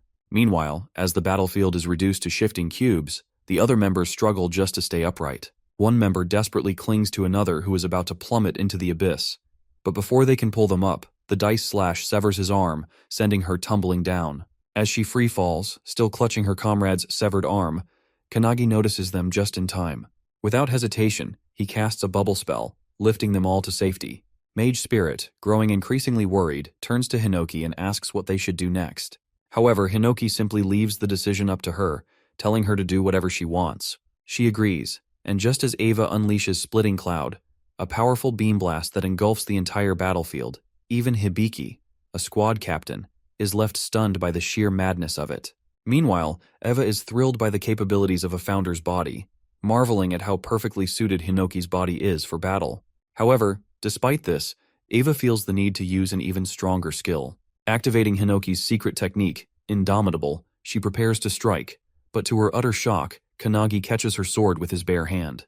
Hinoki's spirit watches unimpressed, while Mage mockingly claims that even though Eva is using Hinoki's body, he is still weak. Hearing this, Eva shouts in frustration, demanding to know how a founder's legendary body could possibly be considered weak. Desperate for a stronger skill, she frantically searches through Hinoki's memories, trying to extract something more powerful. As she forces his way deeper into Hinoki's mind, her eyes begin to tear up, as if she has just seen something truly terrifying. Eva's tears stem from the overwhelming memory of Hinoki's past, back when he was still alive during the time of the towers. Just witnessing this memory pushes Eva to the brink of madness. In the vision, Hinoki slices through an entire tower with a single swing of his blade. However, despite this awe-inspiring feat, he grows colder and more detached with each passing battle. Eva struggles to comprehend how a mere human's wisdom and skill could reach such an unfathomable level. Hinoki's memories are filled with countless acts of destruction, severing human bodies, cutting down monsters, slicing through the sea itself, and even wounding the planet. The sheer weight of these memories crushes Eva's spirit, leaving her crumbling under the pressure. She desperately wonders where she should go, how she can possibly grow stronger, but the weight of it all is unbearable. Her very soul begins to fracture, feeling as though it's about to shatter into nothingness. Hinoki's spirit, unbothered and relaxed, simply remarks that Eva's spirit should just break apart. However, another founder quickly warns that if it does, it will go berserk, slaughtering everything around it. And to their horror, that is exactly what happens. Eva's spirit shatters. It lets out a piercing scream, so powerful that it is felt even in the distant city of Takasaki.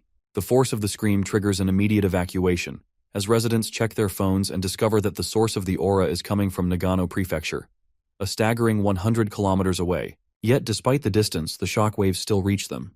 Panic spreads as people fear that the end of times has arrived, or that a monstrous entity has emerged. Back on the battlefield, as Eva's scream echoes, the very rocks begin to levitate off the ground. The overwhelming aura crushes down on everyone present, weighing heavily on their shoulders. Weaker members begin coughing violently, their bodies pinned to the ground under the sheer force of it. Kanagi, witnessing this, shouts for Hinoki, but the spirit remains unbothered, still relaxing as if nothing is happening. He simply replies that he has left everything to the mage, and Mage agrees. Meanwhile, as Eva steps toward Kanagi, Mage raises her sleeve, revealing the seal of truth on her arm.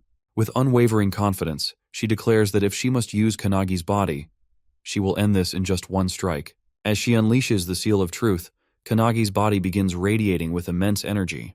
Witnessing this, Akane is in complete disbelief. The alchemist's spirit within Kanagi speaks, telling him that he and Akane must watch carefully. He explains that whether it is magic or alchemy, they are the pursuers of truth, and in this moment, Kanagi will reach one of those truths. As he continues speaking, Kanagi's arms become marked with the same seals that Mage once bore. The alchemist spirit wonders if Kanagi's body can withstand the fragments of truth, or if it will crumble under the weight of such power. Meanwhile, Eva's soul is already shattered into pieces, and the only thing driving her body is the lingering residue of her spirit. Yet the body moves instinctively, as if guided by primal urges, just like a wild animal. Hinoki, who was once mature and composed, abandoned his body to this state long ago, and to describe that phenomenon, they call it truth ignorance. As Eva grows more enraged, she unleashes a surge of dark energy, her aura twisting and distorting the air around her. Mage, witnessing this, foresees a future where the energy becomes so overwhelmingly powerful that it destroys everyone, including Kanagi, and even affects people far across the continent. Eva could very well be the end of the world in that moment. Kanagi, realizing the severity of the situation, recognizes the danger in the vision. Mage then activates one of her skills, Magus of Truth, a technique designed to counter the skills of its target. The technique is so powerful that the world itself can hardly bear its immense force. As Eva loads dark energy into her arm and swings it at Kanagi, he effortlessly stops the attack. To her shock, he grips her hand firmly. In that moment, Mage channels a burning light attack, creating a powerful burst of light between them, engulfing the entire area. As the dust settles, Eva is reduced to nothing more than a charred skeleton, while Kanagi still grips her hand. Mage, using Kanagi's body, calls out a final goodbye to Eva's dying soul as her ashes are swept away by the wind. The other founders watch this with determination, but Hinoki rises, clearly annoyed by the fact that his soul and body are now completely separate entities. Mage smiles and turns toward Kanagi, asking if what he has just witnessed will help him in his training. As Kanagi takes control of his body again, he is shocked to see that the field is clear, with all of his comrades cheering for him, as if he had won against the monster. Ichika, however, is worried that he didn't use his sword at all, making her teachings seem to have had no impact.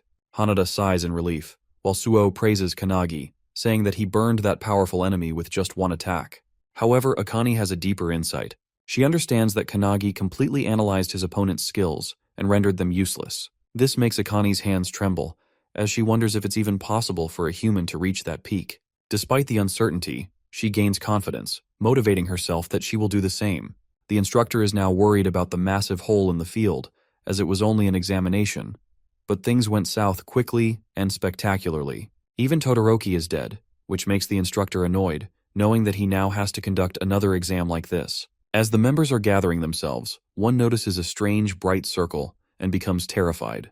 The instructor is also shocked, but to everyone's surprise, it's the superintendent. Kanagi, seeing the superintendent, remembers that it's the old lady from his consciousness earlier. The lady's assistant, who is with the superintendent, is also a bit confused about why she's there. However, superintendent suddenly kneels in front of Kanagi, claiming that she has been waiting for his return. She says that she has waited hundreds of years for the founders, and now they are finally in front of her. Suo and the others turn to Ichika for answers, but she simply states that they should have known, though this might be their first time seeing her. According to Ichika, the old lady is one of the founders of the anti-prophecy and holds the highest rank in the Japanese branch. Suo, frustrated, exclaims that they already know that. But what's truly confusing is why she is kneeling before Kanagi. Ichika admits she doesn't know either. Meanwhile, Kanagi is just as bewildered, wondering why the old woman from earlier is bowing before him like that. The founders within him are also deep in thought, trying to recall what's really going on, but they can't seem to find the answer. Suddenly, Kanagi is struck with shock as he senses her overwhelming aura. The old lady stands up and asks if Kanagi remembers her, remarking that she has grown old. To make things clear, she turns around and starts shaking her back, calling out to Hinoki to witness her performing the waist dance. All the founders are confused, but suddenly they realize that the old woman is Io. Hinoki quickly asks Kanagi to switch with him, and as he does, he greets her. This shocks everyone around, and the assistants immediately take an offensive stance, seeing it as disrespectful behavior toward their superintendent. Enraged, they declare their intent to kill Kanagi and redo the examination. However, Io, still dancing with Hinoki, tells them to stand down, assuring them that it's fine. Hinoki playfully rubs Io's head, joking that she has already become a granny. Hearing him speak, Io suddenly remembers that he used to talk the same way in the past when she was with them. After a while, all the members begin repairing the training grounds and gathering themselves. Meanwhile, deep within the anti-prophecy, at a top-secret location known as the Hut of Everlasting Vision, Kanagi is stunned by the sight of its garden. Io explains that, since she cannot reveal her appearance often, a barrier is normally set around the place, so she can live there undisturbed. Kanagi asks if she knows all the founders, to which Io begins to explain her story. She reveals that she was an orphan, having lost her family during the era of the towers. The founders saved her and raised her. Kanagi is shocked to realize that she was just a child during that time. When Io mentions that it was 300 years ago, he is even more stunned, realizing that she is over 300 years old. She then reveals that she has been able to stop time using an artifact that freezes time as long as she remains inside the headquarters. Hearing about the artifact, Kanagi suddenly remembers them. Meanwhile, Hinoki's spirit explains to Valentine that the artifact functions similarly to her preservation skill. Valentine agrees, stating that in her prime, she could have achieved the same feat with her skill. However, she wonders where Io obtained such a powerful artifact. Io explains that within the anti-prophecy, there is a secret division tasked with collecting artifacts, and their existence is kept hidden. However, she reveals that the facility storing these artifacts was recently attacked, resulting in the loss of a large number of them. In response, a special task force, including Midori, was formed to reclaim the stolen artifacts. The detective founder within Kanagi wonders if the attack was carried out by the 10 apostles, which would explain why they are so powerful in the modern era. Kanagi is shocked at how quickly the detective deduced that from such a brief conversation. The detective then reveals that when Eva mentioned her boss as the one who provided her artifacts, he looked into her memory and confirmed it. Another founder explains that instead of recruiting 12 awakeners stronger than Makoto, it would be much easier for the enemy to use artifacts to enhance mediocre awakeners. Hinoki agrees, noting that the two enemies they previously encountered were not as strong as Makoto. Io also agrees, stating that they were unaware of the 12 apostles' existence until they raided the facility. She explains that the apostles now possess the same power as the anti-prophecy's greatest enemy, making them too dangerous to ignore. She adds that they are doing their best to track down their leader, but it seems that Midori will reach them first. This shocks Kanagi. Meanwhile, in Detroit, Michigan, the streets are eerily empty. In an area that looks like a battleground, a turbulence spell suddenly creates a tornado, slamming into the ground with immense force. At the center of it all is Midori, who has just made a shocking discovery. They had assumed the 12 apostles consisted of 12 individuals, but there is also a 13th member. Watching him through an orb, a man lounging on his couch smirks, impressed that Midori has arrived earlier than expected. With a sinister tone, he casually asks whether Midori prefers a cup of coffee or black tea. Without hesitation, Midori chooses him to die, calling him by his true title, Number 0. Midori launches another turbulence beam toward the floating Number 0. The beam is so massive that, far away, another member of the special task force, Nishina, notices it. Mikado, who is also with him, remarks that the city is already abandoned, so they should be fine, but he is puzzled as to why Midori is using such a powerful attack. As they discuss, they suddenly sense a strong attack coming their way. Just in time, they leap off the building, which is instantly sliced in half. The structure completely shatters into pieces. Landing on the ground, they decide to leave Number 0 to Midori, while they focus on handling Kamaragi, one of the 12 apostles. Meanwhile, Midori grows frustrated, unable to pierce the bubble surrounding Number 0, even after using his strongest wind attacks. He wonders if it's the effect of a skill, or perhaps an artifact. Finishing his tea, Number 0 steps out of the bubble himself, mocking Midori and asking if he's done. Without hesitation, Midori instantly casts Wall of Cutting Pearls, launching massive rocks toward Number 0, triggering a devastating explosion. However, to his shock, Number 0 emerges unscathed, casually comparing himself to a whale among fish in front of Midori. Midori quickly realizes that Number 0 has other means of defense, even without the protective bubble. Seeing Midori standing before him, Number 0 begins to taunt him. He claims that under normal circumstances, Midori would be so powerful and terrifying that he wouldn't even consider him an enemy. Yet now Midori is grieving the death of his friend. To Number 0, this makes him a pathetic creature. He goes on to say that from the moment Midori was born, he was nothing more than a monster designed for battle. And yet, despite being made for war, he still failed to protect his precious friends. These words ignite a deep fury within Midori. Enraged, he lunges at Number 0 with overwhelming power, his eyes burning with killing intent as memories of the past flood his mind, memories of what happened 23 years ago. At that time, deep in the mountains, Shinonome, a special task force member, stood in shock, staring at a brilliant surge of energy erupting from a massive crater. Yelling in disbelief, he realized that this was all that remained of the Midori family mansion. Superintendent Io is also there, witnessing the remains of the destroyed mansion. At the center of the devastation, something emits a tremendous amount of energy. As she steps closer, she realizes the source. It's a baby, radiating an overwhelming aura. The intensity of the energy makes them believe that the entire disaster was caused by this child's birth. Without hesitation, Superintendent Io rushes toward the baby, enduring multiple cuts on her body due to the sheer energy pressure surrounding it. Despite the pain, she pushes forward, finally reaching the child. She gently picks up the baby, whispering words of comfort, assuring it that everything is fine now. Feeling the warmth of Io's embrace, the baby slowly stops crying. As a result, the violent surge of wind around them dissipates, revealing Io, bruised and bloodied, yet firmly holding the child in her arms. She declares that this child will be raised by the anti-prophecy. Later, the baby is given a name, Midori. 9 years pass, and Midori, now a young boy, is preparing to leave the facility. A teacher named Hinoki Hiaradu, along with a 12-year-old Ichika, tries to stop him, warning him not to cause any trouble.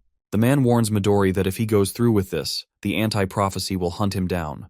Unfazed, Midori agrees, but as the master turns away, he cryptically states that this was the very reason he let Midori live. Ichika, standing nearby, feels the tension in the air but suddenly starts laughing. The master, annoyed, questions why she's doing that. Midori has always been exceptionally strong, breaking every record and considering everyone else weak in comparison. However, one day he meets Makoto, who casually tosses a wooden stick toward him and asks if he wants to be his partner for sword training. Midori is confused, but Makoto simply smiles and holds his sword forward in invitation. At that time, Makoto was the same age as Midori. With that, they begin training together, but Midori was unable to defeat Makoto in sword fighting. It annoyed him, but he kept trying, constantly asking Makoto to spar with him one more time. Makoto, wanting Midori to learn his lesson, fights him again, and the result is the same. Midori loses. Frustrated, he yells, demanding to know why he can't win despite trying his hardest. Nishina, who is also present, reveals that Midori is too strong, which might be the reason. Midori doesn't understand what he means, as he is always losing to Makoto. A voice from outside chimes in, saying that it's a compliment for Midori. The voice belongs to Makoto, who at the time was 14 years old. Midori keeps breaking his wooden swords while fighting Makoto, so Makoto explains that even if Midori wins, he will still break his sword in the process. To illustrate the point, Nishina shows him an egg, explaining that when someone exerts their full power, it's difficult not to break the eggshell while holding it during a fight. Midori remains confused, so Makoto picks up the egg and throws it with full force. However, he gets shocked to see that despite hitting the ground, the eggshell doesn't even crack. Picking up the egg, Makoto explains that Midori just needs to balance his offensive aura with the aura that protects the shell, and it's not a skill, but something that comes with time. While he is explaining, Nishina throws all the eggs at the wall, and even after hitting it, none of them break. Midori is amazed, seeing that not a single eggshell shatters. Makoto hands an egg to Midori and explains that if he wants to win against Makoto in swordsmanship, he needs to adjust his aura. Once he does that, even with his overwhelming aura, he won't hurt anyone around him. As Makoto starts to leave, Makoto calls him out but is hit by an egg on the head. Makoto turns and sees it was Midori, who wants him to join him in the training for aura adjustment. Makoto, returning the favor, asks him to apologize to him first. He then kicks the egg crate and uses his power to make them levitate. However, when Midori tries the same, all the eggs explode or shatter around him. However, after trying for a while, Midori manages to create a hole in the wall with the egg, and it doesn't even break the eggshell. They both then start training in swordsmanship, and now that Midori knows how to control his aura, they can spend a whole day sending blows at each other. Seeing this, Nishina and Makoto are also excited and ask him to fight them next. 4 years later, Midori is taken into the special task force, and Makoto leaves for his own ventures. Midori is heading towards a prophecy to support the European branch, as he heard there is a special rank prophecy called the Pandemonium. Midori then asks if Makoto is still looking for a swordmaster to teach him. Makoto confirms it, reminding Midori of his own words about finding a master by himself. Makoto puts his fist forward, claiming that he wants to stand equally with him.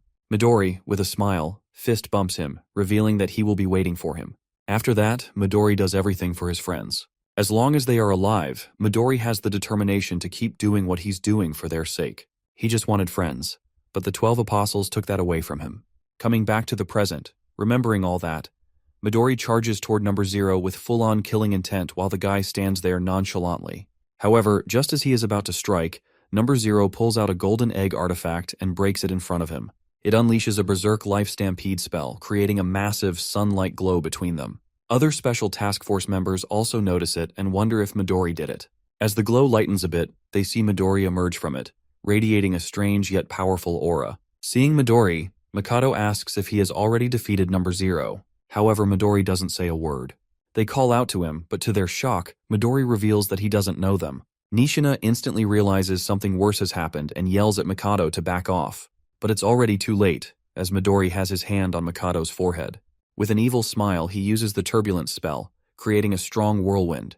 After the 3 members of the Special Force Japanese branch go missing, another special task force from the USA branch, including Marquise and Ashton, is sent to investigate the matter. Upon arriving, Ashton touches the ground and realizes that the residual energy in the area is extremely strong, indicating that it was the epicenter of an explosion.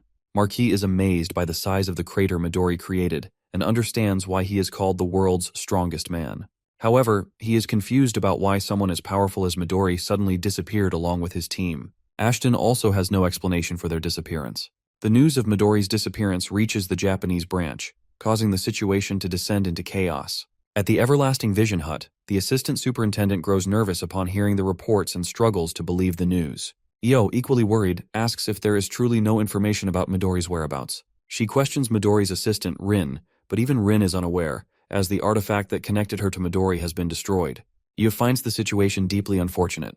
As they discuss the matter, Kanagi arrives, now officially a squad captain, wearing the captain's cape.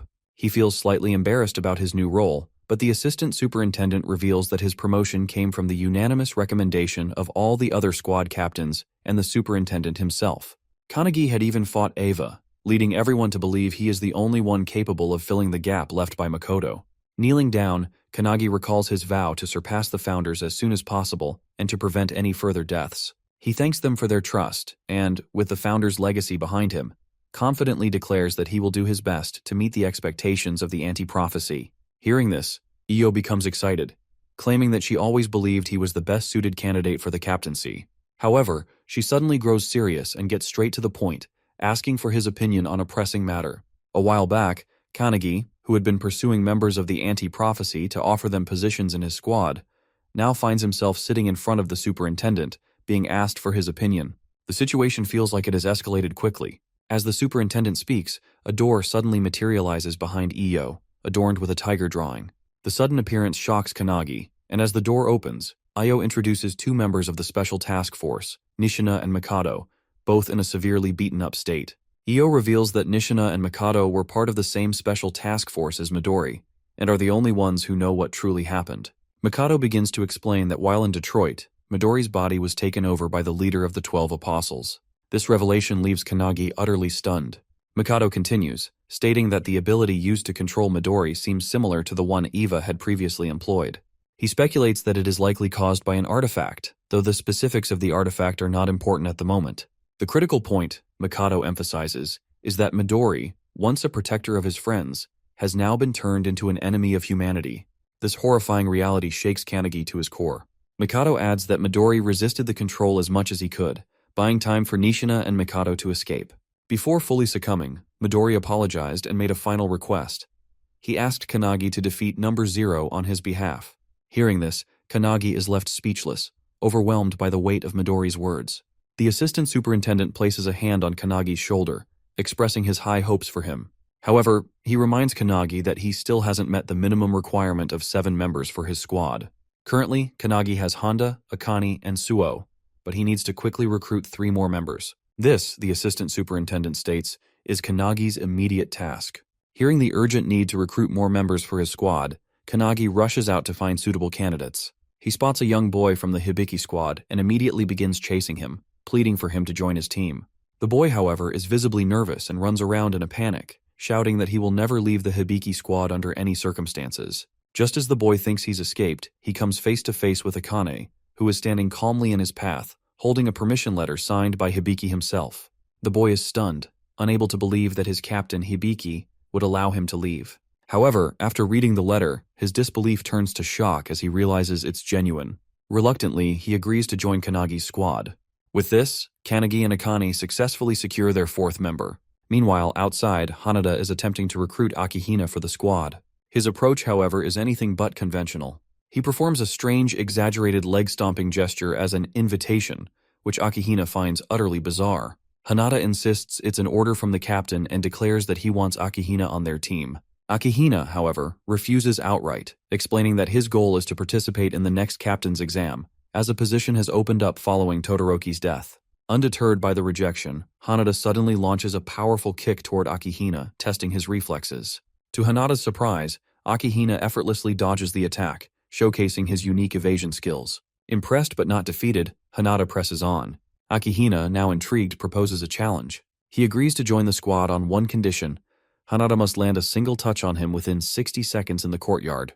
If Hanada succeeds, Akihina will gladly join their team. Hanada confirms if he can use any means necessary to achieve this, and upon receiving Akihina's approval, he summons the glowing dragon around himself, determined to win the challenge. Akihina starts the timer on his laptop. Somewhere inside the limestone cave of the anti-prophecy unit, Akihina meets Captain Tsurukai, who appears to be fishing in a 17th dimensional crack called the Underjaw. Tsurukai reveals that sometimes he catches big fish there. Noticing Akihina, he asks if he is applying for the replacement exam for the Todoroki squad. Akihina confirms it, but states that he wants to be a captain who doesn't want to die. Tsurukai responds by telling him that his goal is still achievable without even becoming a captain. This shocks Akihina, who asks if the captain thinks he's not suitable. Tsurukai, reeling in a monster shark, claims that he believes Akihina is lacking something. Coming back to the present, Hanada is charging at Akihina, who is trying to avoid any physical contact. Despite getting inches close to him, Hanada isn't able to touch Akihina even once. Hanada is amazed, realizing that Akihina is using some kind of evasive skill to dodge his attacks. Akihina is using Omni-Egos, a skill he has tried to hide from everyone for a long time. His Omni-Egos allows him to teleport to a designated location within a 100-meter range. Although he needs to visit the target location at least once before the skill can be used, once it's set, he can teleport there with fast and high precision. Despite Hanada sending blow after blow, Akihina manages to dodge every single one using his skill. This proves challenging for Hanada, but he takes it as practice, knowing that in the future, he'll have to fight against Midori. While teleporting around and evading blows, Akihina asks Hanada what kind of redeeming quality he sees in Kanagi. Hanada, continuing his attacks, reveals that he doesn't know anything specific. He flies into a kick toward Akihina and admits that he knows about Akihina's ideal squad captain image, to increase his squad's survivability by 1%. Hanada finds this admirable, but claims that he wouldn't put his life in the hands of a captain who prioritizes the chance of survival over everything else. This comment annoys Akihina, but Hanada explains that if someone always thinks about themselves, they won't be able to achieve the goals they're meant to. As he says this, Hanada recalls his childhood when he saw his family's bodies lying around, killed by a prophecy. This event instilled in him the determination to shut down all prophecies. With that motive, he finally understood that Kanagi has the capability to do just that, which is why he decided to become his subordinate. Hearing this, Akihina realizes what he's lacking to be a captain, the ability to be relied on by others. As he focuses back on dodging, he knows he's winning the fight and hopes to use this conversation as a reference in the future. With the countdown at 5 seconds, Hanada starts messaging someone on his phone, claiming that someone is just on time. Akihina is confused when suddenly Suo, using his Calendula spell combined with Skyfall, strikes from above, destroying the entire courtyard where they were standing. This completely removes Akihina's ability to teleport, and Hanada seizes the opportunity. He leaps off the building and uses a flash kick to tear off a piece of Akihina's clothing. The clock hits 0, but tearing off the cloth counts as a touch, making Hanada the victor. He lands down while Su asks if destroying the entire courtyard was worth it. Hanada brushes it off, praising Suo for his help. Meanwhile, in the background, Akihina is furious, but after typing something on his laptop, he calms down and agrees to join Kanagi's squad. Hearing this, Hanada and Su high-five, while Kanagi and Akane bring in another member, Iryu, who is chained up.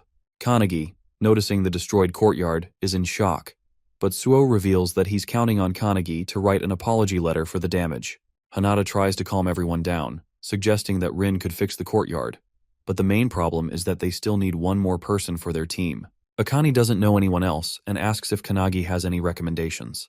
Kanagi points toward the special task force members, Ichika, Mikado, and Nishina, and reveals that he has already accepted them into his squad.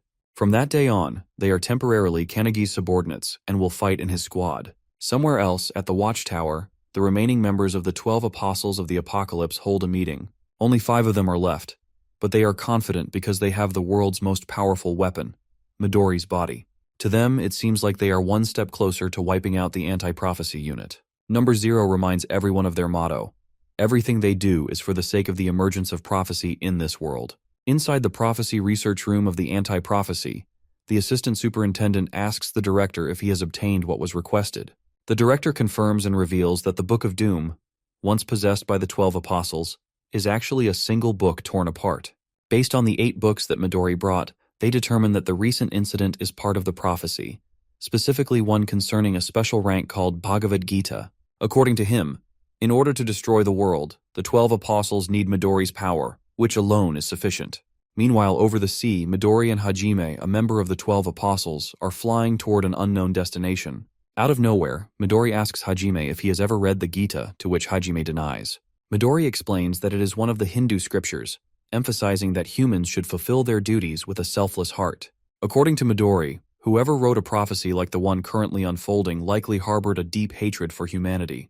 As they fly over New York's Times Square, a family notices them, and a child excitedly recognizes Midori as the world's strongest awakener. The crowd quickly follows suit, cheering and clamoring for pictures. They also notice Hajime referring to him as a samurai.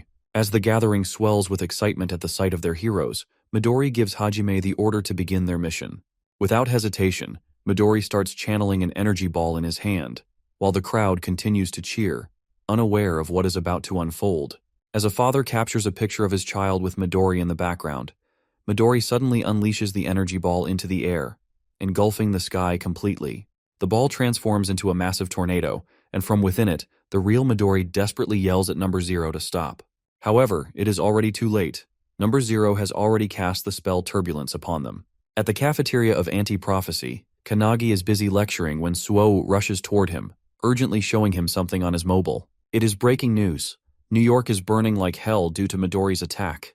The report claims that an awakener has attacked and destroyed the city. Meanwhile, at the Everlasting Hut, the American branch superintendent, Vice, is screaming at Io to do something, furious that Midori has just erased an entire city. Io tries to calm him down, but the tragedy has taken countless lives in the heart of the world's economy, New York. She reveals that it is not Midori who caused the destruction, but rather the leader of the 12 Apostles, who is controlling his body. She further explains that they have already identified him as Warren Hastings, an Englishman. She speculates that he might be working alongside invaders from another dimension. Vice is shocked by the revelation, while Io discloses that the 12 Apostles are using artifacts that are not under the supervision of Anti-Prophecy. According to her, someone or something is supporting them. Despite hearing her reasoning, Vice argues that the responsibility still falls on Io, as the man who destroyed an entire city came from their special task force. He warns her that the White House is even considering using nuclear weapons against Midori. However, Vice knows that even nuclear weapons won't have any effect on Midori and asks Io what she plans to do. Back at the cafeteria, Kanagi asks Suo if he has completed Lesson 15 along with the others. Suo confirms, but to his shock, Kanagi appoints him as the vice captain of the Kanagi squad. He then orders him to instruct everyone to continue their lessons until they receive deployment orders. He suggests that Irian and Akihina always argue, so they need to focus on teamwork to achieve perfection. Suo wonders what Kanagi himself will be doing in his free time, to which Kanagi reveals that he will be sleeping, and this time, it will be a deep sleep. He orders Suo not to allow anyone to wake him up, and since it is Kanagi's command, Suo accepts the order, placing his trust in him. Back at the Everlasting Hut, Io reveals that she is planning to face Midori and the others head-on with their strongest elite unit squad. At headquarters, Kanagi reaches his room and instantly falls asleep. In his dreams, he takes out his sword and begins practicing with Hinoki, while all the other founders stand ready to teach him. However, to Kanagi's shock, Hinoki instantly slashes him into pieces in a flash. He regenerates immediately, only for Hinoki to cut him apart again. Hinoki reminds Kanagi that it was he who insisted on not holding back in training, so now he will devour him. Saying this, he charges at Kanagi with full force. Another founder tries to intervene, but Wantak and Mage stop him. Other founders argue that while short-term training might require such extreme measures, Kanagi is dying too frequently, and his soul may soon be dispersed. However, they all understand that Midori is the strongest awakener of this era, and the current Kanagi stands no chance against him. It may be a desperate training method, but it is the only path to victory. The founder from earlier warns that there may still be a limit to how much Kanagi can endure, but the alchemist reassures her, stating that there is no need to worry.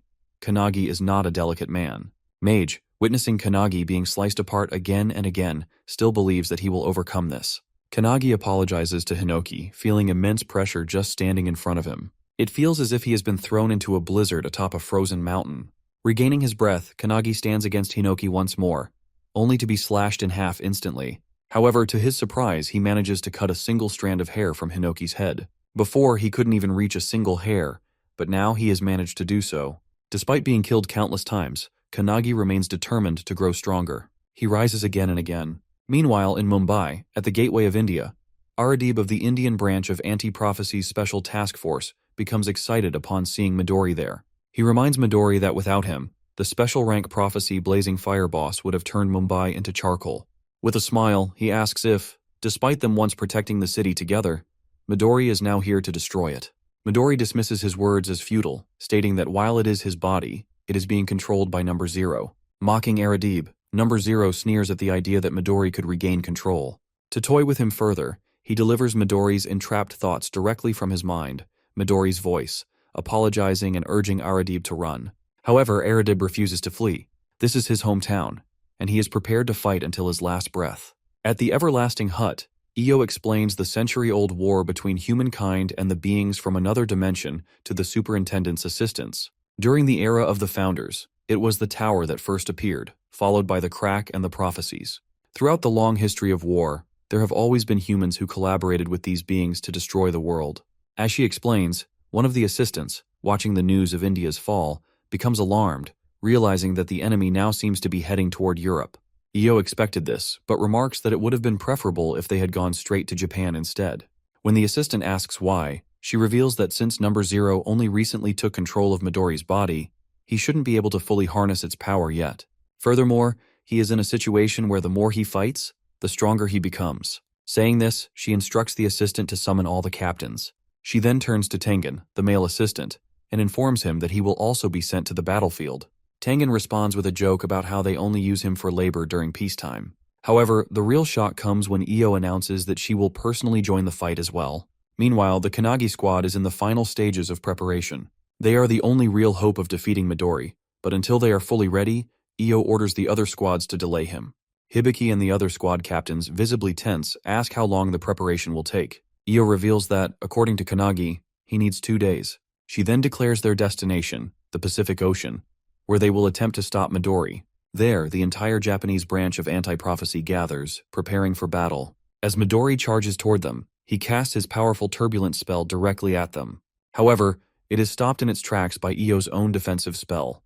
Midori, visibly surprised, narrows his eyes, while Io smirks and mocks him not to underestimate them. A while back, as the captains were heading to the ocean to fight Midori, Hizaki and her squad members ran to their captain, pleading to be taken along to face the leader of the 12 apostles.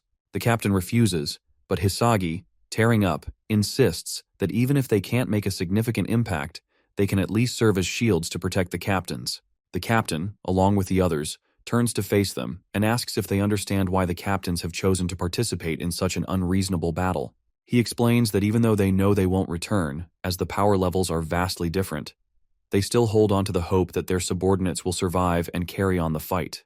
The captains place their trust in their subordinates, believing that they will take on the responsibility of protecting the world. Saying this, the captains leave, leaving their subordinates behind. While some break into tears, others steel their resolve, determined to protect the Kanagi squad until their preparation is complete. Even though their eyes are filled with sorrow, they know they must act instead of merely crying. And they must act quickly. The squad captains, along with the superintendents and assistants, teleport to the ocean, where they now stand face to face with Midori. As Io effortlessly blocks Midori's turbulent spell, the other captains watch in amazement at her immense power.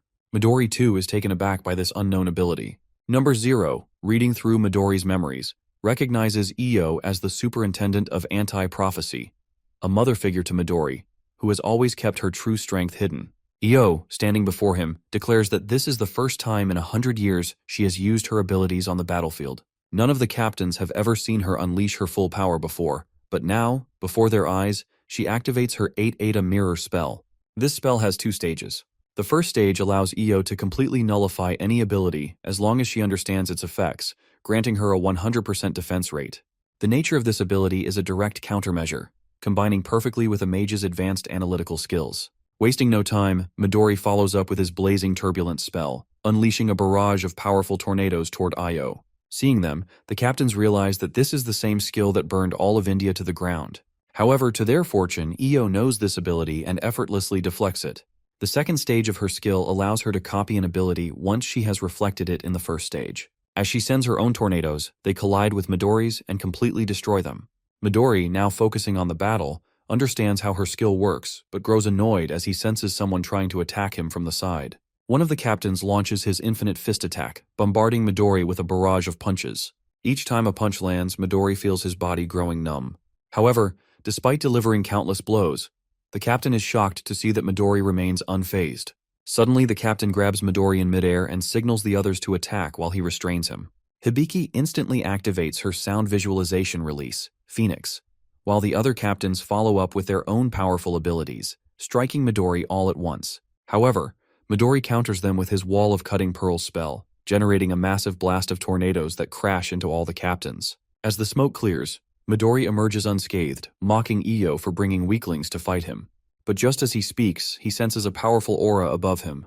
Looking up, he sees the superintendent's assistant summoning a massive, sun-sized energy ball, preparing to unleash it upon him. Midori immediately realizes that this ability grows stronger the longer it is channeled. As he attempts to summon his own energy ball to counter it, The female assistant uses her slave maker spell, shackling his hand. Midori is stunned. He hadn't expected them to have an Awarp Awakener. Now trapped in the shackles, he is unable to cast his spells. Meanwhile, the male assistant finishes channeling and hurls the massive fiery sphere toward the immobilized Midori. Seeing the attack closing in, Midori realizes he can't dodge it. However, if he unleashes his most powerful wind-based attack at the last moment, he might be able to lessen its impact. But just as he processes this plan, he notices another identical fireball coming from the opposite side, created by Iyo using her mirror spell. Both fireballs collide, erupting in a massive explosion, engulfing Midori in the fiery blast.